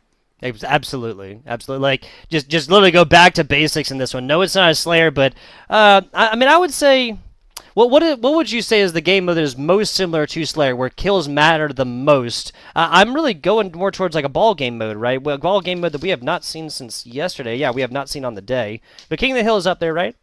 Yeah, Oddball would be one. Strongholds might be another just because of how fast and frenetic it is. If you're not alive, you're not able to capture time and space, which is the name of the game of Strongholds. And capture the hill. King of the Hill, almost like the cousin of Strongholds. So yeah, you could absolutely make the case for how Slayer fits into the equation as we line up a game for Putnam City. Match point.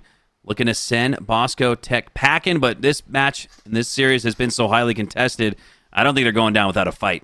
Oh, absolutely not. If we're taking predictions, my brother, I think we're going to a Game 5. Bosco Tech, they just proved what they can do on this map, and that was when it was just slaying. Move it to King of the Hill. This is a squad that have shown that when it's boiled down a little bit, like I feel like King of the Hill is a lot, then, you know, just one hill, get into it, rotate next, you always know where it's going. Employ your influence over hardware, over the sandbox, as Mikowski said. Forth and take advantage, completely abandoning the sniper rifle. Nobody looking at this one. Sync Agony probably going to make a couple players really upset at this one. A couple no scopes, finds it. Okay, excuse me, finds. I thought he's found the headshot. That was a body shot plus melee for a trade. I thought it was going to be a headshot. I was going to get really excited.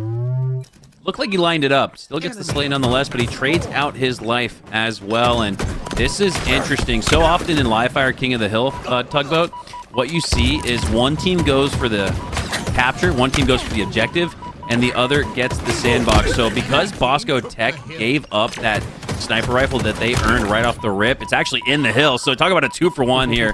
So you're seeing a little bit of that at play. Putnam City elects for the sandbox, or excuse me, Putnam City elects for the time off the start. Bosco Tech play for the sniper, which they have in their hands. Which of these two strategies will come out on top? Yeah, and we're looking at a Putnam City. This is a thumbnail away for a full take, but Bosco Tech taking ticks off of this hill. It was a 40-second total, correct? 45, so yeah, right at about 40 seconds. So you want to make sure you secure 45 seconds of time. You don't have to do it all in one fell swoop. Sometimes that's actually part of the strategy. If you lose numbers advantage, get out of the hill. That's exactly what we see here from Kana as they look to secure it. Wow, this one's so close. 2 down on Bosco Tech, and Putnam City go up 1-0, and that was with some congestion there from Bosco Tech on that side of the map. So they're not going to have as easy of a chance to rotate next because they played for the final seconds of hill number 1. And look at that. That leads to Putnam City not only putting up the first score, but they get the early rotation to next because of Bosco Tech trying to pressure a hill that was extremely close. Bosco Tech, I think, actually made the right call there because of how close they were to scoring as well, but it ultimately rolls down the hill. A little bit of a snowball effect occurring for Putnam City. Yeah, now this is, okay, a great job holding this one. Bosco Tech kind of takes a little while and then gets a split push. Folks, Mikowski, this is frequently where these objective game modes for King of the Hill start to break away. A 2-0 run when you're down on match point, that is hard to manage. 2-0 now. Bosco Tech just gets there a little bit too late. Yeah, Bosco Tech are going to have to chase now. Kana Cass does a good job to earn that squad spawn. You can see his teammate there spawn right over his right shoulder. He's actually got 2-3 now. So this is the process that we were talking about that you want to play. You want to make sure that if you lose the previous hill, you want to get the early rotation on next. But again, like you mentioned, 2 in a row for Putnam City. Bosco are going to be forced to chase here. You could argue they really need this hill. You could argue that this is a must-win hill for Bosco. There's still enough time, though. 4:20 on the clock, 4:29. It's still in the mix. They're still in the mix, but boy, is it getting down to the nitty-gritty, down to match point, and you could argue hill point as well. Nicely done. So, take on the first. I don't believe that player even knew that that was that the second was even right there. But like you just said, 2-0 up for Putnam City. They have control right now. How long it will last, that is due to tell. Will this be the 1,000-year dynasty? Will this be ice cream in the sun? Putnam City gave QI Roberts a Game 5 previously. They seem like the team that might have the best chance to do that once again in the grand finals, but they got a little bit of left to go. This is the lower semis, so they still have that Epic Comets high school squad that are waiting in the lower bracket. And I imagine they're watching this, right? You want to try to take some cues. You want to try to learn the strategy, try to learn the tendencies of Putnam City. So important opportunity to jot down some mental and physical notes. if you're the Comets, waiting for this one. And here we go, another hill that's highly contested, but more often than not, Putnam have iced up on it, but it looks like Bosco Tech are icing up now after the 2 slays there. Sink, look at us sink up with his teammates on this hill. A frag grenade from Bobcat, though, takes down 1, 2 go down. Make it potentially 3. Hill contested, 3 go down. Oh my God, Putnam City are gonna steal it! Unbelievable. What was gonna be a 1-score game is now busted wide open. 3 unbelievable ice. What is this now? 4 for 4. That Putnam City have gone in do or die scenarios. Sink or swim. More often than not, they find a way to swim. My God, and at this point, they're doing the backstroke, looking a little confident doing it. Yeah, almost like a little bit leisurely. Like, excuse me, and the calculations in my Halo brain said, oh, yeah, like they do not have enough time in there, just go next, right? That is not the case whatsoever. They keep the dream alive right there, and what a crucial third point. But again, it's all a cause and effect of having that 2-0 head start. Let's say you do make the mistake, right? It's a mistake that has you up 1 now, right? And let's say the risk does come through with a reward. You're up 3 now. So again, so important to play from the lead in King of the Hill. It's almost like scoring first in hockey where you force the other team to chase. That's exactly what we're seeing in this one. Well, that was a fantastic stop here from Bosco Tech. They're a little bit past halfway as of right now. Sniper in hand, looking great, controlling space. Now, there's plenty of time for Putnam City to spawn full up, come forth and take this one, but if Bosco Tech is going to come back, they're going to have to start it right here because this is map point, match point, everything in between. Getting aggressive with it is Blitzel. Now, over on top, about 15 seconds of their own, and another Bosco Tech member there. Keep the dream alive. Nope, that's a trade right now. Bosco Tech has got to clean this out. Believable. Putnam City do it again. And how often have Bosco Tech been 1 second away? Now they secure it. So here we go. We got ourselves a game. And again, with 3:47 on the clock's not a factor. Bosco Tech have a path to coming back. Every single one of these hills are highly contested if they just find their form in the final 5 seconds. We talked about how important nanoseconds were, and chat might have been like, oh, come on, it's just a nanosecond. It's just a second. This is why every nanosecond counts. And chat don't know ball, that's what I would say. We're looking at Bosco Tech with a sniper rifle in hand, Suave Arrow making the most of his time as grenades land everywhere around there. That is a one-shot player who's playing their lives perfectly. Dipped down now as Concasta goes down. Everybody back up on both teams now. Met Bobcat on the respawn here. Trying to find it. That was maybe not a wise chow. 3-1. And what do you know? The particular hill we're on is just about tied, but Bosco are starting to run away with it. And my God, that's been the narrative of this series, has been adversity, regain. And what a time this would be for Bosco Tech to regain after going down 3-0. You win this next hill, and it's just a one-cap game at that point. You can forget about some of the moments where you may not have iced up, and you're in the present moment. You're in it to win it. And they are right now. They are right now in the hill as well. Can they secure a 1-score difference? My goodness. Couple of seconds away. Putnam City only has 2 different players. One of them's got to get influenced right now. That's okay. A pincher play, and the Lobster reigns supreme here on live fire. We're looking, staring down the barrel, and about 10 seconds away here, Mikowski. Grenades landing everywhere. That's going to be the Hail Mary plays for the Putnam City squad. Only a couple of seconds left right now. Got to answer to it. Bosco Tech inside. This is tied out for right now. Grenades landing. Neutral site. Oh my God. No! Bosco Tech comes out on top. Bosco Tech giving Putnam City a little taste of their own medicine as they found the ice in crucial do-or-die situations on the last 2. Can they ultimately tie it up? We played a 4 here in King of the Hill, so Putnam City have been on match point, but Bosco Tech just won't go down without a fight. Oh, they won't. That's an awesome back and forth right there. Players utilizing now on the close spawns right here. Couple of shots. QT is up as well, and yeah, utilizing it right on the outside right here so nobody can see. Covers the teammates so they can get their shields back as well, as Putnam City player Lightskin utilizes that one perfectly. Trying to look for pillars, maybe throw a nade or something. He doesn't like it, ends up behind. Oh man, so Mikowski, if he'd actually like switched there, like a half second behind, he would have ended up with 2 backs facing him in the face. Or staring in the face. All timing. It's all time and space. And right now, the math is mathin' for Bosco Tech. Putnam City with more time on the board, but you could argue Bosco Tech are in a better position to score more of that time. Right now, it's Suave Arrow in the hill. Huge opening break slay for Putnam City as they earn the first slay. Do go down, though, for Putnam City. They're losing numbers. They're dwindling down. Are all 4! And Bosco Tech are in a position to answer back with 3 of their own. This is unbelievable.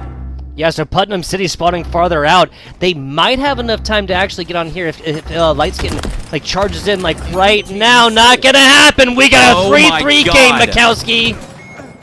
And now Putnam City are probably shaking in their boots a little bit. They were looking at like, oh my God, we were up 3-0 in this match, 2-1 in the series. I thought this was over, but it's not. Bosco Tech have done an unbelievable job to claw their way back, inch by inch, centimeter by centimeter, and we got ourselves a final hill. Next hill wins. Who's going to take it? Bosco Tech score on the previous hill and get the rotation on to next. No scopes coming through for Monkey Mango as he earns 1. 2 in the hill. It's going to be difficult for him to stay alive, and he goes down afterwards. 4 go down for Bosco Tech. Back and forth we go. This has been the match of the tournament. Absolutely, 100% agreed. We had a Game 5 barn burner. Well, Bosco Tech brings us back. We'll be right back there. Now, we did give this sniper over, I think, with 2 shots left or maybe 1 shot left. That'll be enough for the first wave of Bosco Tech reinforcements, but not going to be enough to completely close this one out. Dropping down back-to-back stairs. There's a player there, so now it's going to be Bosco Tech taking a few. That's only 1 player left alive. Blitzel. 2? Oh. Okay, I was going to say. Suave, the only player alive. 7 out of the 8 players went down in that instance, but you got to give credit to Blitzel. The damage that they did trickles down to Suave going down, and now Bosco Tech are going down, but 3 go down for Putnam City. Does Blitzel have another hero play in mind? Takes down 1, needs 2 for the win. And he doesn't get it. Bosco Tech might just have the comeback of the tournament and send us to a Game 5. They gotta get involved here. They cannot just be good with slays. Gotta touch inside. That's 2 back smacks. They gave up the back. Here's another one. The play of the tournament. Suave Arrow has saved it for Bosco Tech.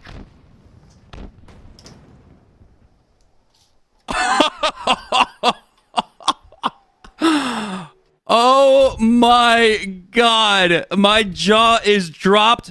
I'm speechless. I'm at a loss for words and brain cells. That was one of the most insane King of the Hill matches I have ever seen. Putnam City go up 3-0 in a match point, game point scenario where they're up 2-1 in the series. And Bosco Tech, that's one for the ages. That's what we were talking about earlier, Tugboat. That is why you play the game. That's why you compete.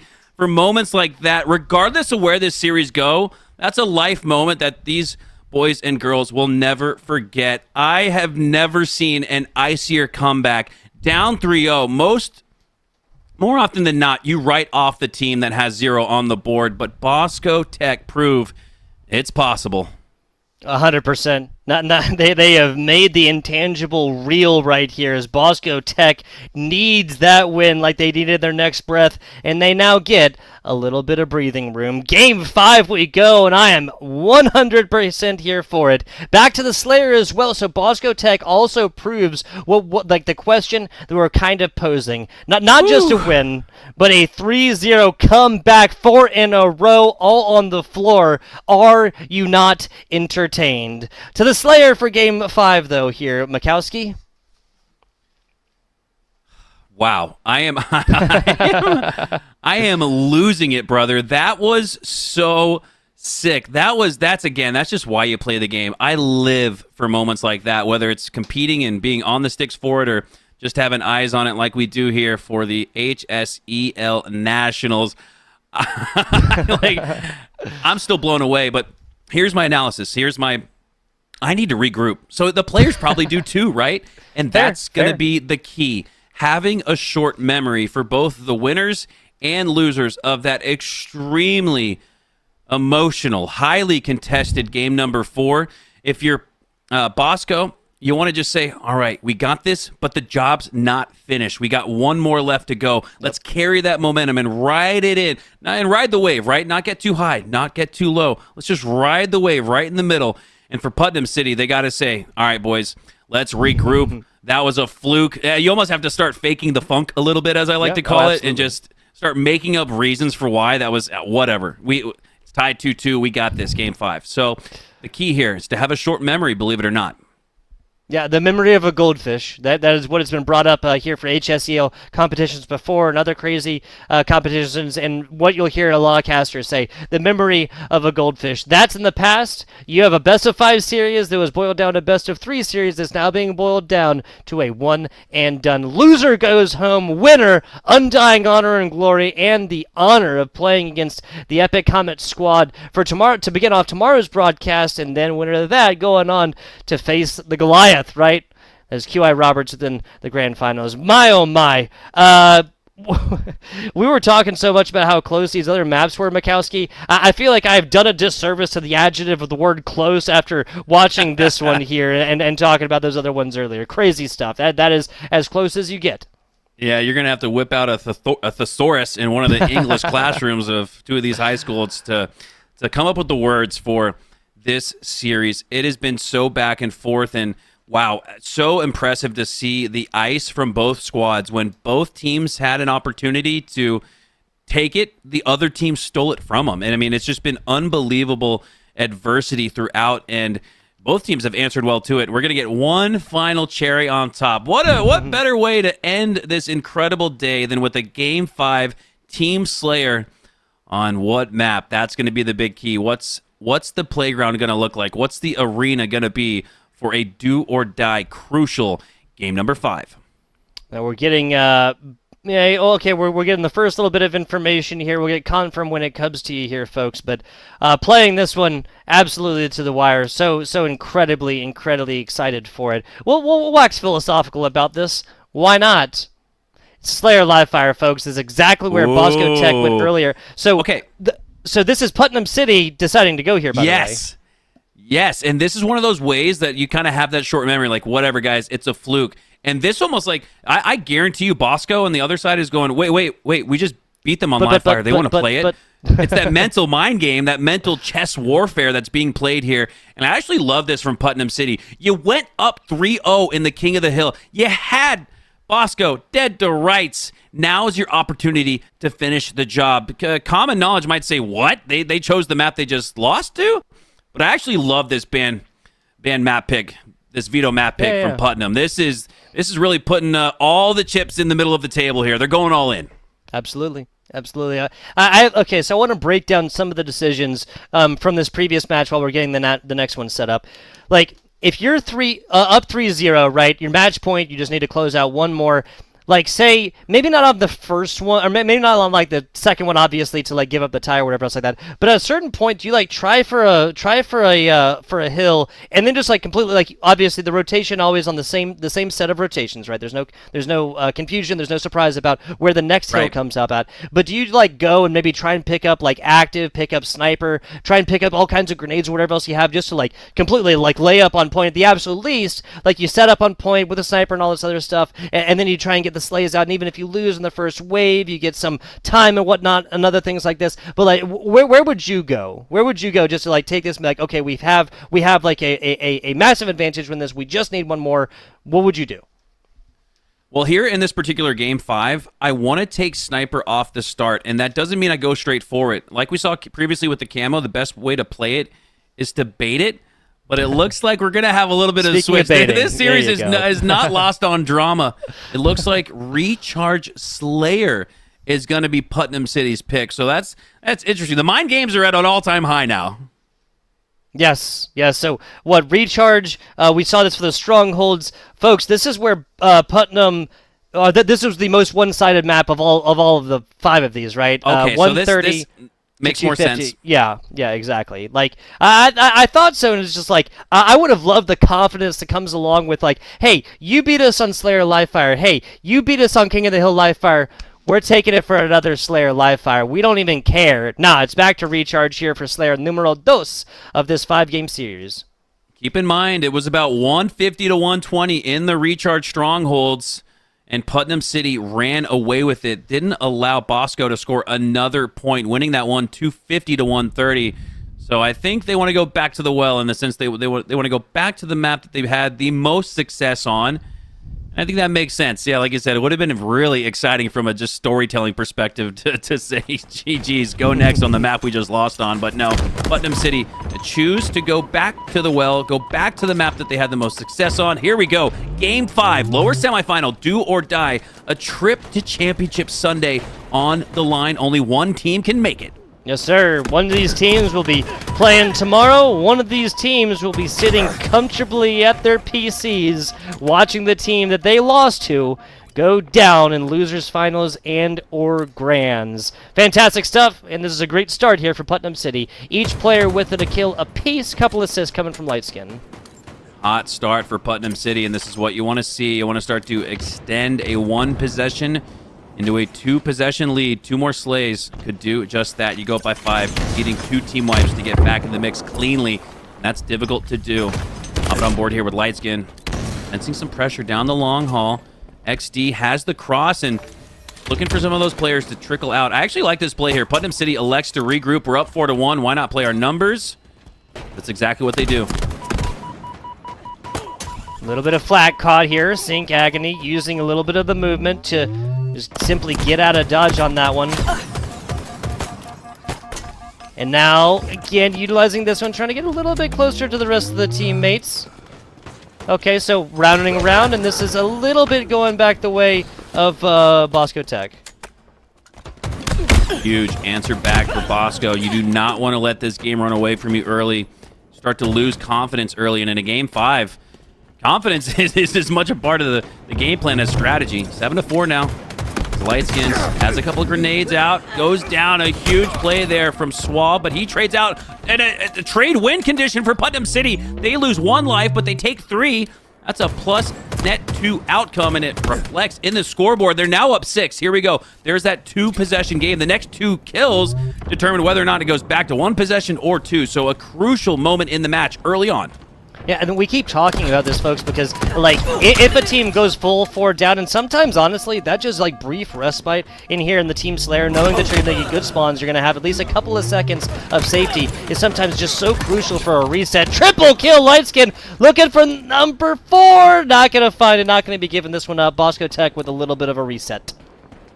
15-7 now. Putnam City are doubling up on the competition. It wasn't until later in that Strongholds recharge where we saw them start to run away with it, looking to do that a little bit earlier in the timeline here. 16-7 now, and they're looking at building a potential double-digit lead. It's not done. It's not over just yet, but Bosco have to get back on the board. This is a huge piv, and they win it. That was massive from Suave, but another example of Putnam City doing a great job to trade out.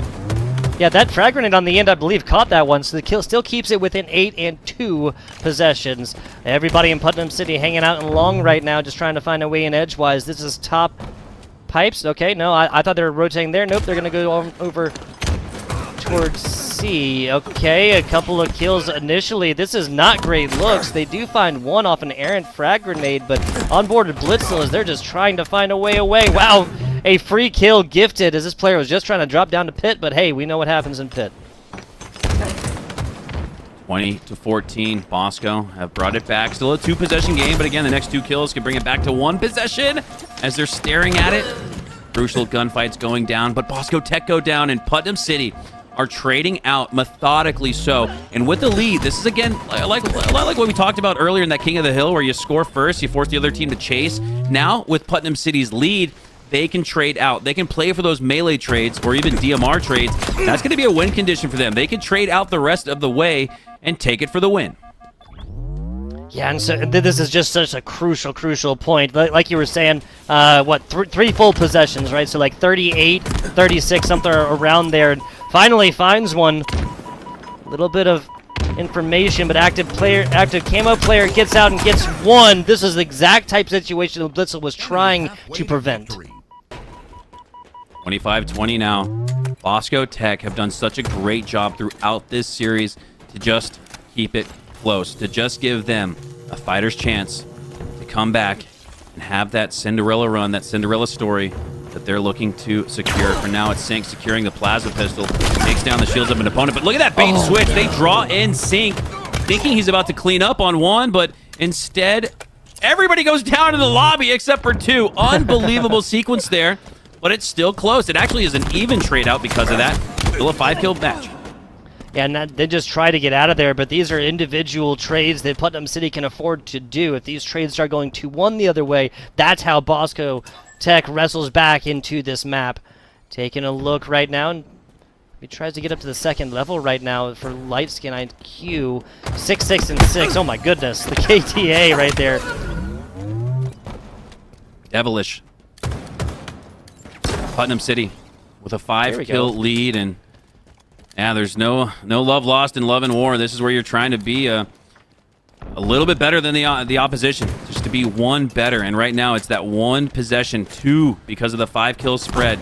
2 team wipes would be needed cleanly to get back in this one if you're Bosco Tech. But like we've seen from them before, they're up to the challenge. And look at that! In one fell swoop, 3 go down, and it's just a 3-kill game heading into the 30s. That's especially when trades are so advantageous to the team that's up by maybe 5, 6, or 7. And what a time for Bosco to bring it back to within 1 possession. Only 3 kills separating these 2 teams.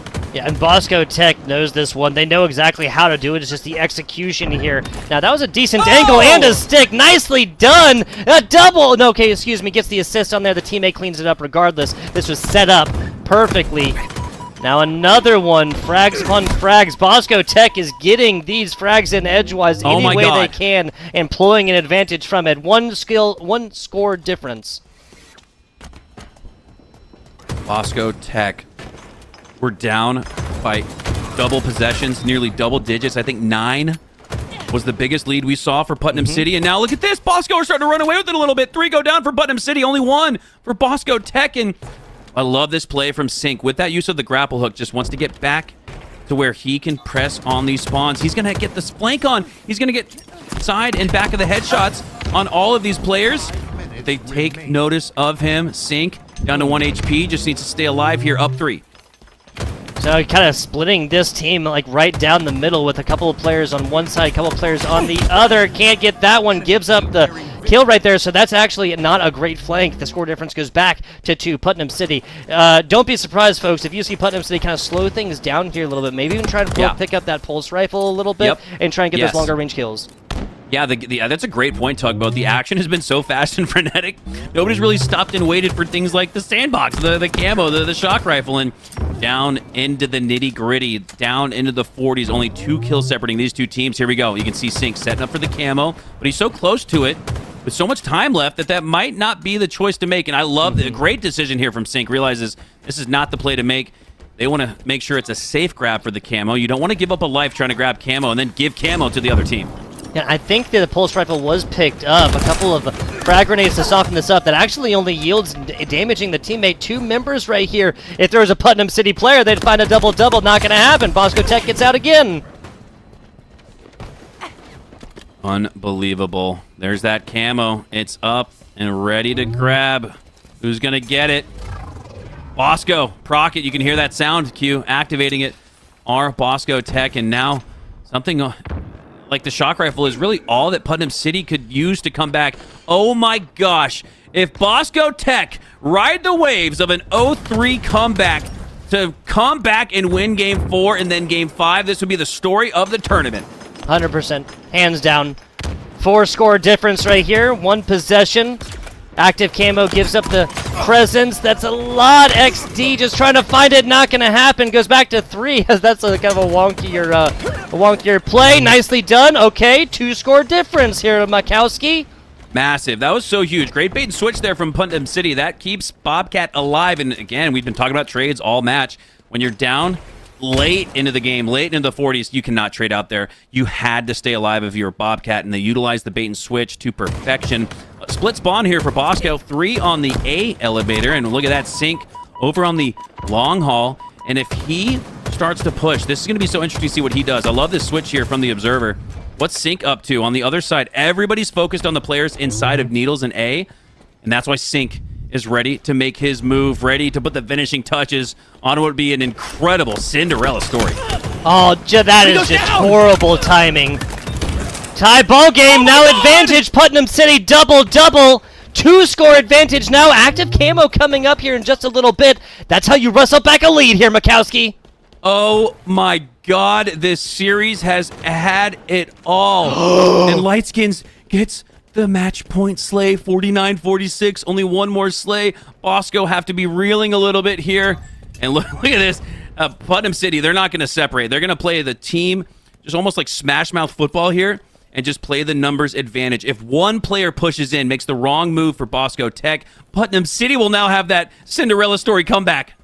And Sync on the flank and kind of like that opposite positioning here to try and get, again, that pincher movement, that pressure on inside. Now, there is a little bit of a Wayne edgewise, getting in damage, kind of peppering in and softening up these players here first. Player out. Oh no! Yeah, everybody knows that he's here, and so now he's gotten with the rest of his squad. All 4 members here, and it's just straight up from tower to top A. Now, Putnam City are so close together that a couple of good grenades here could actually pose a lot of trouble. That's bait. You do not want to push into that route screen. A potential remote detonation here. You can see the player potentially line up on those sticky grenades, shoot them down. Bosco have camo. Bosco have the flank. That's it. But Putnam have the win. Unbelievable endgame finish as Putnam City ice up ultimately and take this series. They'll move on to Championship Sunday. Wow, what a series.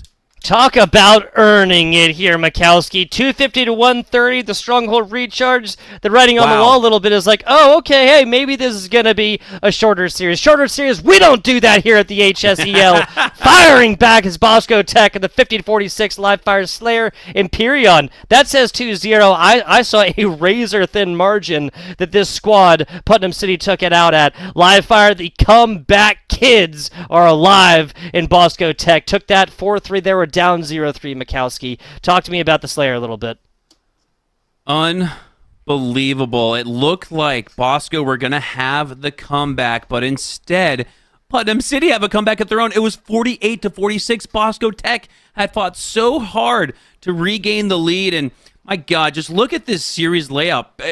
You know what? Every single game felt back and forth. Every single moment within every single game felt back and forth, and I can't think of a better series layout that reflects that. Look at that. Blue, red, blue, ultimately for a Game 5 victory on Recharge Slayer. That was a series of Halo competition. Way to go from everybody in that.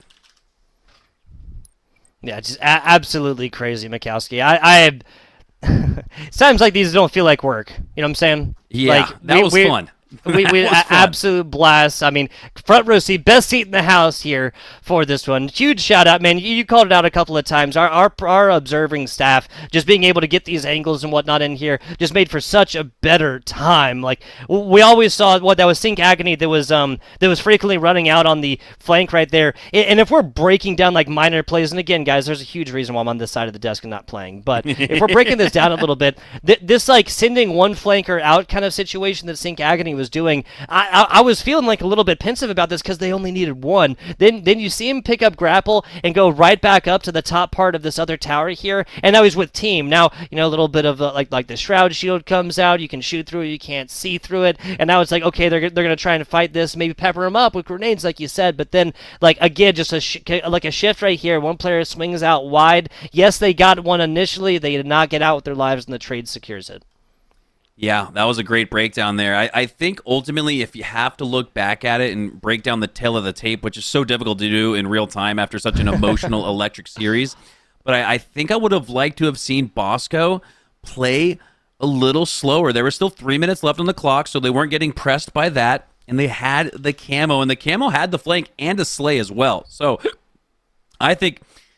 it's hard to break down again. It's a lot easier said than done. It's a lot easier when you're on this side of the competition just talking about it. But, man, that was an incredible series. And you got to give credit ultimately to Putnam City for sticking to their guns, sticking to that positioning where they said, all right, boys, lock arms at the back of A. And that's the lockdown location, ironically, is what it's called on Recharge because it's so difficult to break through that. And the boys stuck to their guns, got the win because of it. Huge ups to Bosco. That was a incredible series, incredible comeback, but even bigger ups to Putnam City for taking it. That was, like I said, I have the privilege to cast some of the highest level Halo competition in the world. And that might have been one of my favorite series ever. So, I mean, it just goes to show that's why you get juiced up for any level of Halo competition, because the game it's chess with weaponry, right? It's so much fun regardless of the level of play. And here we saw a level of play that was right at the very top.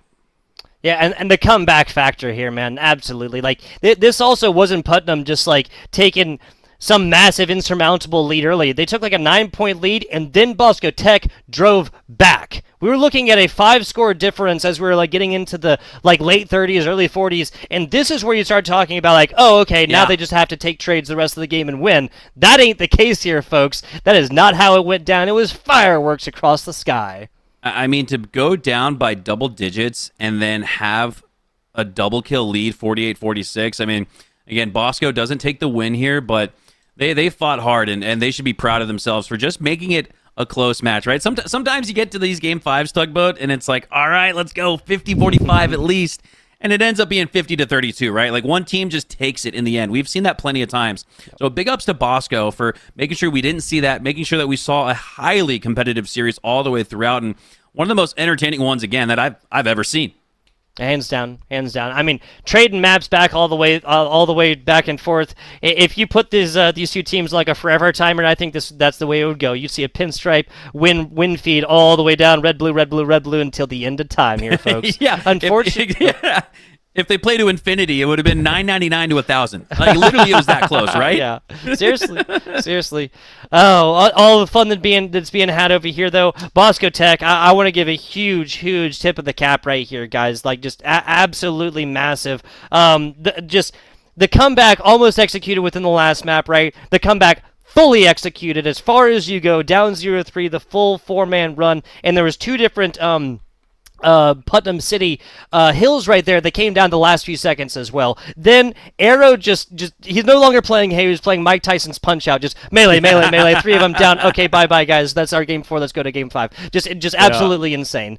Now guys, we are going to get a little interview action set up here for one of our Putnam City players after a Pirate Squad does something like that and goes on an absolute tear. I think both of us would be placed under arrest if we did not interview somebody from that team. What an amazing interview. Our guys are setting this one up behind the scenes, but obviously we are reaching towards the end of our broadcast here on the day, and I want to talk a little bit more about the High School Esports League. The High School Esports League, and first and foremost, before I actually even get into the read, this is a league that's been around for like a while. This predates like a lot of like formal esports competitions that are alive and thriving as of right now. High School Esports League offers thrilling competitions and a chance to connect with other passionate gamers nationwide. And that says nationwide, but I'm pretty sure there are HSEL members that are in Canada as well. That makes this an international competition. Whether you're a seasoned veteran or new to gaming, HSEL is your gateway to the world of esports. Discover your true potential and join the #1 High School Esports League today.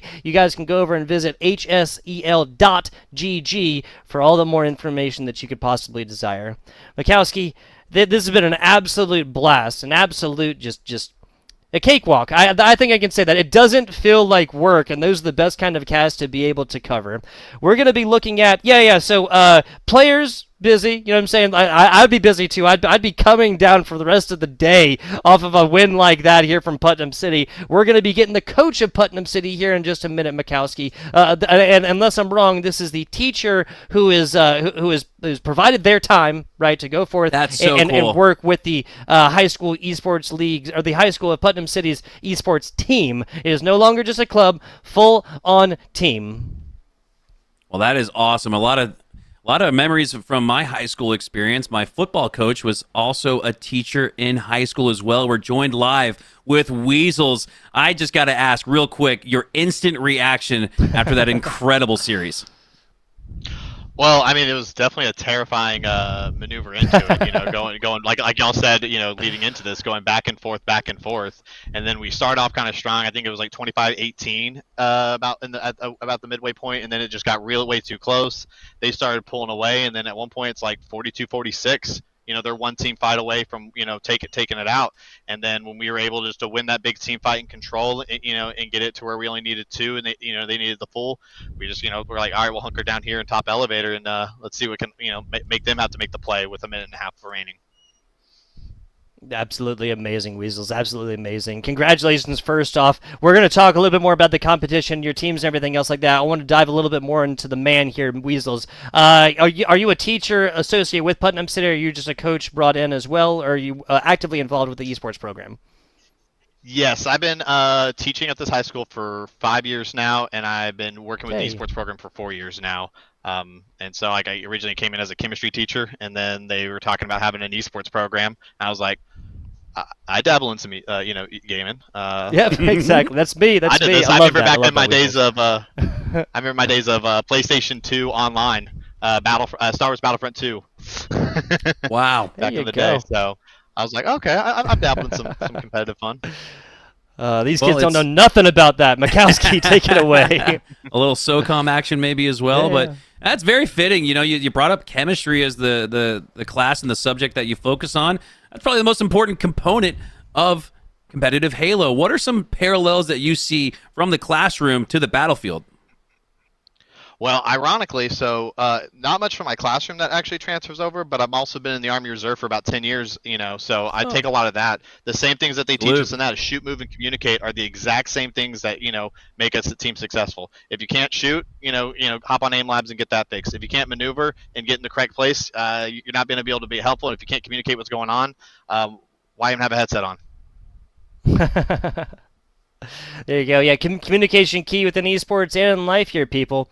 Weasels, I see a little shelf with a couple items on their back behind you, my friend. I want you to talk to me a little bit about some of those trophies and what your esports program has done the last 4 years, and maybe what they've been doing today outside of Halo. So yeah, our program, we've been going about 4 years. We compete in the Oklahoma Esports League, OESL. It's one of 3 state leagues. So we try to compete in all of them, and so some of the trophies on there, we've got everything from Valorant, Rainbow Six Siege, obviously, Fortnite, Halo, Rocket League. Just like too many to count, to be honest. I actually have to extend the shelf because I got about 6 in front of me from this season that I need to find a home for. I love that. Man's got to build this shelf up here. Mikowski. Yeah. Man, this was unbelievably fun to watch. What's your experience like as a coach? Do you guys do things like VOD reviews? Do you work on things like communication? We talked about one of the key components alongside chemistry is small talk, communication. Not calling out so much what the other team is doing, but speaking internally what you want to do on the map. How does communication work through, and how do you prepare ultimately for something like this? So there's a lot of techniques that you can do, but the biggest thing is getting them to if you have a team of 4 Halo players, you need to get them integrated with each other almost on a friend level. That's why I manage our Discord where they all have their role, they're in there. I kind of don't like it when they have a group chat instead. It's like, no, use this so I can track that y'all are communicating. We our class butts up with lunch, and so sometimes we're in here during lunchtime. They'll go grab lunch right at the start of class, and then they'll come in, sit down, eat, and work. And sometimes pull up on the big screen some VOD review when we need it, or hit up. We have one of our players from last year who's on the varsity team for University of Oklahoma, and he'll hop on the call and kind of help out. Wow. So it's all about using the community and building around that and making them want to do well, not just for themselves but the guys next to them. I love that so much. There's so much to be said for being friends outside of the game, creating memories outside of the game, because when it comes down to 48-46 and you're down by 2, those moments play out in real life. You just fight a little bit harder for your brother or sister when you have that level of compassion for one another and that chemistry, that companionship. So that is so cool to hear. Weasels, I want to again say thank you so much for not only coaching and being a part of the HSEL, but your participation in the armed forces as well. We had Memorial Day the other day, and just cannot say enough about the respect that we have for our armed men and armed services men and women. Well, thank you. Yeah, Memorial Day being for the fallen means something. Absolutely. Absolutely. Weasels, reaching towards the end of this interview, as we all know, and I'm sure you instill within your players, no accomplishments that we create as a team are done solo dolo. Sir, do you have any shout-outs? Of course, I got to shout out to all the players: Jalen Pratcher, Terrence Wilson, Ryan Wall, and Hayden Chong for putting the work in. This is their first year actually playing Halo ever, so making them do that to get to this level is incredible. And then our principal Tammy Taylor supports us even whenever sometimes we don't have the support coming from other parts of our district. Absolutely love that. Absolutely love that. Now I understand that you have a Rainbow Six team in the lower finals right now. Is that correct? Yes, yeah, we played in the upper finals today against Evergreen, and sadly lost 2-1. It's never fun to be on the side of that after 3.5 hours of siege, but we're looking forward to coming in playing that as well tomorrow at noon, I think, Central Time. Yes, sir. Yes, sir. So, congratulations to your Halo team getting this far. Congratulations to your Rainbow Six team getting this far as well. A huge shout out to you, sir, as a coach, like providing these young people the methods with which they can go forth and succeed. Now, we're with enough positivity. I'm going to leave you a little bit of space here. Do you have anything that you would like to say? Maybe at one of our two teams left, Epic Charters or QIR, or both of them, perhaps. No, I'm not into that kind of thing. Ironically, Okay, Epic, we play each other a lot since they're also in Oklahoma. I know Omega Row. We've talked off and on. We played them in anything from Call of Duty to Fortnite in a different state league as well. So, and then us in QI have a long history about battling it out. I mean, I just rebuilt this team this year though, so they've been blending up our nose a little bit, especially after they beat us in the Nationals last year. Very true. Very true. Hey, congratulations on getting there. Let's hope to see that again. Love it. Everybody, there's Weasels here with the Putnam City Pirates, coach, teacher, chemistry teacher, correct? Right? Yes. That's why I first started chemistry teacher, coach, love it. Absolutely love it. Weasels, well, we hope to see your squad go forth and succeed tomorrow. Congratulations on getting this so far, sir. Thank you guys for all your hard work, too. Yeah, your streams have been enjoyable to watch afterwards. I can't wait to watch this one. Very much appreciate that. Very much appreciate that. I like to think we say some cool stuff sometimes. That'll be a fun VOD to go back with a little. It's 5:30 Central Standard Time. You get a little dinner and fire up a movie that was that series. Take care, Weasels, and best of luck tomorrow. We can't wait to see you guys compete again. All right, can't wait for it. Thank you, guys. Yes, sir. Yes, sir. Everybody, this has been Weasels over here with the Putnam City Pirates. Coach of the squad that was just trading games all the way through. It was a 3-2 victory at the barest of margins. That is going to be it, though, for right now. For today. For today, we, of course, have lower finals and grand finals, plus the possibility that bracket reset, Mikowski. Yeah, it's super possible. I love that interview with Weasels. That was so cool. Yeah. And it really resonated with me when he said, I have a group chat, or excuse me, I have a Discord for all of us to speak and interact and engage with each other as a community. I hate when they have little group chats off to the side where they talk. Dude, that blew me away, because when I was managing a top 8 Halo team in the world, I felt the same way. I tried to keep everybody in the Discord to keep the chemistry strong and to keep the comms clear, transparent, and out there in the open for everybody to be a part of. So he said so much that I related to back when I was a part of the HCS as a coach and manager. So that was really cool to hear that, again, regardless of level of competition, whether it's the high school esports league or the Halo Championship Series with the best players in the entire world, it's all one and the same. A very good point. Very good point. And hey, we've been talking about generational esports talent today. We might be watching some HCS players of the morrow, as it is. And speaking of tomorrow, that is going to be about it here on the day. I would say I'm heartbroken at the end of the broadcast, but guys, we got plenty more Halo to go down tomorrow. Very much appreciate everybody for tuning in. I'm FBI Tugboat Mikowski. Do you have anything else for the good people before we bid them adieu for the day and then return tomorrow, same time, same channel? Come through tomorrow. The games were great today. They're going to be even better tomorrow. The stakes get even higher. So I am thrilled and ready for day 3. Championship Sunday. Here we go. Can't wait. Yes, sir. Yes, sir. Championship Sunday. It's going to go down here. Tune in tomorrow, guys. We appreciate you watching for now.